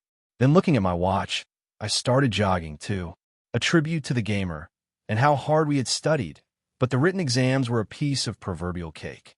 There were a few questions that got me, but I would have been very surprised to learn I had scored under 90% on any of the tests. And Tsuyu and I were not able to meet for lunch, since they brought food in and didn't let us leave the classrooms. I guess they were concerned about cheaters exchanging notes, or maybe spying by other schools. Sue and I had gotten warmed up with a set of light calisthenics before the buzzer went off. All of the applicants filtered into a giant auditorium. Along the way, I saw another person with an Aldri uniform, a male uniform, but the person had a feminine build, was wearing a thick cap, and I didn't recognize him or her. I thought it might have been Mizuno, but that was probably just me hoping for another friendly face. Good afternoon, new listeners. A thin man with giant hair and a psyche black leather uniform exclaimed from the stage. Welcome to today's broadcast of the UA High Entrance Exam. You're the bravest of the brave for taking this shot. And whatever else happens, here's hoping you all come out alive. He gave us a big grin and a thumbs up. We all stared at him. Okay, tough crowd. The MC sighed. That's Present Mike. I mumbled gleefully, the voice hero. He's a pro hero and a radio star. I listen to his show. Is everyone at UA a pro hero? Sue asked. I'm sure all of you are wondering about today's playlist. Mike continued, not hearing us or not caring. The teachers are, I answered, but not all of the staff. You'll be split up into 7 groups, the pro hero explained, and undergoing a 10-minute combat test in one of our urban training environments. But first up on our countdown is that hit single, 2 ground rules.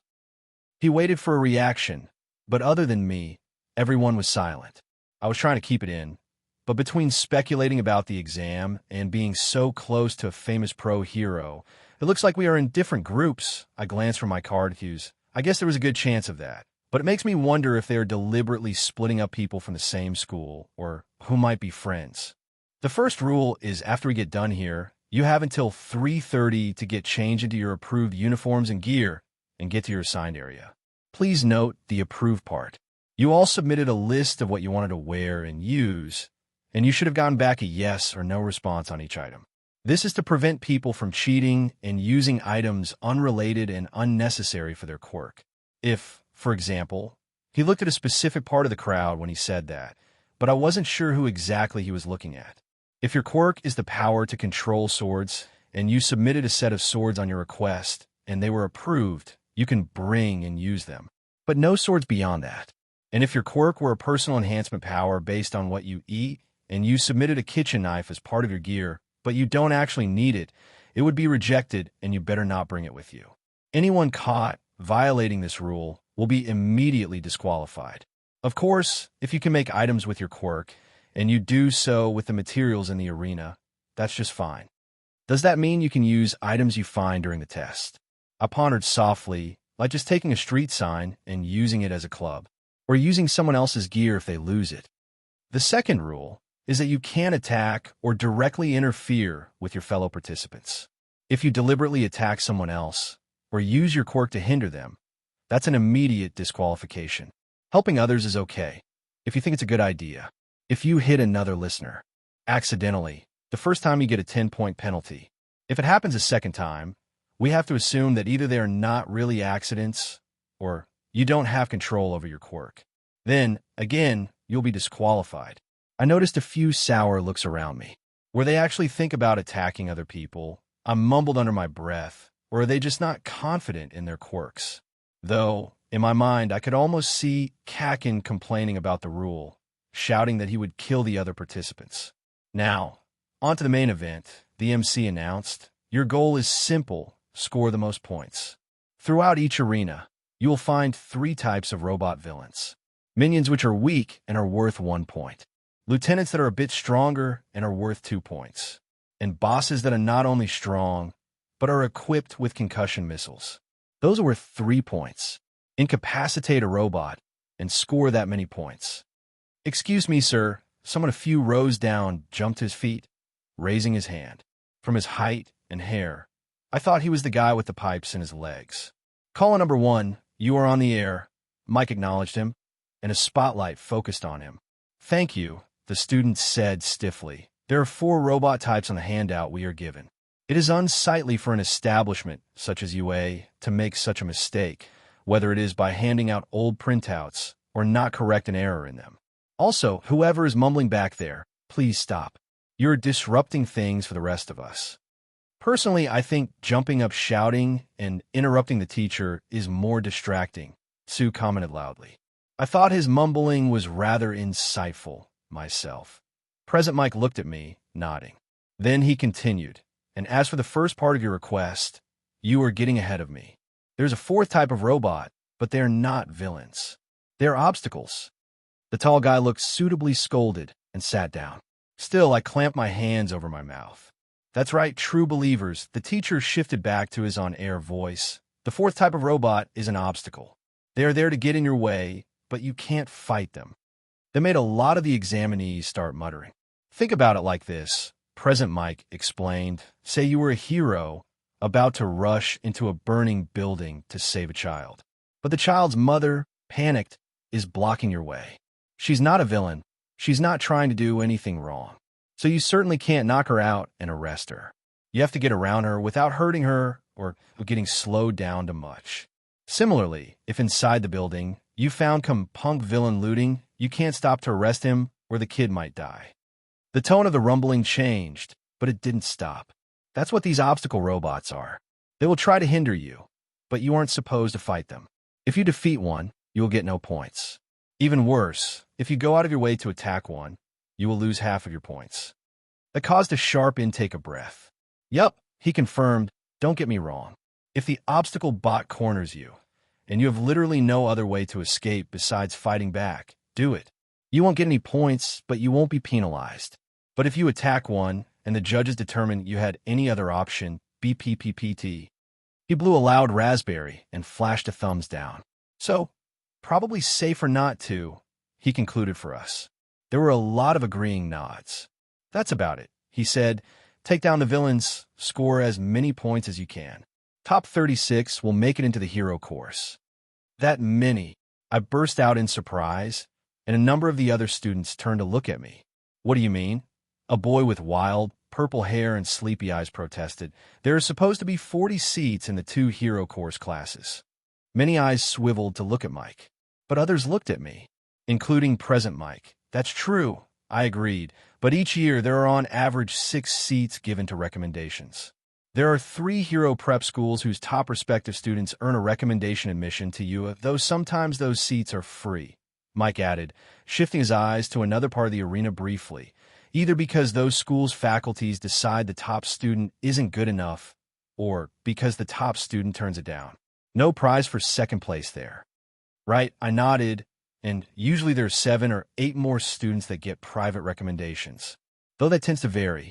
Years with 2 or fewer private recommendations are fairly rare, and the highest number recorded was 12. Then they all have to take a simpler and early entrance exam. Like I said, 6 is the average number that passed the recommendation exam. You sure know your stuff. 2233, Mike noted, sounding slightly impressed. I couldn't help but blush a little. I'm not at liberty to say who the recommendations are, or what type they are, he continued. And to answer your previously whispered question 2233, you can indeed make use of whatever items you find within the combat zone, even if you are not altering it with your quirk. All right, if there are no other questions, then can I get a plus ultra? Plus, I shouted, and petered out when I saw I was basically alone. Ultra. That was pathetic. Mike shook his head. You call yourselves UA candidates. Let's try this one more time. Can I get a plus ultra? Plus ultra. The majority of the students roared with me this time. Not bad, smirked the loudest man in the world. Now you have 17 minutes to get changed and get to your arenas. See you after the exam. So you told me. Then she hopped up. I started to follow when I heard a loud ding. Quest alert record holder, get the top score on the UA practical entrance exam. Rewards, top score for this year, bonus talent. Top score for the last decade, bonus talent. Top score for all time, bonus talent. Rewards are cumulative, failure penalties, being assigned to separate classes from Q Azui, assuming you both pass time limit. It's a 10-minute exam, accept, decline. I didn't really read it through. I just hit accept and hurried out to the locker room. I gathered with the others outside Cityscape B. Most everyone was in physical education uniforms, but I was in my costume. I had registered it and had emptied my inventory just to be safe. My first aid kit, weights, and the tonfa were sitting on my bed back home. Even my phone was in the locker I had been assigned here, alongside my Aldry uniform. I saw the girl who had saved me and went to thank her again. But the tall boy intercepted me. I apologize for earlier, he bowed deeply. I was nervous, and I still am, as I'm sure you are. Still, I should not have called you out like that. Oh, don't worry about it, I said. It's a bad habit of mine, and I can't always control it. I had a friend who used to tell me to shut up when I got out of hand. I sighed, thinking about how much Kakin would have enjoyed this. A chance to blow stuff up and prove his superiority. This was right up his alley. Or at least it would have been. But my other friend doesn't always stop me, I said. She says she learns a lot from listening to me. As President Mike Sands said, the taller guy agreed, though I could not make out what you were saying. Anyway, I will not keep you anymore. We will be starting soon, after all, and we will be opponents then. Yes, I nodded. Good luck. I looked for the girl. No, not because she was cute. Not that she wasn't.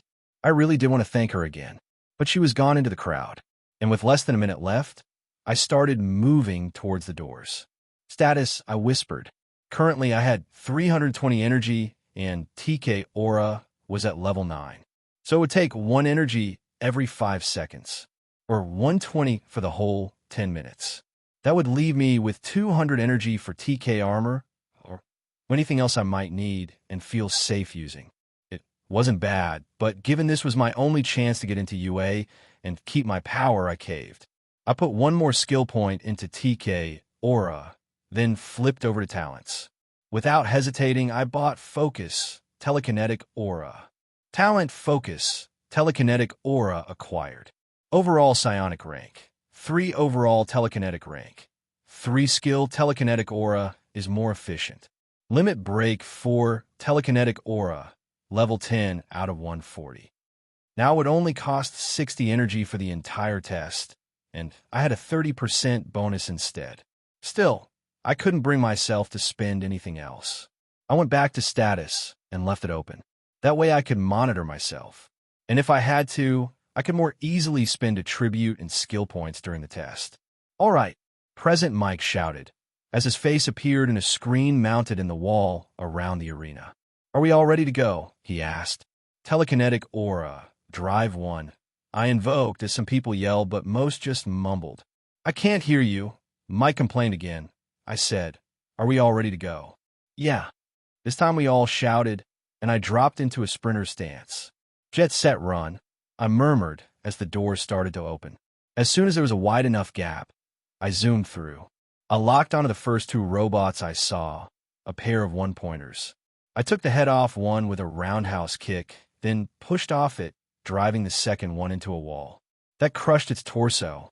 For these ones at least, the armor was pretty weak, not much better than a couple layers of cooking foil.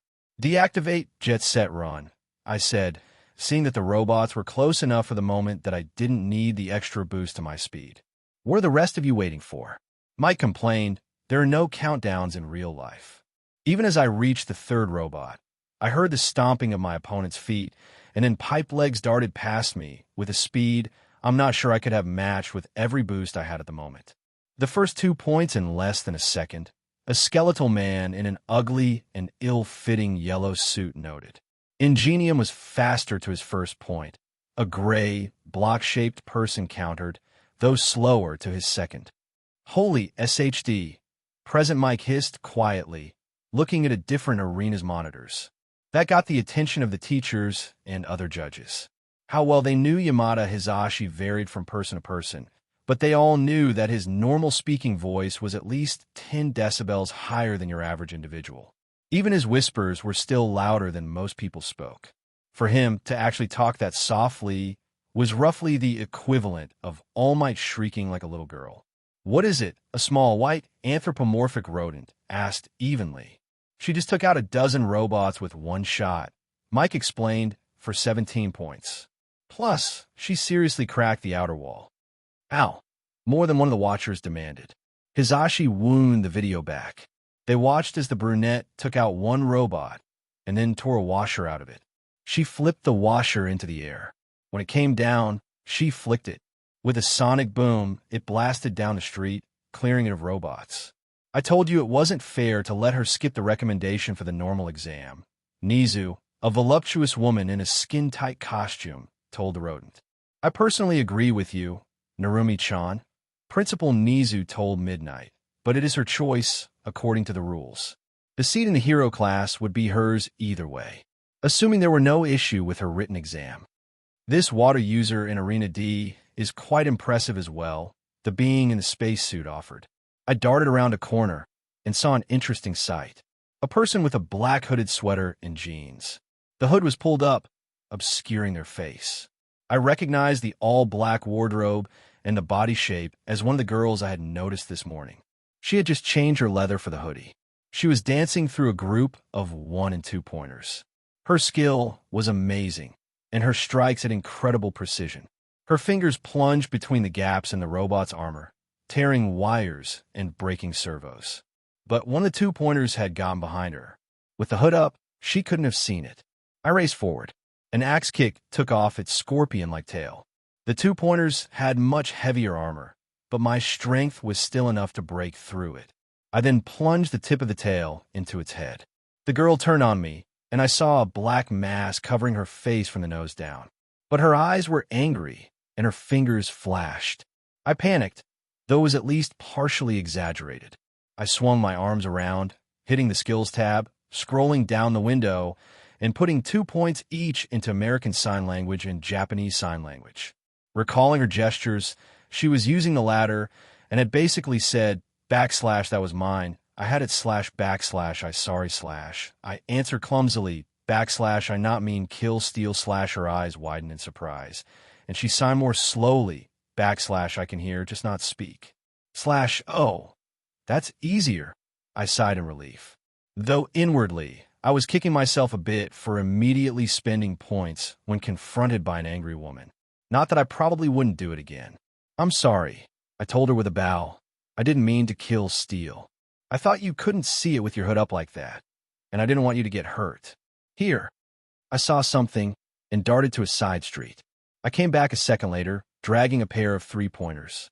I had bumped up to drive 3 for a moment and crushed their launchers. But the bots were still functional. I planted them in front of her and then hammered their legs into the cement so they could not retreat or outmaneuver her. Please, take these instead, I told her, then mumbled drive 1 before I had to pay for drive 3 again. She stared at me in confusion, but I saluted her and ran off to find more targets.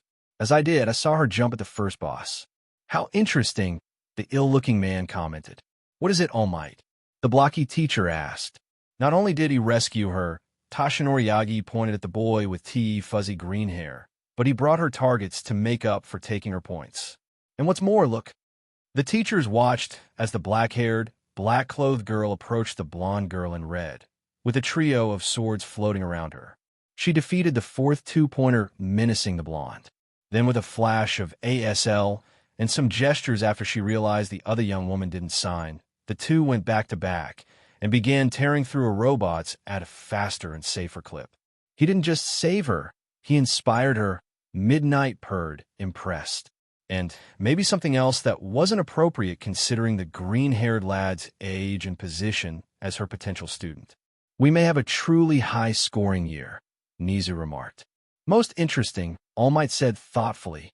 Look out, I shouted and kicked away the missile targeting the guy with tape coming out of his elbows. Then I smashed into the boss, turning it around so it couldn't shoot at him. Again, all yours, I told him as I started to sprint away. Thanks, he called out in surprise. Pay it forward, I yelled back. I was at 72 points. I hoped. It might have been more. After the girl in black, I tried to damage attackers and leave them, so I wasn't kill-stealing.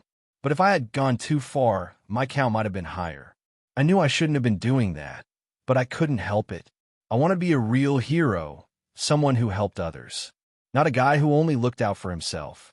Or worse, let others do the work, only to swoop in and take the glory. There were about 3 minutes left, so I would probably be able to get over 90, even though the robot villains were starting to thin out. Thankfully, I had not run into the obstacle bot yet. 2 minutes left, Boss Man Hizashi announced. Unleash the executors. Nizu's face lit up in a worrying manner. I had found and defeated another unoccupied 2-pointer when the whole arena shook. Is it a special emergency scenario? I wondered to no one in particular. Then I saw the facade of a building crumble the next street over. I heard screams of terror and saw other examinees pouring into the alleys. I went the opposite way, a combination of worry and curiosity pulling me into the emptying street. They call that an obstacle. A boy, shorter than me by almost a head and with weirdly round, purple hair, shrieked as he ran by. But I could appreciate his statement when I cleared the alley. It was the same shape as the printout, but the zero-pointer was taller than many of the buildings. It barely fit in the street and knocked free chunks of wood and stone every time it moved. The road was now filled with rubble. I saw Pipe Guy, frozen in terror, and Tape Guy struggling not to run. I wasn't sure why they weren't evading, retreating, until I saw the girl who had floated me this morning was in the path of the robot. Her legs were trapped by the debris it had created, and she was at most 2 seconds away from being stepped on. My brain jumped straight to third gear. I calculated how fast I could get there now. How fast I could get there if I spent everything I had. It still wasn't enough. I could get to her, but getting her free would either take too long, getting both of us crushed, or I could do it the quick way and destroy her leg. Wit +1, intuition +1, mathematics, basic skill improved. LVL 2, mathematics, advanced skill improved. LVL 2. Skill physics, basic, LVL 1, unlocked. I pushed my brain harder. If I could get her out in time, could I also stop the robot? Yes, that was possible. It would cost me, but I couldn't let her be crushed. I ran the calculations one more time, then started muttering as fast as I could and running as fast as I could. Jet Set Run. TK Aura, Drive 4. Key Reinforcement, Quickness. Add 19 to Strength. Add 6 to Quickness. Add 12 to Determination. Add 11 to Key Reinforcement. By Key Apprentice. Talent Key Apprentice acquired. Overall Key Rank. 2 Skill Key Regeneration upgraded to Key Healing. Skill Key Diagnosis available. Skill Key Projection split into Key Blast and Key Slice. 49 steps to go. The bonus from the second key rank was only a few more points, but I wanted healing as a backup. Dash 2 health? I shot forward, still slower than Pipe Guy had been, but not by much. Dash 2 health, 47 steps to go. Each step, pain shot at my legs, only to be quelled by Gamer's body. My energy was draining fast, didn't dare activate key healing for myself, in case my calculations were wrong and I needed the energy for my backup. Finally, I hit the last step and said, Key Reinforcement Strength. Then I jumped. I wasn't aiming for the head. There was too much of a chance it would just tear off. I was aiming for the torso, halfway between what I guessed was its center of mass and its shoulders. High enough to have a good leverage, but not so high that it was thinning and I might break through. I drew back my right arm. Mentally, I imagined pushing all the TK aura and key into the limb. The blazing life of the key and the cool intellect of the Psions. They might not want to work together, might cost me, but they would do it. Minnesota smash. I roared, punching as hard as I could. I threw a bit of regular telekinesis into my body, adding to my momentum, trying to make up for the lack of purchase. Dash 120 health status ailment. Broken arm. My hand pierced the steel plate, and the armor around the hole rippled like water. The mechanical and electronic bits underneath were powdered by the force. The strain on me was too much. My health plummeted below half, dipping below 25%. 2 of my finger bones snapped, as did one in my hand and another in my wrist. Plus, I think I dislocated my shoulder. Also, both tibias, previously supported by Gamer's body, cracked but did not fully break.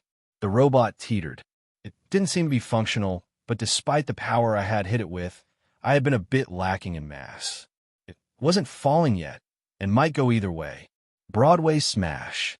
I grabbed all the broken bits inside the robot with my telekinesis, and shot them away from me with every scrap of energy I had left.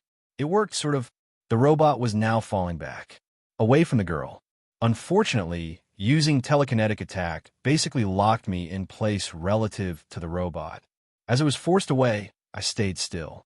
For half a heartbeat. Then gravity kicked in, so I was falling. From roughly 40 meters up. With my legs damaged, I knew they would break or even shatter if I tried to land on them. I twisted around, trying to lead with my good left arm.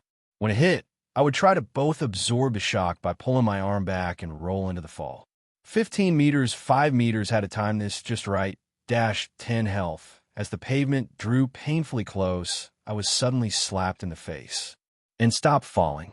The girl had jumped at me and was tumbling past.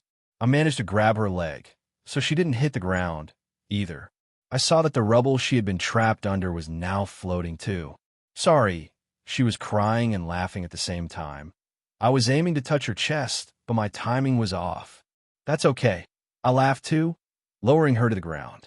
She stood up, pulled me the rest of the way down. Then she clapped her hands, and I dropped the last centimeter, and immediately sat down. Are you hurt? I asked her.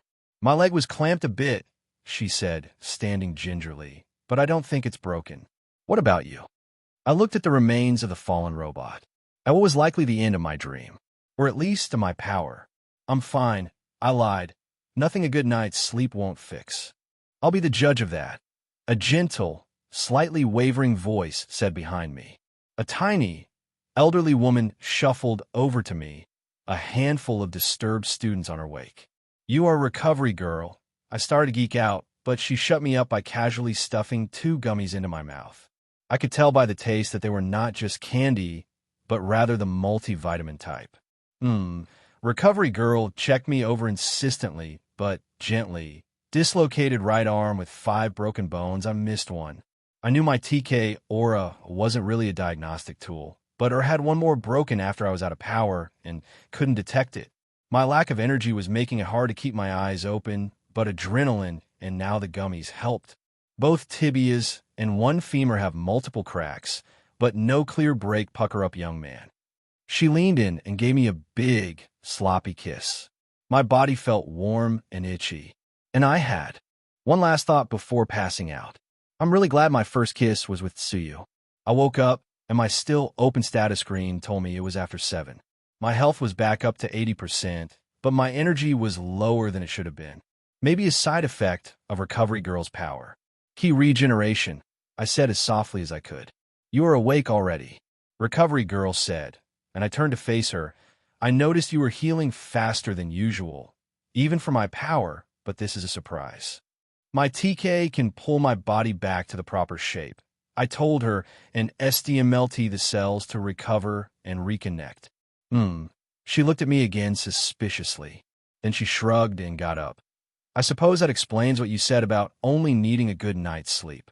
She took out the fur I hadn't even noticed and continued, but you should still make sure to get a good meal as well. Just having vitamins and nutrient drip won't properly replenish what your body needs. I will, I reassured her. Then I suppose you are free to go, she told me. Your friend was here until about a half an hour ago. Then she said she had to leave and that you would know why. She has to help take care of her siblings, I nodded. Not using my right arm, I swung my legs out off the bed. They didn't hurt anymore. My arm, on the other hand, still ached, and I still had the negative status that it was broken. I guess it would need the full night's sleep to get rid of it. As I started to leave, Recovery Girl's voice stopped me. Why did you do it, son? She asked gently. Save the girl, hurt yourself. In retrospect, it seems silly, I admitted. There's no way the school would actually kill an exam participant, right? Except the counter-argument is that with all of those quirks in use, all of that energy and dust, and whatever flying around, they could easily have lost control of the robot. Or the idiot controlling it got too caught up in a moment and didn't notice the girl. Recovery Girl grumbled. Achoo. Principal Nizu sneezed and suddenly felt guilty. He looked across the table at a dejected and brow-beaten present Mike. Thank you again, Hizashi, for taking the heat from Recovery Girl, the rodent said cautiously. Just remember that when it's time to talk raises, boss man, the hero groaned. That could be too, I agreed. All I knew was that in that moment, she was going to die, and I had to do something. I tried to do the math in my head. I could reach her, but couldn't get her out in time. Not without probably tearing her foot off. But you know how if you bump the bottom of a glass, it just slides, but if you bump the top, it tips over. I knew I could do that if I hit the robot in the right spot. I was afraid the head would just come off, so I went for the body. I picked a spot about the center of mass, but not so high that I would lose too much horizontal speed in my jump. Even then, it almost wasn't enough, and I had to push it away with what telekinesis I had left. You sound like him, she noted. Normally I would scold you now, but it seems like you thought it out well. And you have already been penalized for this, my head sank. Thank you for treating me, I told her. Then I left. Time to go home. To tell Mom what had happened. That I had probably failed. I left the nurse's office and went back to the locker room. It was already empty, naturally. I changed slowly, my arm still ginger. I didn't bother to check my phone. I would talk to Mom when I got home and called Suyu then too. I doubt anyone else had called me. When I got home, Mom was waiting. No surprise there. She had certainly been called by Yue and had probably been watching Suyu and I on the party tab too. Are you all right, Izuku honey? She asked gently, but didn't fuss over me. I will be in the morning, I told her. How did you get hurt so badly? She asked a little more anxiously. When the school called and said you were in the nurse's office, unconscious, I checked. You were down quite a bit, but you recovered so fast. That was Recovery Girl's power, I noted, though I think it interacted with my Ki Regen no, Ki healing now in some way because my energy is lower than it should be. And I didn't get hurt. I hurt myself. I told her about the written exams and how easy they were. The rules for the practical. A quick rundown of the highlights leading up to the end. About the girl I owed being in danger. Spending most of my points. Saving her, even though using Ki and psionics together had a nasty backlash. And punching 100 tons of machine, covered by reinforced steel, probably didn't help either, I concluded. After that, Recovery Girl came in. She diagnosed me, which was kind of amazing. Then she used her power, and it knocked me out. It was the right thing to do, Mom told me, saving that girl. If the school doesn't see that, I'll give them a piece of my mind. It's not that simple, Mom. I shook my head. Rules are there for a reason, right? Sometimes they are right, and sometimes they are wrong. And sometimes they seem wrong if you don't know the whole story. But whatever way, if you break them, you have to be ready to deal with the consequences. Like Recovery Girl told me, the judges will decide if there was no other choice, or if there was something else I could have done, or even if the robot just would have missed her. And what will you do if they rule against you? She prompted. It depends. I told her I counted 77 points, which for what I saw was probably enough. But if they take half, I'll only have 38 points. If the cutoff ends up being 35, I'll be fine. If it is 40, then I won't make it. Well, if you really did that well on the written part, she said thoughtfully, then you can still get into the general education course. And then you can work your way back into the hero course. I guess that depends on how losing the gamer works out, I told her. Izuku, what are you talking about? She asked sharply. Didn't I know? I deliberately didn't at first. I remembered, and then I just never really thought of it again. Quests. I scrolled down, then swiveled the screen around so she could see the path of a hero. There were just under 7 days left on the timer. What does that mean? Mom pressed. I don't know. I admitted. Even Analyze won't tell me anything more. At the very least, the loss of the gamer's mind and body, inventory, quests, party. The ability to see my stats and control how my points are spent. For you too. And probably Analyze too. That's always in the windows. Beyond that, if I'm lucky, I might get to keep all the talents and skills I already have. In that case, getting into the hero class would be possible. Maybe even easy. Worst case scenario, I suddenly revert to being what I was 10 months ago. Smart, but not this smart or knowledgeable. Weak, powerless, but I'll still find a way back to the hero course. Oh, honey, Mom pulled me into a hug. Can we eat? I told her softly, I'm really hungry and might as well take advantage of Gamer's body. I left the last 5 words unsaid. While I still have it. After dinner, I fell into bed. Well, cleaned my bed off and then fell into it.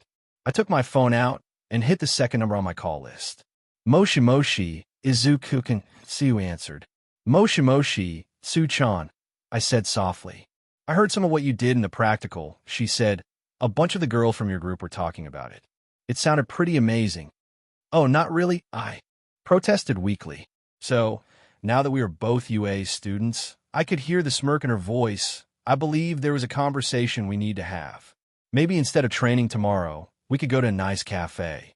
Maybe a movie. Maybe my room. I broke. I had held it in with Mom. But thinking back to what I had told Thu about how hard it would be going back to being the old me, I started to cry. I was joking. So you said quickly but sincerely, I love you as a friend. And you are definitely cute and secretary. but I don't think I'm in love with you. Maybe someday. Soon. But you were right. We need to focus on UA for now. We might have gotten in, but it will get harder from here. I was sobbing harder, but also laughing. That's not it, I told her. In fact, I might have taken you up on that because I might not have a chance later. Izuku. So you sounded worried. I attacked the 0-pointer. I told her what had happened during the practical. How many points did you get to? I asked after I finished. About 60, I think, she answered softly. So 38 could be pretty low. I said, if your 60 is in the top 10, I might be okay. But if it is only top 20 or even top 15, I probably won't make it. What will you do then? She asked. Like I told my mom, I answered, if I still make it into the general studies, I will work as hard as I have to get into the hero course. Without your power, she prompted softly. However, the loss of the game relieves me, I said firmly. Okay, she said, and I'll help however I can.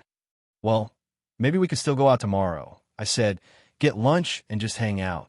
I think I need a break, even if only a short one. And even if she did just dump me, I'd like to spend it with my best friend. That sounds good to me, she said.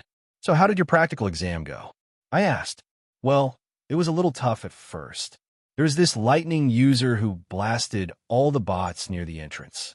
But once I moved further in, I was able to rack up a decent score. Did you see any other interesting quirks? I asked, reaching for my notebook. Hearing her mention an electrokinetic reminded me I should take some notes about what I saw. Well, there was a guy who was all metal. He seemed pretty strong, too. But I guess if I weighed a couple hundred kilos half the time, I'd be pretty strong, too. And another boy who shot a golden, sparkly beam out of his stomach that crushed the robots. What about you? I saw the girl present Mike called out. I said she had 3 swords flying around her, cutting up the robots. And that guy who called me out. He was really fast. I think he might be related to Ingenium. We talked for a few more hours and then planned where we would meet for lunch. So now what? So you asked as we left the pizza place. We had met up at the agreed restaurant after her Saturday classes. I was wearing jeans and a button-up shirt. And when Tsuyu had arrived, she was wearing a blue sundress and a lightweight, pale yellow jacket. She had taken the time to change before meeting me, and she looked very good. I was thinking something fun for a while, I told her, and then we could go back to my place and find a pencil, or maybe something a bit more challenging and clear the dungeon. Are you sure about that? She countered gently. Yes, I said firmly. I'm going to get as strong as I can this week, either to get ready for the hero course, or for the other. Okay, she smiled slightly. So what did you mean by something fun? Well, movies are probably out, I said. Did you have any ideas? What about the arcade? She decided after considering it for a moment. I haven't been to the arcade since, I trailed off. I hadn't been there since Kakin and his cronies made it their main after-school hangout, back at the end of elementary school. Part of me still was nervous about it, but then I had to ask myself why. Well, it's been too long, I decided, let's go. She nodded. It was only a short walk to the arcade. But as we arrived, an unfortunately familiar group was leaving, and Long Fingers and his gang looked particularly annoyed. His face brightened sadistically when he saw me. That Sparky Beach might have ruined our day, he said to his minions, but it looks like we can still have some fun. Ain't that right, little Deku? We just want to go in, I told him flatly. What's that? Oh, look, boys, Deku's got a little girlfriend. He looked over me at Tsuyu, who did not protest the label he placed on her. They moved to surround us. I glanced at Tsuyu, and then we slipped by them like they weren't even there. Before we could get inside, Long Fingers grabbed Tsuyu's arm. Come on, sweetie, he crooned. You can do better than this quirkless nerd. Even if that were remotely true, she croaked angrily, you wouldn't even begin to qualify as better than Izuku. His fingers grew and tightened. Listen, Beach, I'm giving you a chance because you got a smoking body and can probably do some interesting things with those big hands. But with that ugly face, you won't do much better than my uppercut pass within a millimeter of his face. I like to think the force of the punch was at least part of what made him teeter back and fall on his butt. More likely, it was just a combination of fear and surprise. He looked up at me in growing anger, but then his eyes suddenly widened in fear. You can say what you like to me, I told him coldly. In 3 weeks, I'll be in UA, and you will go wherever you're going to school if you're staying in school, and I will never have to see or think about you again. But you insult see you again, and you will wish you hadn't. He gathered himself up, scowling. I thought he might try to attack me. His cronies also tensed. Then the lights in the front of the arcade flickered. I heard the crackling of electric sparks. We all turned to look, and the bullies blanched. There was a girl standing in the arcade's entrance. She was about my height, maybe a hair shorter. She had short brown hair, brown eyes, and pretty, somewhat refined features. She had a slender build and was wearing a pair of green Dockers, a black t-shirt with 3 hearts just under the collar, and a brown ball cap. And she was flipping a token across her fingers, static jumping off with each rotation. You'll pay for this on Monday. You can, Deku. Longfingers shouted as the 3 of them ran off. Stupid jerks, the electrokinetic frowned. Oh, you were from the practical exam, so you realized that Burabiri girl. The girl flinched and glared at Sue. Don't call me that, Froggy. Fine, if you don't call me Froggy, you said it's Froppy. Sue, I looked at her, confused. That's my hero name, she told me. I've had it since grade school. And why did that guy keep calling you Deku? That's not your name. The Burabiri girl prompted, a bit confused. No, I smiled sadly. For a long time it seemed like I was powerless, so my friend used to call me Deku. Because like the wooden doll, he said I wasn't worth much and couldn't do anything of my own. Doesn't sound like a very good friend, the brunette said sharply. Was that Katsuki-san? So you asked softly. I nodded. Okay, the other girl asked. Then what is your name? Isn't it common courtesy to introduce yourself first? So you countered before I could say anything. The brunette grimaced, but nodded. I'm Misaka Makoto, she said, and then looked at Tsu expectantly. I'm Aju Itsu, but I guess you can call me Tsuyu. I'm Midoriya Izuku. Wait, I held up my hand, staring at her in disbelief. You turned down the recommendation. Yup, Misaka-san confirmed, and then took a draw off her juice. After silently confirming it with Tsu, we had spent the last few hours hanging out with the slender girl. It might have been not a date, but I wasn't stupid. Hanging out with another girl without getting Tsu's buy-in was a surefire way to turn it from not a date to never going to be a date. And I wasn't looking to close that door. Fortunately, Tsu had been almost as curious as I was. Even as we played various games, we discussed the entrance exam. Misaka-san was a bit amazed when she heard I was the idiot who attacked the 0-pointer, affirming Tsu's statement that I was a source of gossip amongst the female participants. And maybe the male ones, too, since I'd been unconscious while they were changing and leaving. Then Misaka-san dropped her own bombshell. Why? I pressed. Do you know how many of the top heroines came from Tokuwadai? She asked with a scowl. 22 of the top 50 here in Japan, I answered easily, and 42 of the top 100 worldwide. The brunette blinked in surprise, and Tsuyu chuckled. Right, Misaka-san finally confirmed, then added in a mock, authoritative voice. And for the past 25 years, Tokuwadai's top student has been granted a recommendation to UA. Then she stopped and returned to her regular tone. That's been basically their selling point while I was going there. But let's see if you know this, Midoriya-san. How many of those 42 top heroines were from the recommendations?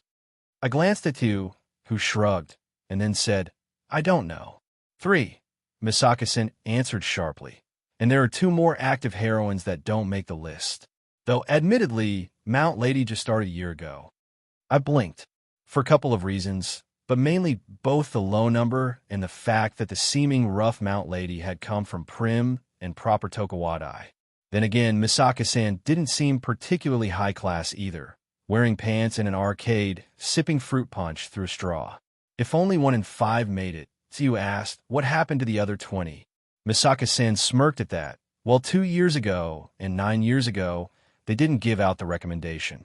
And of course, the one from last year is getting ready to start her 2nd year, and the one from 3 years ago just graduated. 4 others made it, but 1 was killed in action, and the 3 oldest have retired. But the last 12, almost half of the total, 7 failed, flunked out, were expelled, or transferred into the general studies or support classes. And the last 5 quit and got married within a year of graduating. Something about the way she said that last part caught my attention. Quirk marriages. I hissed softly. Of course not. she said. There is no way that Tokuwadai would be sending its best and brightest off to be Broodmares. But her flat, sarcastic tone said she didn't believe her own denial. Anyway, Misaka-sen shook out her shoulders. With odds like that, is it a shock I decided I'd rather try the normal entrance exam? I guess not, Tsuyu nodded. Besides, the brunette said pointedly, I didn't want some cakewalk. I wanted to prove that I really deserved to be at UA. Tsu and I exchanged knowing looks. Then I sombered and asked the question I had been dreading. How many points do you think you got, Misaka-san? She started to grin. Then she looked at me and realized why I was asking. I'm not exactly sure, she said gently. My first shot blew them away before I could get count. But I think at least 90. I sighed, my likely 38 points looking even smaller. We got back to my place and stopped outside the door. Even though we were still planning to train until Tsu had to pick up her siblings, there was something I wanted to say. Well, say might not be right. I had a lot of fun today, I told her. Izuku. I brought my hand up to gently cup her face. I moved in slowly, hoping my intentions were clear and she had time to stop me. The kiss was short, but really nice. I know. I panicked almost as soon as I pulled back. You said you want to go slow like I did, and weren't sure how you felt. And I agree and feel the same. But this just felt right, she agreed softly. Then in her normal voice, told me, well, I guess something like this might not be too bad every once in a while. I got home from school the next Friday, my heart hammering harder with each step. The three of us have been working really hard, clearing full pack of pens, plus my mom's favorite frying pan. It hadn't been enough for any of us to level up, but we had all grown stronger. My mom almost looked as fit as midnight. When I entered our apartment, Mom was waiting. She was holding a letter with UA's seal on it. I took it from her. Izuku. Honey, do you want me to be with you when you open it? No, Mom. I told her unsteadily. I want to do it alone. I went into my room and closed the door. Quests. I looked at the 2 open quests. I had just over 2 hours until the path of a hero ran out. Part of me was tempted to let it, to see what would happen, maybe find out that way. I slit open the envelope and pulled out a single sheet of paper. Midoriya Izuku-san, the results of your UA entrance exams are as follows. Written exam, 92. 4% overall practical exam. 36 points. We regret to inform you that the cutoff point for the hero course was 43 points. Due to your excellent grade on the written exam, we are pleased to offer you a position in the general education course. With your displayed abilities, it is entirely possible you will be able to convert to the hero course at a later date. Sincerely, Principal Nizu and the rest of the UA staff. I turned to look, and the 2 quests were both flashing large red failed signs. The screen cracked. It flaked away. I began panting in fear and despair. After less than a second, it was gone. I felt pain. My muscles shrinking. My tendons tightening. My brain felt too full, like it was leaking. I looked at my monitor and saw my reflection. Small. Weak. I bolted upright in bed, throwing my top sheet into the wall. I grabbed my chest, trying to slow my anxious heart. I looked at my alarm. 3:27. Almost 2 hours before I would have normally gotten up. The nightmare shook me and confused me. How could my dreamscape replace my mom with Midnight of all heroes? But I would find out today. Just a day of class, and then I went to get a glass of water before I try to fall back asleep. I didn't think I would rest easy. Are you sure you want us both here? My mom, my real, normal-looking mom asked. Definitely, I said. Then I looked away from the envelope at Tsu. Are you sure you wouldn't rather go look at your own acceptance letter? I asked her. No. Izuku. Mom looked at me. Don't you want to spend your remaining points? No. I said, there is a better chance than not that it would be a waste, and it would feel like I am giving up. I get that, Tsu agreed. Okay, Mom nodded. I ripped open the envelope. Unlike my dream, there wasn't just a letter. Instead, a small disc popped out and fell to the table. After it stopped moving, it lit up. Greetings. I am here as a hologram. All Might appeared above the projector, and we all blinked. Wait, All Might. I try not to wig out. This is from UA, isn't it? Are you surprised? The recording asked. You see, I didn't just come here to fight villains. No, I'm the newest teacher at UA, and as the newest teacher, it falls to me to record these results messages. Virtual All Might picked up a sheet of paper. Participant 2233, Midoriya Izuku, he read. Then his dark eyes brightened. Aha, that young man well for your results. On the written exams, you scored a stellar 98. 3% overall, the second highest score on the written test. That alone guarantees you a spot at UA. The only question is which course you will be in. On the practical exam, you scored 77 villain points, the third best score of the test, and under normal circumstances, it would be more than enough to earn you a place in the hero course. All Might look down almost sadly. Mom and Sue grabbed my arms, except that you deliberately attacked the 0-point obstacle and did a very impressive job of it. I'm not sure I could have done as well when I was your rambling. No, I'm not. Wait, I have how many of these things to do? The symbol of peace looked a bit embarrassed and continued. You were warned that attacking the obstacle robot would cost you half of your points. That should put you at 38 points. And the 36th place finisher scored 40 points. Their grips became almost painful. Unlike my dream, I had been too afraid to have my screen up. But that qualifier had me holding on to it like a life preserver. I think there is something else you need to see, the projection said. Then the image changed. Not that I want to give up my position, Pipe Guy was saying to Cementas, but if I could give him a few of my points and still pass. Such heroics should not be overlooked. The scene shifted again. Backslash after he took a 2-pointer from me. Slash the silent girl signed, though they had added subtitles. Not that I needed them. I had been watching signing videos while doing physical training. Backslash, but then he brought me 2 3-pointers instead. So it would only be fair for you to give him those 4 points. Slash and again. Look, the guy saved me. The tape guy told a teacher I didn't recognize. There has to be something you can do. And then I saw Present Mike.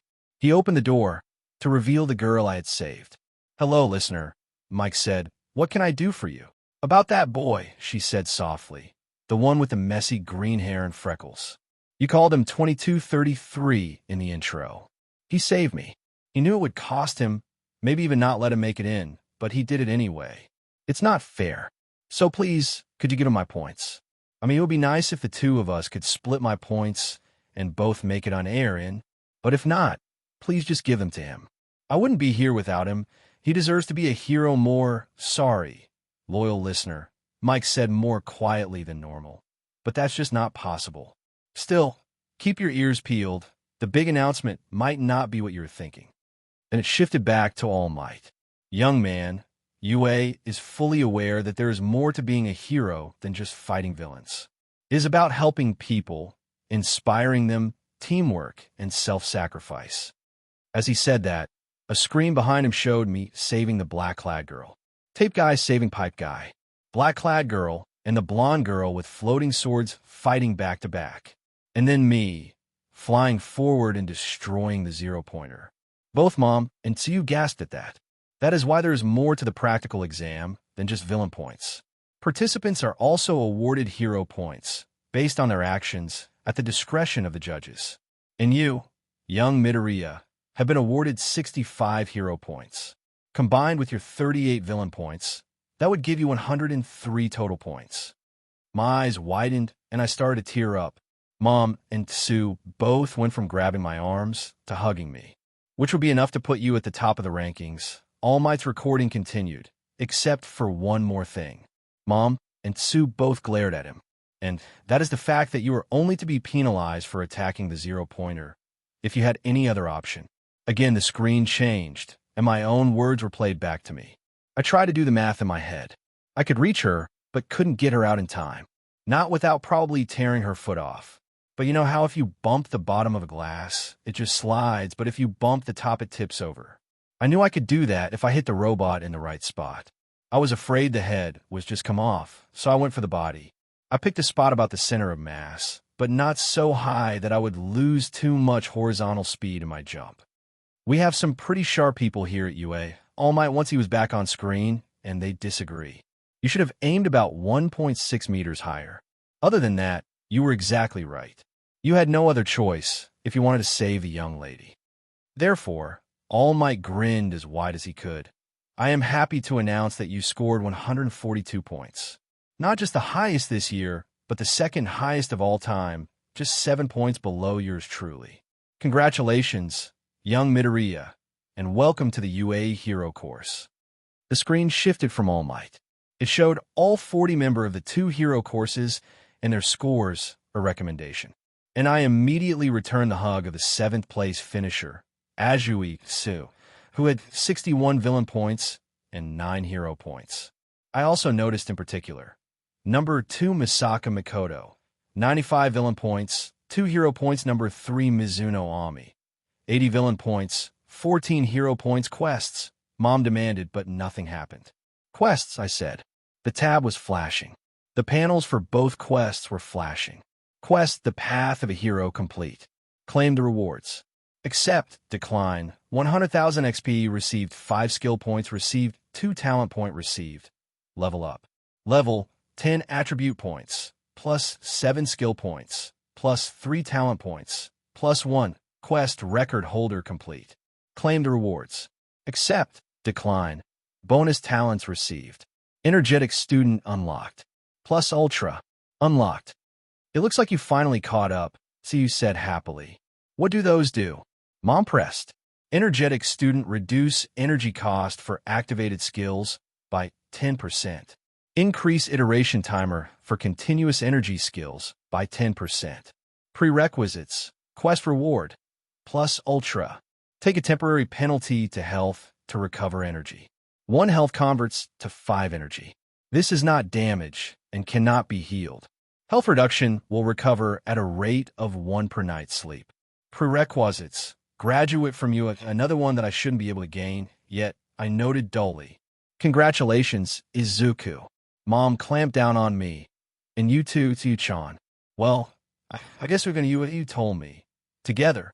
Yes, I nodded, crying openly. My hero playthrough, oh make.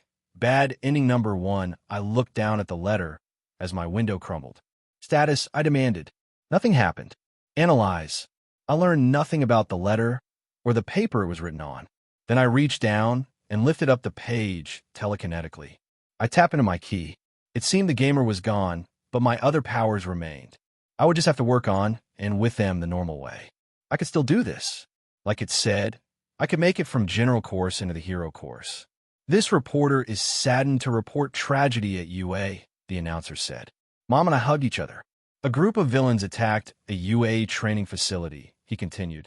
In ensuing battle, pro heroes and UA teachers All Might and Eraserhead were killed, as were 5 students. 7 other students were taken to the hospital with serious injuries. I shut off the TV and pulled out my phone. I called Sue. It went straight to voicemail. It had taken me 3 months. 3 months of breaking the law, of insane training. But now I was here. Tamura Shigaraki, I growled. I have finally found you. I will make you pay. Another little NPC, the BSDRD, grimaced, here to bring me to justice for All Might. No, I shot back. I'm here for Azuitsu, my best friend.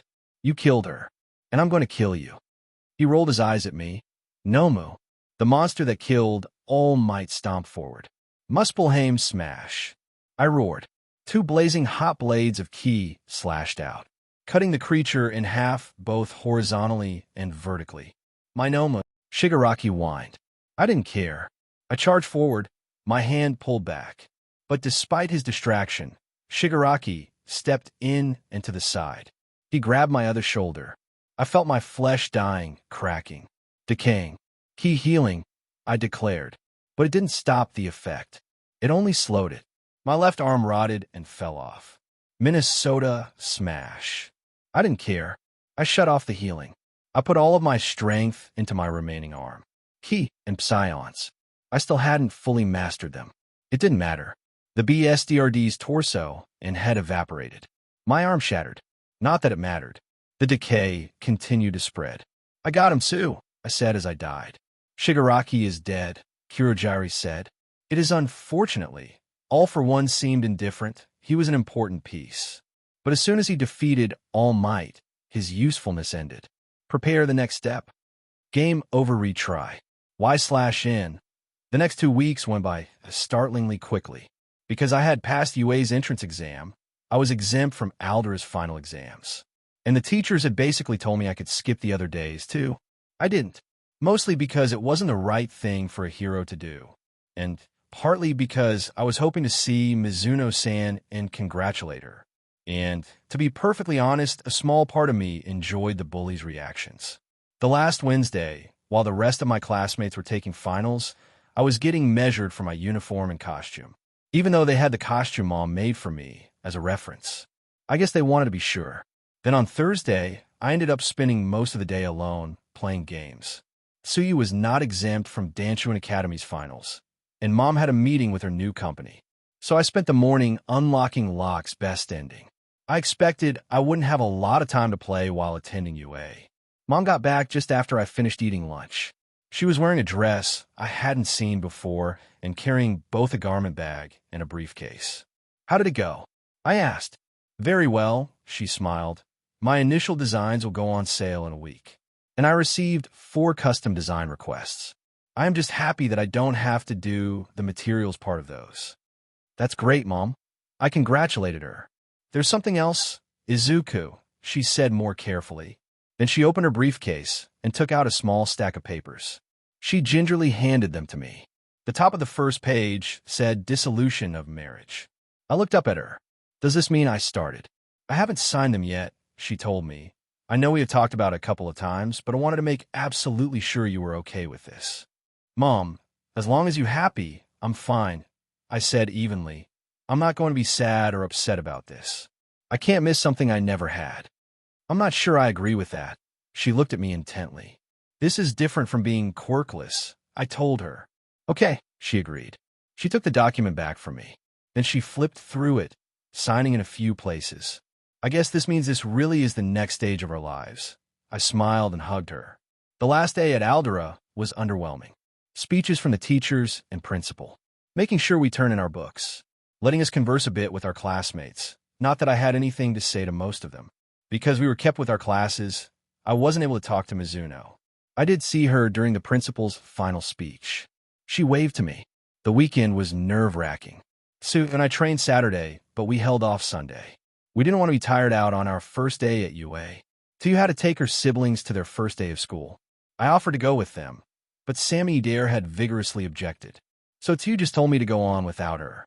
Class 1A. That was the class Tsu and I were assigned to. The door was huge, and when I opened it, I found I was not the first to arrive. It made sense that pipe guy was already there. Even at my fastest, he was faster. And I wasn't even using my powers at the moment. As for the other 2, maybe they lived close. Or maybe they lived far away and had to take a train that arrived early. Or maybe they were just really nervous. I shook my head to quit my silent mumbling. Leaned back in that chair like that. Pipe guy was berating a guy with spiky red hair. The other boy was seated at one of the desks, but has his chair tilted back on 2 of its legs. "It is disrespectful to the institution," the taller boy kept lecturing. "And what would happen if that chair broke? Are you planning to damage UA property on your first day?" You obvious weren't in the same written exam room as I was. The third person in the room, a slender girl with boyish purple hair and really long earlobes, laughed at Pipe Guy. That's nothing compared to what Present Mike was doing to his chair. Besides, the redhead countered, these chairs were made to hold people both larger and heavier than All Might. Little old me isn't going to do squat to them. Pipe Guy coughed. Then he noticed me. "Ah, you," he motored over to me. "You were the one who attacked the 0-pointer. Apparently you did make it in." "Wait, he's the guy." The girl looked at me in surprise. "I know they said wild green hair, but aren't you a little short to be taking out that monster?" Nevertheless, he did so, Pipe Guy confirmed. "Well, since we will now be classmates, I suppose I should introduce myself. I am Ida Tenya, from Somei Junior High School." "Somei, huh?" The girl smirked. That explained a lot. "Ida, like Ida Tensei." I began mumbling. I thought he might be related to Ingenium, but I guess this confirms it. "Yes." Ida-san smiled somewhat wistfully. "Is my brother." "Wow, that's amazing," I continued. "Ingenium is so amazing. Oh, I am Midoriya Izuku." I just barely managed to rein myself in. "Whoa, you are." the redhead exclaimed. You attacked the 0-pointer, and you finished in first place. How many points did you earn? Just what they showed, I said sheepishly.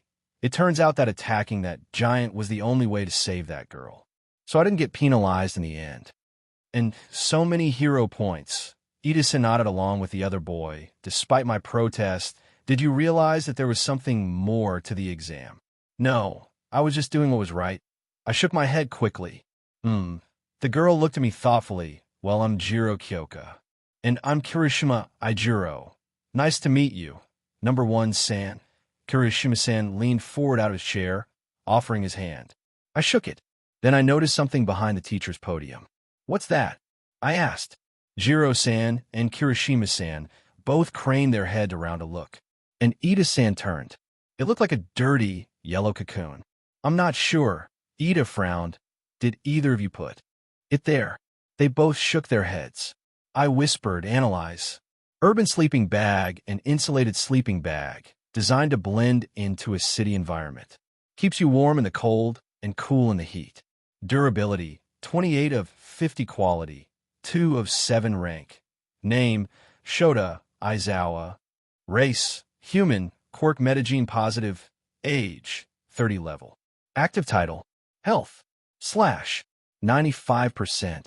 Stamina, / 42%. Science, / 37%. Conditions, asleep. It looks like a sleeping bag, I told them. Indeed it does, Ida-san noted. I wonder if someone left it there, Kirishima suggested, jumping out of his chair. He walked over. We probably shouldn't touch that, I said quickly. It probably belongs to one of the teachers, and they might not like us messing with it. Good call, he agreed. And Jiro-san gave me a curious look. I sat down at my assigned desk and started thinking. I've never seen anything like that on Analyze before. I considered, does his quirk block it? Or maybe it's like some online games, where you can't scan something if it is too much higher level than you. Skills, I whispered, Analyze. I had never used Analyze on Analyze before. I hadn't seen a need, and frankly it was a bit meta. But now the extended explanation confirmed it would provide limited data on anyone more than 10 levels higher than me, unless I acquired that information another way. Not that anyone would be able to tell me their level or health, unless they were in my party, which is probably what the description meant. It also confirmed there might be things that could partially or fully block Analyze, but also that only applied to the real world. Anything in dungeons was fair game. What are you doing? A familiar voice whispered in my ear. Only Gamer's Mind kept me from jumping. Good morning, I said normally, then added softly. There's someone in that sleeping bag. I analyzed it to see what it was, and got the person inside, too. I'm guessing a staff member, maybe even our homeroom teacher. But Analyze was partially blocked, which hasn't happened before. So I wanted to see if I could find out why. And what did it? Sue started to ask, but was cut off. Ew. Angry and familiar voice growled, accompanied by the door slamming, and then stomped over to us. As much as someone could stomp on this kind of reinforced floor, when she weighed maybe 53 kilograms soaking wet. Good morning, Misaka-san, I said carefully. Did I do something wrong? You had me worried that you might not make it in, she said harshly. All that talk about penalties and the lowest scores. You made me think the first halfway decent guy I've met in years might not even make it. Was it all an act? Did you already think you took the top spot? Sue regarded the other woman warily. I knew her well enough to see the muscles in her legs tensing, in case she had to jump between Misaka and me. I just sighed and smiled sadly. No, that was all true, Misaka-san. I told her I didn't know any more about the hero points than you did. And Recovery Girl made it sound like I would be penalized as I said that. The door slid open again, and a full 6 of my new classmates walked in, including 2 I recognized. And the hologram from the school, did you all get those too? I'm guessing. I continued as both of the newcomers I knew gravitated over to the 3 of us. Misaka-sen nodded, as did a tall guy with a mask and 6 arms. Well, in the hologram, All Might told me that I only had 38 points and should have failed, I remembered, and only then did he tell me about the hero points, and that I had made it. And after that, he explained that the judges confirmed my calculations, and that I didn't have any other option, so I wasn't getting penalized. Calculations. Mizuno-san asked as she reached us, sounding very interested. Hello, Mizuno-san. I smile happily at her. And congratulations on making it in. Thank you, she said, blushing slightly. You too, Mizuno-san. Tsuyu tilted her head and brought her finger to her lips. Do you mean that Mizuno-san? Yes, I agreed. Mizuno-san, this is Mizuno Ami, a fellow graduate of Alder Junior High, and probably the smartest person in our grade level without a genius-type quirk.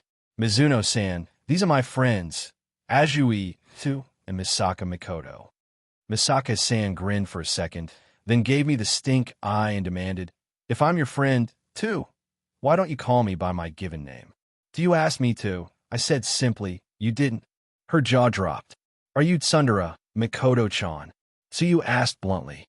If you don't mind, Mizuno-san said, you could call me by my given name, too, isn't sure, Ami-chan. Mikoto-chan. Behind them, the mute girl, looking slightly uncomfortable, started to sign something when she was cut off. It's you. Yet another feminine voice, this one slightly familiar, exclaimed. Though this one was happy. The girl I had saved rushed over to my desk. You did make it. She sounded overjoyed and a bit relieved.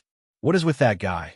A female uniform floating in midair asked, amused. Only then did I realize a quarter of the class had congregated around my desk, and they were all very attractive and female. All right, a deep voice prevented me from responding. It looks like you're all here. I noticed a few more people had entered, and quick check of key detection confirmed 21 people were in the room. And determined to prevent me from sleeping, the sleeping bag unzipped from the inside. A slender, rough-looking man scrunched out and staggered to his feet.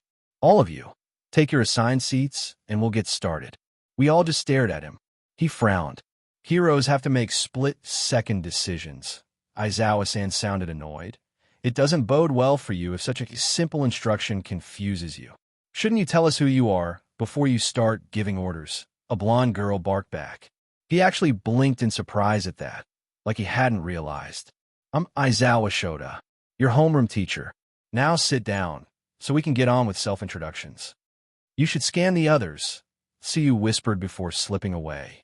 I was already in my spot, and it only took the others a few seconds to get situated.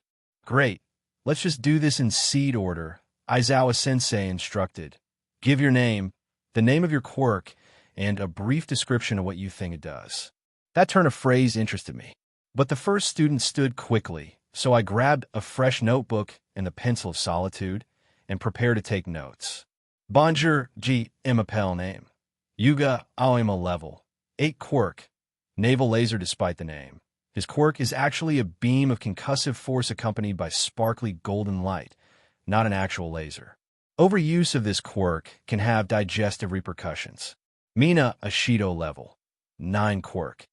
Acid, she can create acids from her skin, strong or weak, slippery or sticky. She is somewhat resistant to acids, but stronger ones or long exposure can still burn her. Tsuyu Azui level. 10 quirk. Frog does whatever a frog can. Any frog, actually. See hero note number 15. Tinya Ito level. 11 quirk. Engine has orange juice-powered engines in his lower legs, partly organic and partly mechanical. Can run very fast and kick very hard. Ochako Uraraka level. 8 quirk.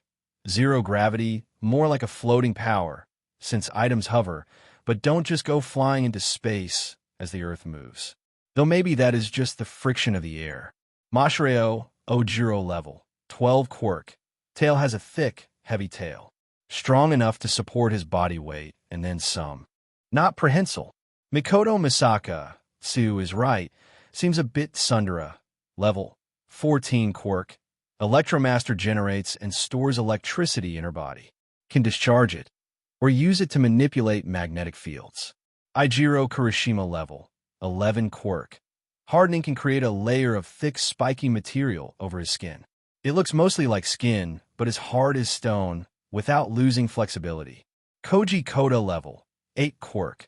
Ani voice can talk to and control animals. Doesn't seem to like talking. Rock-like appearance is not related to his quirk. Doesn't seem to like talking. Ami Mizuno level. 9 quirk. Ice water can control water and ice. Can control them better the closer to freezing they are, can control a larger volume and with greater precision. Mizo Shoji level, 12 quirk. Dupli Arms has 6 tentacle-like arms that can morph into other parts of the human body, hands, eyes, mouths, etc. Uses them to speak for some reason. Hyoka Jiro level, 10 quirk. Earphone jack. Her earlobes are waist length and end in headphone jacks. They work in traditional electronics, but she can also hear and transmit sonic vibrations through them. Hanta Zero level, 10 quirk.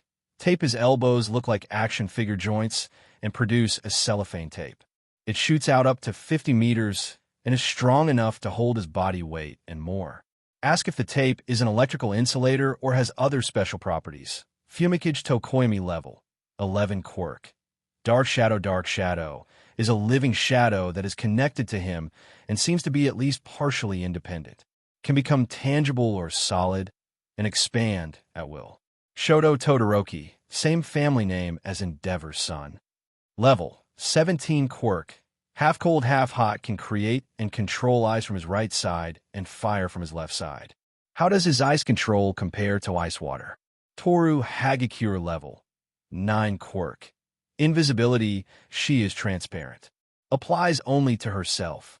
She can't turn it off. Midoriya Penryu, blonde hair and slight English accent. Said to call her Emo-chan. Level, 12 quirk. Caliber Z can bond with 3 swords. After bonded, she can sheath them, extra-dimensional, intangible, and control them with a range of about 4 meters. This control strengthens the swords and prevents other quirks like telekinesis or magnetism from controlling them. I left my notebook open and stood up, but I kept my pencil. My name is Midoriya Izuku, I announced. My power is tactile telekinesis. I can telekinetically manipulate things I am touching. I held up my right hand, pinky out. The pencil of solitude hung from it like a stalactite. Then it moved up the outside of the joint and stood on my nail like a stalagmite. Then it kept going and began to circle my finger like a propeller. Mostly, I use it on myself. I continued, catching the pencil, to increase my strength and speed and to protect myself from attacks. Nice to meet you all. Please take care of me. The mute girl, who was seated next to me, stood up. Analyze told me she was level 13, along with the other data. She started to write on a pad. I can interpret if you like. I offered. / are you sure? / she signed. Yes, I said, signing as I spoke. I was embarrassed by how rusty I was at the exam, so I've been brushing up. My fingers must have matched my words, because she looked relieved and thanked me. My name is Cassandra Kane, I said for her. Cassandra is my given name. My quirk is called Silent Grace. It is a hybrid of my parents' quirks.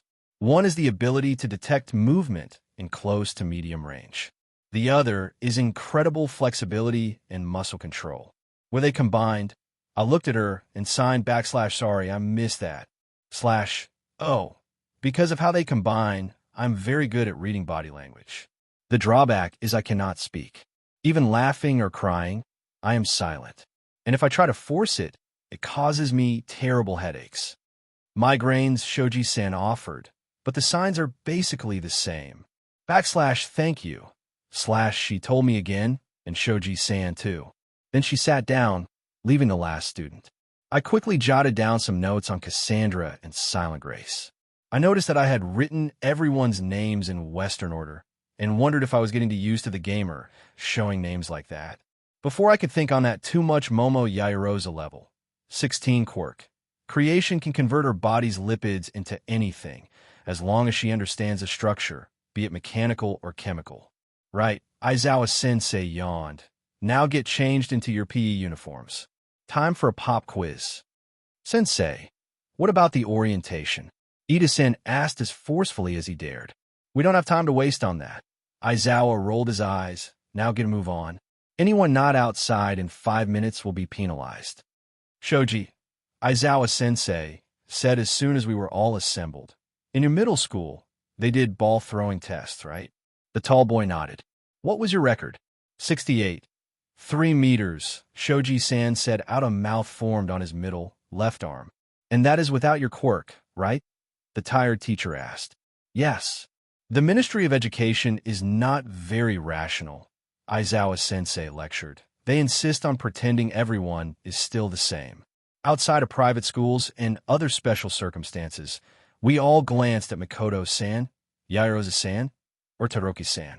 Not only do you not learn how to use your quirks, you're actively discouraged from doing so. That ends now. He picked up a softball and tossed it to Shoji-san. Try throwing it with your quirk, Aizawa-sensei told him.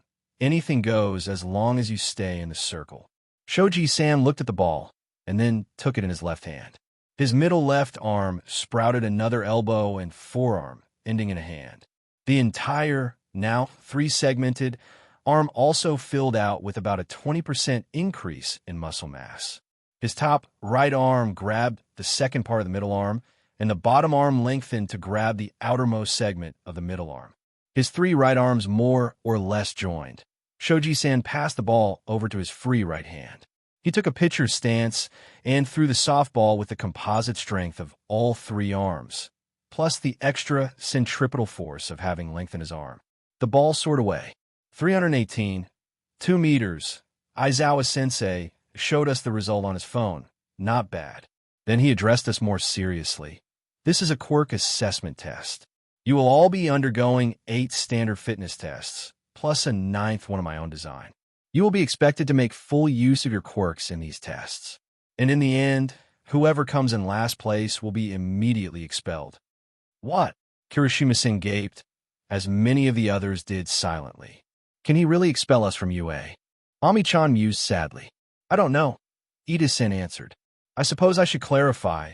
Aizawa brightened slightly, since it seems one of you is capable of rational thought. It is true, I can't kick you out of UA. I can kick you out of the hero course. From there, it is up to the principal and the other teachers if they can find a spot for you in support or general. But that's your problem, not mine. He went back to scowling and glaring. You are not here to have fun or make friends. This is the best hero course in Asia, if not the whole world, for a reason. If you can't control your powers, if your quirks aren't up to par, you will get yourselves killed. Or worse, get others killed. So you're going to show me that you belong here. Can we at least know what the tests are?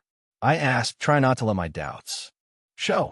50-meter dash, standing long jump, endurance run, ball throw, ball catch, Aizawa-sensei answered. Then we go inside for repeated side steps, sit-ups, pull-ups, and grip strength. Ball catch. More than one of my classmates echoed. He ignored us. The dash went about like you might expect.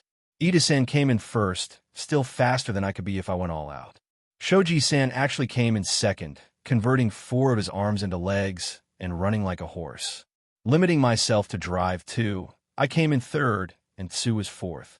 There were a few interesting showings, like Aoyama-san, who jumped up and used his power to jet almost 30 meters, faster than even Ida-san.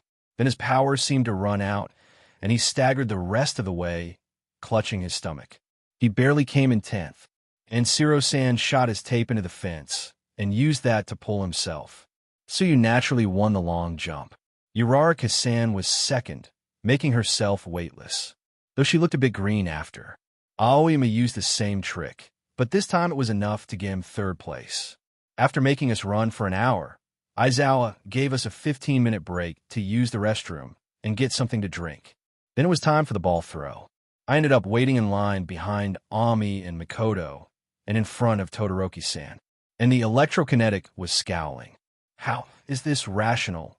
She hissed softly at me. These tests obviously favor people with a physical mutation or personal enhancement quirks.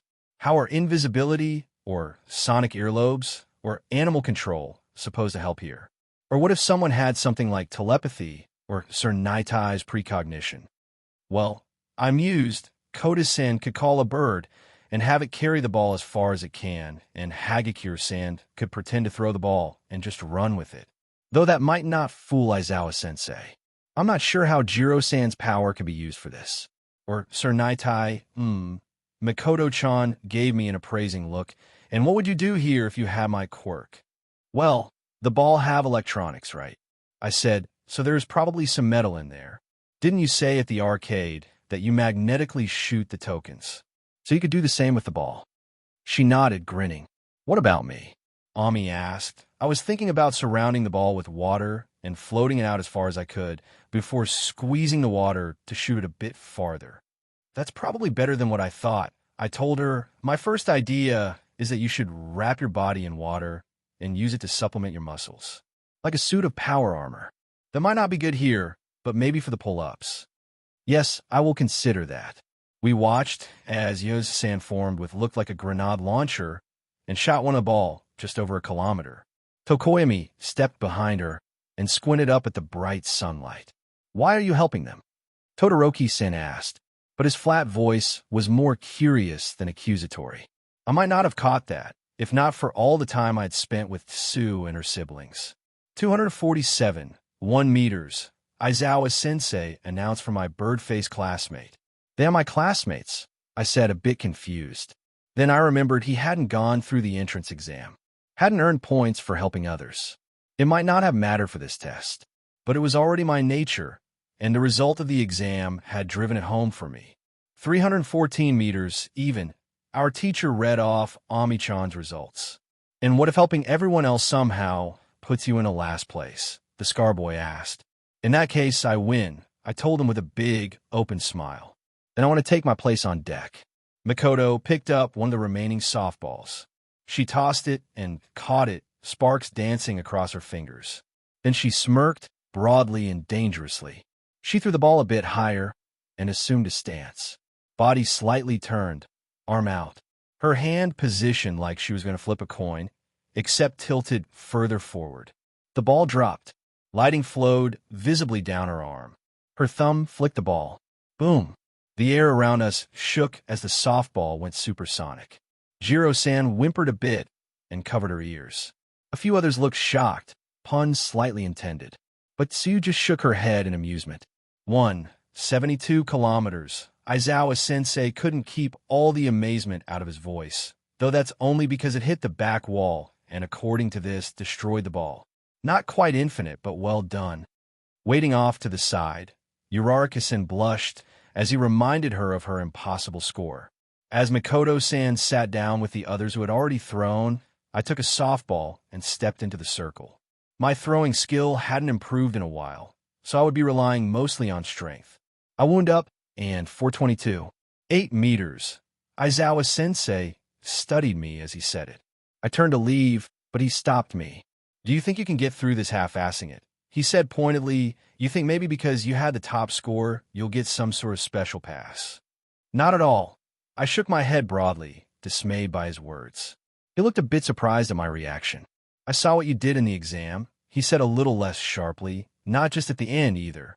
Why are you holding back? I'm not really holding back, I explained sheepishly, more pacing myself. I mean, my power is kind of like a water tank with a spigot. You can open a little to fill up a glass, or a lot to fill up a wading pool. But the amount of water it holds doesn't change, and once you run out, you can't get any more until you refill it. The entrance exam was only 10 minutes. We already had to run an hour, and still have 5 more tests to go. So that last attack against the 0-pointer, that was like opening up this spigot all the way, Sensei asked. No, that's more of a special case where I bashed the spigot off with a sledgehammer. I said, looking at my right arm, sure, you get the water out really fast, but in the end, the tank is still broken until you fix it. He considered that fine, go sit down. I was still thinking about his first question. Did I think I could get through this? I had placed in the top 5 for the first 3 events, and was currently 4th for this one. The way he said it, it was confirming my suspicions. I sat down next to Tu and began to whisper softly. I tried to use my TK to direct my words to her ears, but I wasn't sure how well it was working. Still, she nodded when I finished. I caught Kane-san's eye, and then signed 3 quick questions to her. Her eyes widened for a moment. Then she signed back an affirmative. Shoji-san also noticed and signed his longing to help. After the last throw was measured, Aizawa-sensei had us line up again for the next test in front of what he called a modified tennis ball launcher. Said modified tennis ball launcher looked more like a Gatling grenade launcher. The support course put this together, he told us with a gleam in his eye. It fires 2 balls per shot, 30 times per minute. Each shot is anywhere from 120 to 150 kilometers per hour. Each of you gets 90 seconds to catch as many balls as you can, hopefully without getting knocked unconscious. So who's first? How about now? I stated, my voice soft but carrying. So Kane-san, Shoji-san, and I all charged Aizawa-sensei. We each took a slightly different course, not knowing his quirk. A moment later, Mikoto joined in, despite not knowing the plan. I went straight in and high, hoping to keep his attention on me. I believed I could still take a hit better than anyone in the class, except Kirishima-san. Shoji-san came in waist height from the right, and Tsuyu at knee level from his left. Cassandra, meanwhile, was sneaking in silently from behind. Mikoto-san chose to follow me, her hand crackling. Aizawa-sensei confirmed that he was a pro by reacting immediately. He glared at me, and then frowned deeply. He grabbed his scarf. It snapped out at me like a WHB. Just before it reached me, it stopped and twisted in on itself. Nice metal weave in there, Mikoto-san commented. Sensei turned his gaze on her. The sparks on Mikoto-chan stopped, and his scarf fell limp. He aimed it at me again, still looking at the electrokinetic. I caught the unusual weapon on my arm, wrapped it around my wrist, and used it to pull myself closer. As I grabbed his arms and pinned them, Tsuyu's tongue snagged his legs, pulling him down to his knees.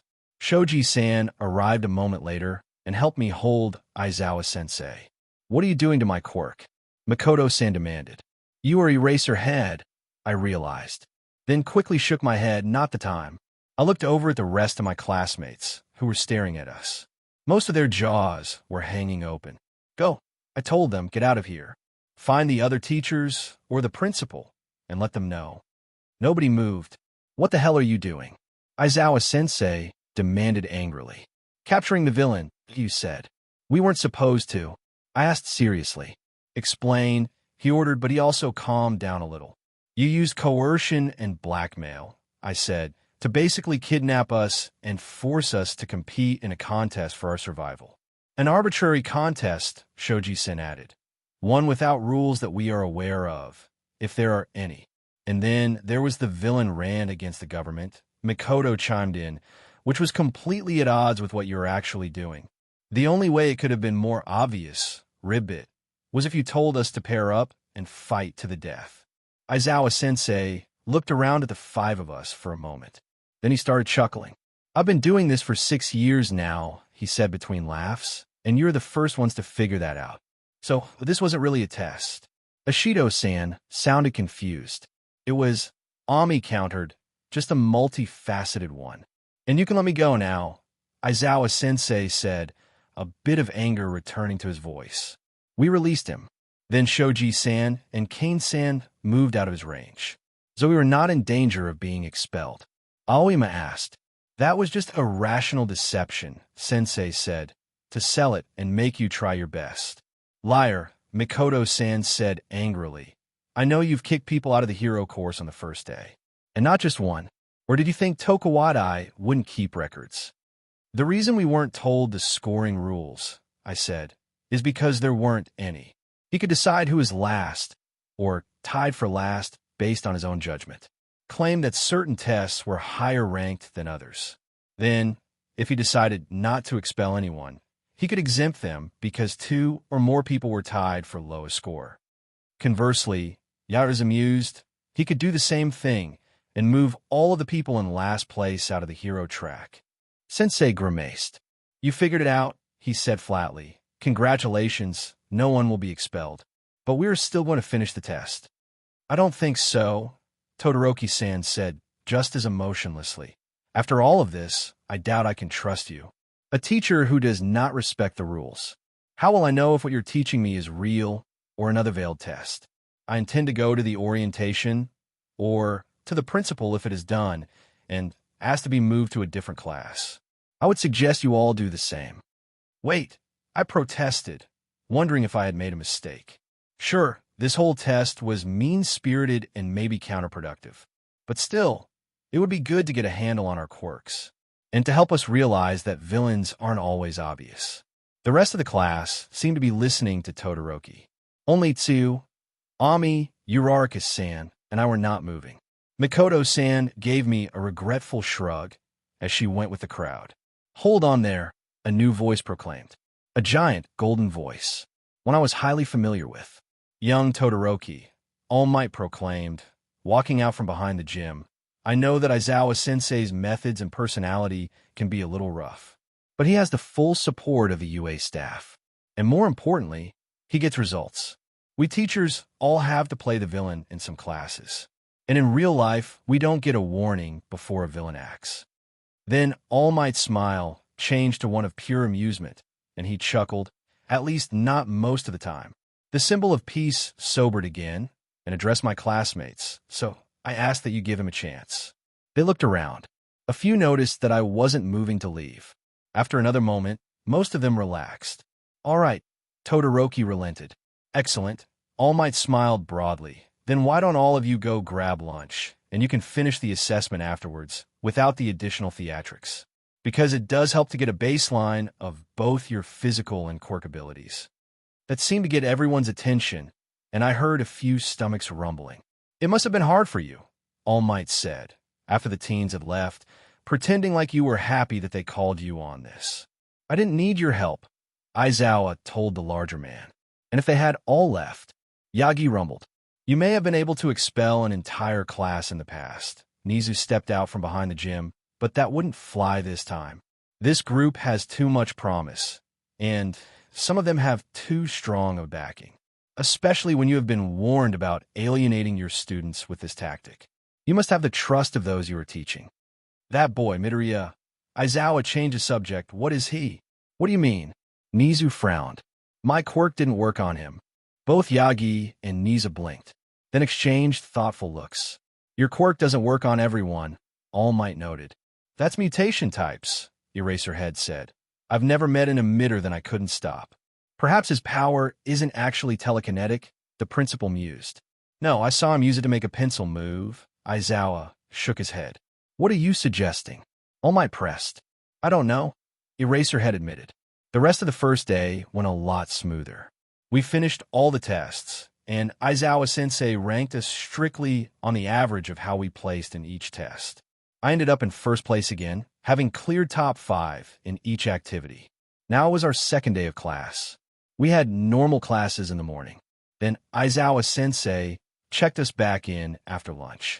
After verifying we were back, he hurried out, presumably to get to his next class. And moments later, I am here, entering the room like a hero, All Might exclaimed, as he proceeded to do the exact opposite of what he was saying. Well, he'd enter the room, I guess, but shouting it while sliding in an eagle pose I admired All Might to no end, but it didn't actually seem heroic. Whatever, it was All Might. In his Silver Age costume, he was here to teach us. I tightly buttoned down my nerve to mumble, or even to squee. Good afternoon, my students, he declared. This is the first day of your hero fundamentals class. I was planning on plunging right in with urban battle training, but I was told it may be too soon for that. Plus, a few of your costumes are not yet ready. They were sent to some hot new designer for redesigns. And most importantly, 3 of the urban training arenas are still being repaired after the entrance exam practicals. He looked at Ami-san and Mikoto-san when he said that, and other for being used by your upperclassmen. Therefore, I would like you all to change into your PE uniforms and meet me on the football pitch. You all made it here quickly. All Might smiled broadly. It looks like Aizawa's tactics did you some good after all. Todoroki and Mikoto both flinched.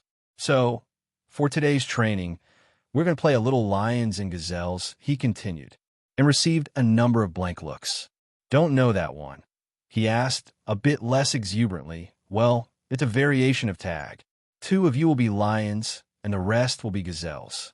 Lions have 5 minutes to tag as many gazelles as they can, and gazelles try not to get tagged.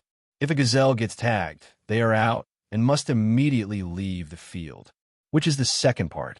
You're limited to the football pitch. If you leave it, you are disqualified. If a gazelle leaves it to try to escape a lion, they are considered tagged. He paused as if for questions, but continued before I could ask. Each gazelle is worth 1 point, he explained. If a gazelle manages to avoid both lions for the full 5 minutes, they get the point. Otherwise, the lion who tags them gets the point. This is training, he said a bit more sternly. Lions, you are the heroes trying to capture the villainous gazelles. Gazelles, you are heroes trying to dodge the villainous lions who are trying to kill you. You may all use your quirks and whatever other skills you may possess.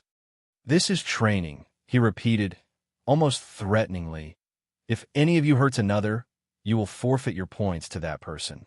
And while I'm not going to make silly or empty threats, points here will be counted toward your grades. Are we ready? I quickly put my hand up. Yes, young Midoriya. All Might knew my name. All Might recognized me on sight. No, not the time to geek out. All Might Sensei, I said, what do you mean by tag? What do I mean by tag? He parroted uncertainly. Well, like Shoji-san, he can have up to 6 hands and can even grow extra arm segments to increase his reach. But any of his hands are valid for a tag, right? Yes, that is correct, All Might nodded. But does it have to be hands? Iida-san's legs are faster than his hands. Would a foot tap count as a tag? Or Itsu's tongue? It's prehensile. And Tokoyami-san's dark shadow has hands. What if Ami-chan makes giant water hands?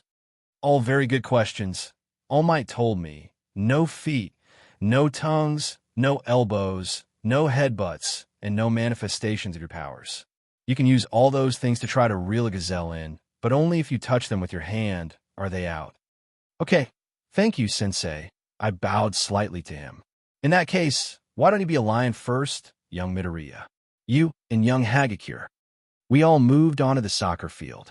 Everyone else formed a ring around us. Not too close to us, but not close to the edge, either. Then, Hagakure started to unzip her uniform. What are you doing? I stammered as I was suddenly shown under her shirt. It was nothing, of course. Just the backside of said shirt, slightly shadowed. She wasn't even wearing underwear to show the shape of her body. But it was the principle of the thing.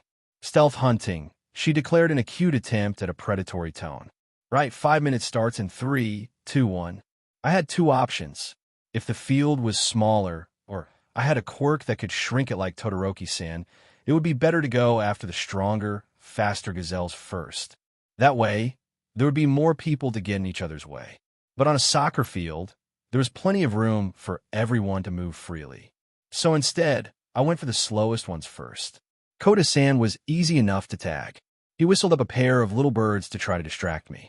But they were not used to getting close to humans, so I was able to slip past them and tap his arm. Tag! Hagakure-san's voice rang out, and Todoroki-san stumbled forward. He sighed and headed for the edge of the arena. I had turned towards Shiro-san.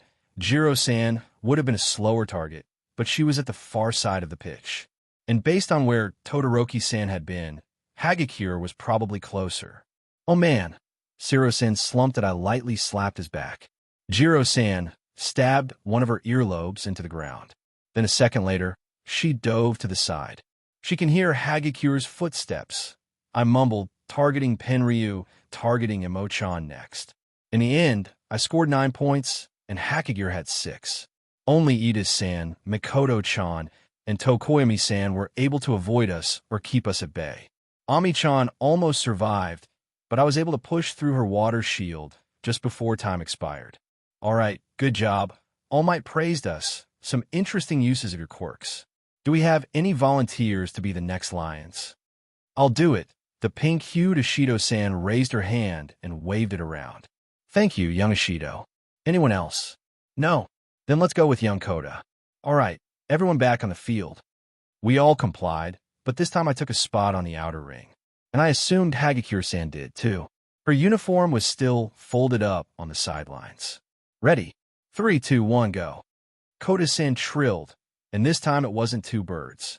It was at least 24 and 3 different species. They descended on Ida-san, flapping in his face, swarming around his legs, and tugging at his shirt. It was enough to slow him down, and the rock-faced boy looked elated as he tagged the speedster. While I was seemingly distracted, Ishido-san slid towards me on a noxious-smelling gel. This is for last time. She reached out for me. Instead, I slipped around her and grabbed the back of her uniform jacket. I lifted her up, carried her quickly to the edge of the pitch, and dropped her outside. Lion Ishido is out of bounds. All Might sounded gobsmacked. What? She complained how. It only counts as a tag if you touch me with your hands, I reminded her, and we're supposed to do everything we can to avoid you. It seems like taking you out is the safest and simplest way. The rest of the class rounded on Kodasin, some of their expressions downright bestial. That was a miscalculation, All Might noticed. The whole match was over in 30 seconds. Okay, All Might Sensei announced. We will complete the matches under this set of rules, to be fair. But obviously, this was not the intended result, and next time the rules will be different. As we wrapped up and began to head inside, I couldn't help myself. Analyze. Name. All Might, race, human. Age. Level. Active title. The symbol of peace health. / 80%. Stamina. / 76%. Conditions. Systemic organ damage, lethal exotic matter toxicity. Mandatory quest alert, save the symbol of peace, prevent the death of All Might. Rewards, talent. Talent. Talent. Talent. Failure penalties. The end of peace and stability time limit. 118 days. Accept. I stopped dead in my tracks, gaping. What should I do? I mumbled, I can't just go in there and say, All Might Sensei. I know you are dying and I want to help. Can I? How would I explain that I know? I could tell him about the gamer, but would he believe me? Would I get kicked out for lying? I mean, I do have tactile TK, so I technically didn't lie. And the rules don't say that you have to have a quirk to attend UA. And at All Might, he wouldn't turn me over to a lab for study or something. Except the manual did say that I should limit who knows. It made it sound like if too many people know, it could be bad for me. But I can't just do nothing. Even if I didn't have that quest with that ominous-sounding penalty, I'd still want to help him. But how can I help him? I don't know enough about his ailments, what caused them or who knows, or how they've tried to treat them. Key healing might help, but psychic healing is more likely to do it. Or maybe there is some other way to help him. Like add him to my party, help him level up and increase endurance, and hope All Might can get a regeneration-type talent. Or go into his reflective dungeon and try to power him up that way. Except we've never done a person's dungeon before, so we don't know what it would be like or what kind of benefits you get. And what would All Might's dungeon be like? Or more importantly, could we even survive it? All Might is at least level 20, probably a lot higher than that. Consider Mom hit level 20 not too long ago. After school let out, I told Sue I needed to talk to All Might. I'm guessing you want to apologize for derailing his class, she prompted. I should do that too.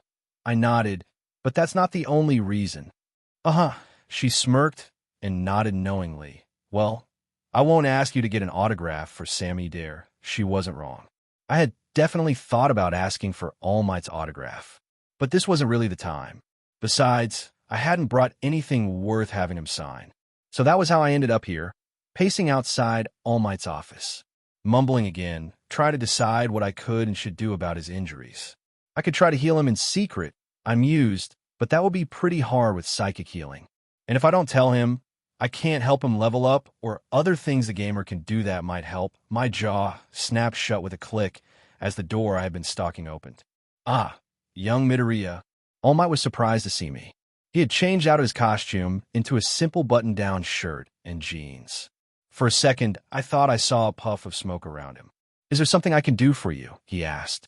Yes, All Might Sensei, I said immediately. Well, no, actually, more the opposite. Why don't you come inside? He frowned at me.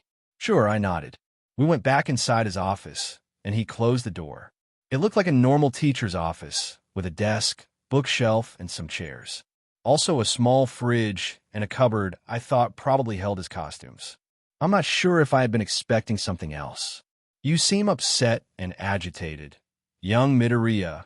He gestured to one of the chairs, and then sat behind his desk. Can you tell me what's troubling you? I hope so, I said. Maybe. I trust you to keep a secret, All Might Sensei. What kind of secret? He asked cautiously. It's nothing bad or illegal, I said confidently.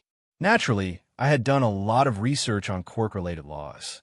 But it is something that could be bad if it got out. I added, like say for example, I knew Best Genius' address because I walk his cat. And there was an emergency, and I needed you to drive me there. There's nothing wrong with me knowing that or anything. But if it leaked, it could cause trouble for Genius and his neighbors. Something like that. I cannot properly promise without knowing this secret. All Might Sensei told me. But if it truly is innocuous, I will not betray your trust. If it does turn out to be against the law, or even against school rules, then I cannot say for certain that I will not act on what you tell me. But rest assured, I have more than a little experience with keeping confidences. Okay, I said softly. Water? He asked, pulling two out of the fridge. Without waiting for my answer, he set the second one down within my reach. Then he took a gulp of his own. I waited until he had swallowed. Party invite, All Might, I instructed. What the? All Might exclaimed in English, jumping back from the screen. In the process, he snapped the legs on his chair and ending up standing. His fist also closed around the bottle, crushing it. The water squirted up to the ceiling, then began to drip back onto the desk. At least I had avoided a spit take. What is this? All Might seemed to force himself to calm down. A hologram quirk. I took the towel out of my inventory and began to mop up the desk. It's not a quirk, All Might Sensei, I said as I laid out the cloth to catch any further drops. Please, just hit accept. He looked somewhat dubious at the screen, at the towel, and at me. But after a few tense moments, he did. Then he looked at his finger, probably surprised by the light, haptic tingle of the mostly intangible window. Now, say status. I promise I won't look. I turned away. Status, All Might echoed. Then I heard a crash as he bumped into the bookcase. How do you know all of this? Do you work for... I don't know what you were seeing, All Might Sensei. I told him, I know the format of the page and a few common bits of information like your active title. But unless I looked, I wouldn't know the rest. And if you're thinking this is a trick, I think I can prove it isn't. Beyond the fact you can pick up the towel if you want. Maybe clean up the ceiling, since I can't reach. I heard him follow my suggestion, including a grunt when he successfully touched the towel. Thanks for this, I guess, he rumbled, handing it back to me. I put it back into storage. So what is this idea? He asked a bit more openly. You could go over to the skills tab and buy a new skill. I said status. I called up my own screen and slid it around to him without looking. You can buy one that I don't have, I suggested. That way it can't be coming from me. And what would that prove? All Might asked me kindly. You could be hiding your skills. You could be able to control my choice. But if I could influence you, I frowned, couldn't I just make you trust me? Perhaps, All Might rumbled thoughtfully. And if this was just an illusion, I said, why would I do all of this? Go with something so big and unbelievable. I could just fake cutting and healing my finger. Why would you do that? Young Midoriya, he asked, confused. Because, right, I haven't told you why I want to talk to you, yet I remembered, is it okay if I turn back around now? Before I say, yes, how do I close this window? He asked sheepishly, even though I'm trying to trust you for now, that only goes so far. I understand. I told him, so click any of the corners or say close status or whichever tab you're on now. You could also go to the party tab and leave the party. Then you wouldn't have access to the windows for yourself or be able to see mine. I see. All Might mumbled thoughtfully. Then he said, all right, young Midoriya, just what did bring you here? I turned to face him, gripped the legs of my pants tightly. Outside, after class, I said softly, worried and a bit embarrassed, I used Analyze on you. I try to just randomly use it on people, but you're my biggest hero, and I was just so curious. It didn't tell me much, probably because your level is a lot higher than mine. But I could see your status ailments. Systemic organ failure and lethal exotic matter toxicity. All Might Sensei, you are dying. And well, I was hoping I might be able to help. I was interrupted by a sharp knock on the door. It wasn't a loud pounding, yet there was something insistent about it. All Might reached under his desk and hit a button. Come in, he said as the door opened a crack. Kainsen pushed the door open and stepped inside. I'm sorry to interrupt, she signed. She said she's sorry, I told All Might. I know, he smiled slightly. I can sign, both in American and Japanese. You can, you can, it would not do for the symbol of peace to be unable to talk to those he is trying to help, he said grandly.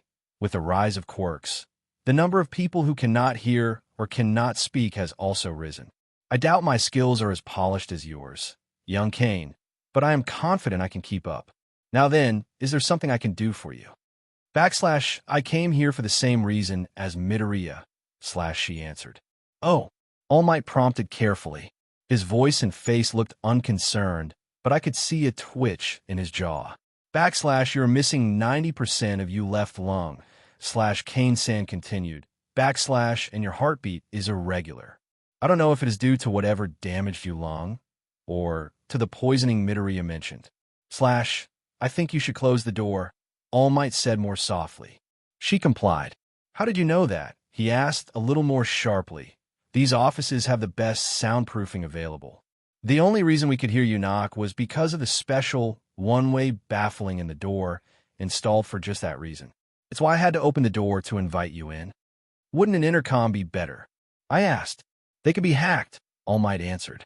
Then he sighed. There are some in the support class who would consider it a challenge. Anyway, my question, young Kane. I noticed your injuries earlier during class, she explained. My quirk isn't strong enough to feel the BLD moving through your body, but it can feel your heart pump and your lungs breath. That's how I knew your lung was missing and heartbeat was off. I came here to tell you I knew, and to tell you my secret in exchange, if you didn't already know it. But when I got here, Midoriya was already here, and I couldn't stop myself from eavesdropping. But not really eavesdropping, I countered thoughtfully. You didn't hear what we were saying. You detected the movement of our mouths and read our lips. Didn't you, Kane-san? I turned towards All Might, so she couldn't see me, and mouthed the last question silently. Yes. I should have expected that, All Might said ruefully, from the daughter of Orphan. I considered that. Then my eyes widened. Wait, that Orphan. I rounded on Kane-san, the vigilante. The assassin who only kills villains and criminals who manage to escape justice. That's your father. Wait, Orphan-san is famous as being impossible to surprise. That's your quirk, or at least the movement detection half. She nodded, a slight smile playing across her lips. Well intuited, young Midoriya. All Might sounded impressed, and maybe a little proud. Correct, David Kane possesses a quirk he calls Forgotten Silence. The ability to detect movement makes him very difficult to sneak up on, so he suggests his opponents not try. Hence the name of the quirk? I nodded. And Kane-san, you kept the silence part. So why did the daughter of a vigilante come here? All Might asked neutrally. I would have thought you would have followed in his footsteps. I wanted to, at first, she agreed. And he trained me to be like him. But he was too kind, his heart wasn't in it. When I was 8, I begged him to let me come with him on a job. And when he did, at first I felt vindicated. The man was some. I could feel the way he looked down on people, used them, and discarded them when it suited him. But when Dad shot him, pain, terror, and then nothing. I knew then I couldn't do it. No matter how deplorable the target might be, I couldn't kill them. Her body shook, and I realized she was silently laughing. But it was not a happy laugh. When I told my father, he was relieved, she explained. He tried to hide it, but I could read him better than anyone. We talked and decided I would be a hero instead. We doubled down on my training, but focused on the non-lethal side of combat. And you chose UA. I asked. It is the best hero school. She signed. And when Dad found out All Might was going to be teaching here, that settled it, since All Might owes Dad his life. Is that how he remembers it? All Might chuckled. As I recall it, he interfered with my fight, provided a minor, unasked for assist, and I paid him back by not dragging him in, since I had my hands full with the villains I had captured. Kane-san nodded again. So both of you could sense my injury in your own way. All Might looked at us. Young Kane wanted to tell me her secret to even the score. And young Midoriya, you think you can heal me? Maybe, I said as confidently as I could. I told him more about my power. Invited Cassandra so she could see it. Then I told him my ideas for help All Might. My 2 potential forms of healing and their respective limits. Or at least their limits as I understood them. The option of strengthening All Might, either by leveling him up or by clearing his reflective dungeon. And trying to get him a regeneration talent, or maybe even exotic matter resistance, if there is such a skill. And do you believe any of this will work? All Might asked. It didn't sound like he was doubting me, just asking for an honest assessment. It has to, I answered with a hint of desperation. If it doesn't, you will die in the early part of summer break. And the world can't lose the symbol of peace. /sensei, can I ask how this happened? It was a fight, of course. He sounded almost nostalgic. About 5 years ago now. 5 years, I pondered in toxicity. Was it the fight you had with Toxic Chainsaw? Good memory, young Midoriya. All Might barked, BLD lightly flecking the corner of his mouth. But no, that punk never laid a sawtooth on me.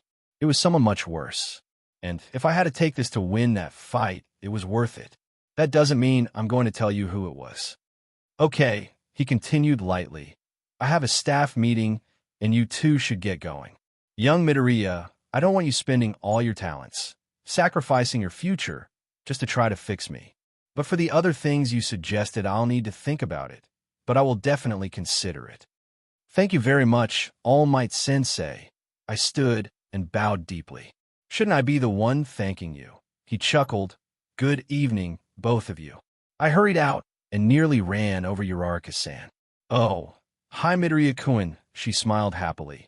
Were you talking to All Might Sensei? Oh, I frowned. I went to apologize for disrupting today's less, but we got too caught up and I forgot. It's probably okay, she comforted me. I'm sure he knows it wasn't on purpose. And it did spice things up. Plus, it's why I went to Aizawa-sensei. Oh, what did you want to talk about? I asked. I was just thinking how quickly things are going after our first 2 days. She lost a bit of cheer, and so I was wondering if it would be possible to form some sort of study group, to work out together and practice with our quirks. In fact, it would be really awesome if you could join, considering all the good advice you had yesterday. If you could put a group together, I smiled at her. Let me know when, and I will try to make time for it. Izuku. Oh, and you're there too, Ochako-chan. Hi, Tsu. I waved as we approached her. I just got done talking to All Might and ran into Uraraka-san. I was talking to Aizawa-sensei about a study group. The brunette explained again. We talked about her idea until we split up at the station. /sensei/Cassandra signed after Izuku had left. /I know you have your doubts about both of us. She continued. But for what it is worth, as far as I can tell, Midoriya-san was being completely honest with you. And I knew yesterday that he wasn't being completely upfront about his power. Thank you, young Kane, he told her. Unfortunately, he mumbled once he was sure she was out of range. That doesn't help as much as either of us would like. So what do we know? Aizawa asked his colleagues. They were seated around a long table, looking at a picture of Midoriya Izuku, as well as the information the school had collected. All Might was back in his true form, looking dangerously thin. The boy is clean, Ectoplasm said. A second cousin he has never met who sells bootleg movies. 2 of his former classmates are the children of villains, one reformed and the other estranged.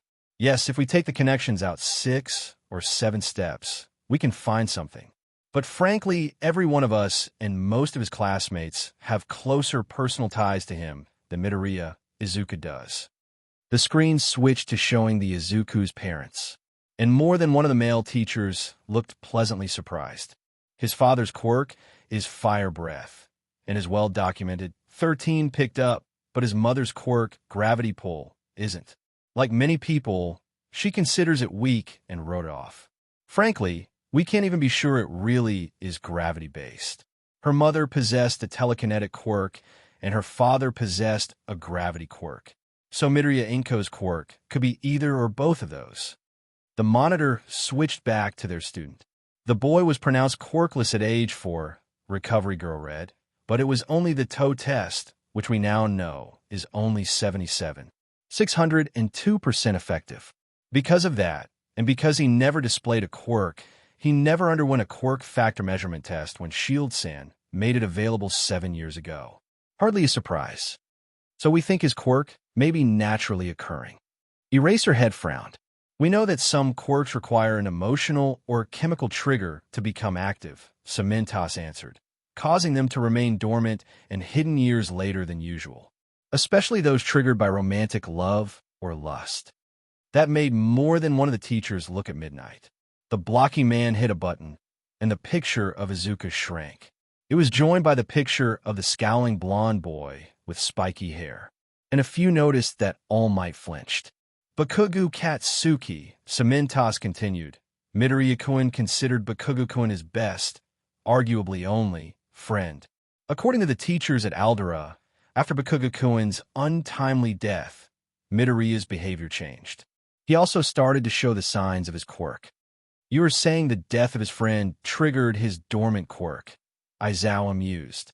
It may be simpler than that, Nizu said brightly, and they all turned to look at him. Bakugo possessed a powerful explosion quirk, the mouse-like principal said, and a personality to match. Aggressive, arrogant, short-tempered, and prone to violence.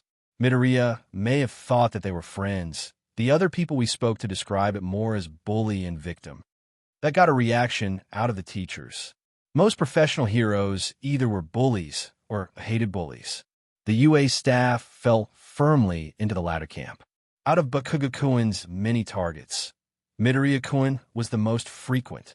Despite that, our student never received any major injuries. The teachers at Aldera thought Bakugo might have been holding back out of his own longing to be a hero. I propose a simpler answer. He said his power pulls him back together, Recovery Girl remembered, and that he can use it to defend, Aizawa added thoughtfully. You think he was hiding his quirk? Midnight asked Nizu. Consciously, or even subconsciously, the principal nodded. Midoriya was protecting himself but not displaying his power to avoid antagonizing his friend. But once Bakugo was removed from the equation, that makes sense, Aizawa said darkly. But how do you explain his immunity to my power? Maybe he just wasn't using his quirk at the time, Midnight said. He is in magnificent shape, and you yourself said he was holding back to preserve his limited resources.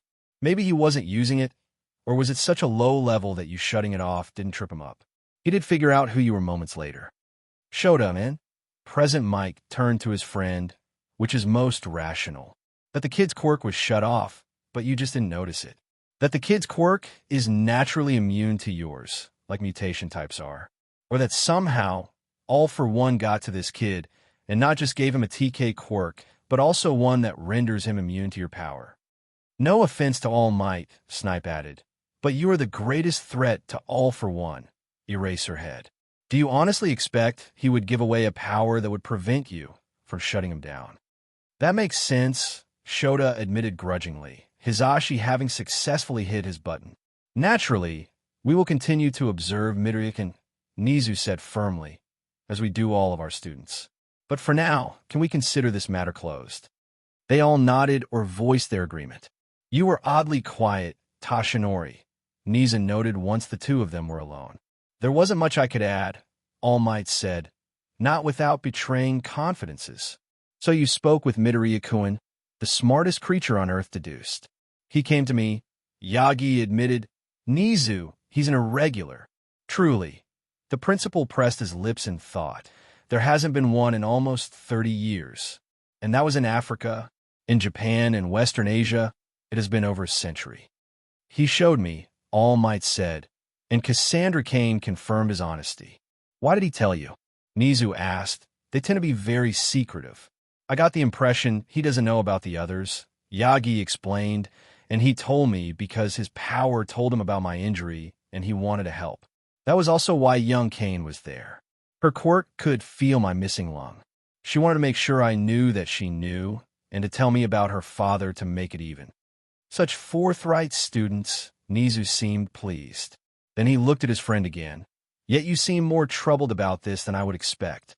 Yeah, All Might agreed. I guess I feel a little guilty that I didn't show them this. He gestured at his skeletal body. More than that, Izuku's offer to help it made me feel more hopeful than I have in the last 3 years. Like I might be able to beat this and keep being a hero. But what if it doesn't work? And then there is the fact I would be taking advantage of one of my students. He did offer, Nizu reminded him. And since you haven't elaborated on his powers or offer, I cannot be sure. But I would expect this would help him improve his powers as well as give you a chance to teach him. Are you going to report this? Nizu then asked more somberly.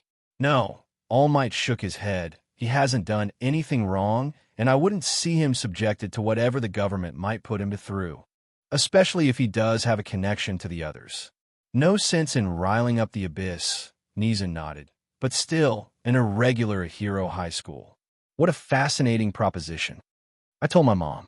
She had noticed All Might and Kane-san briefly joining the party, though I would have told her anyway. I also told her about the quest. She was happy about my longing to help, and seemed worried about All Might. After dinner, my phone rang. "It's from UA," I said, as Mom muted the TV. "Moshi Moshi, Midoriya Izuku," I said after hitting answer. "I am here," the voice on the other end boomed, "talking to you on the phone." "All Might," I said in shock. What can I do for you?" "I was thinking about your offer today," he said. "Would you be available after class tomorrow? And presumably your mother as well, given she is in your party." Our Wednesday Hero Fundamentals course was classroom-based, not practical, so I hadn't been expecting to see All Might until Thursday. "Of course I am," I said immediately, "and I'll ask her." "Mom," I turned to her, "All Might would like to see us tomorrow. About my offer to help. Are you free?" "I can be," she said evenly. "We'll be there," I told him. "Excellent," he said. "And would it be okay for me to ask young Azui and young Kane as well? They're the only ones who know about your ability, right?" "Yes, sure." "Then I will see you tomorrow, after classes in my office." Thank you for joining us on this journey through What If Deku Had Gamer Powers? We hope you found it as captivating as we did. A big thank you to Xavon Wrentaile for creating such an engaging story. Don't forget to visit their profile on fanfiction.net for more fantastic works. The link is in the description below. If you enjoyed this video, please give it a thumbs up, share it with your friends, and subscribe to Zenin Fanfics for more intriguing explorations into fanfiction and fantasy. Your support helps us create more content like this, and we love hearing your thoughts and suggestions in the comment section. See you soon in the next video.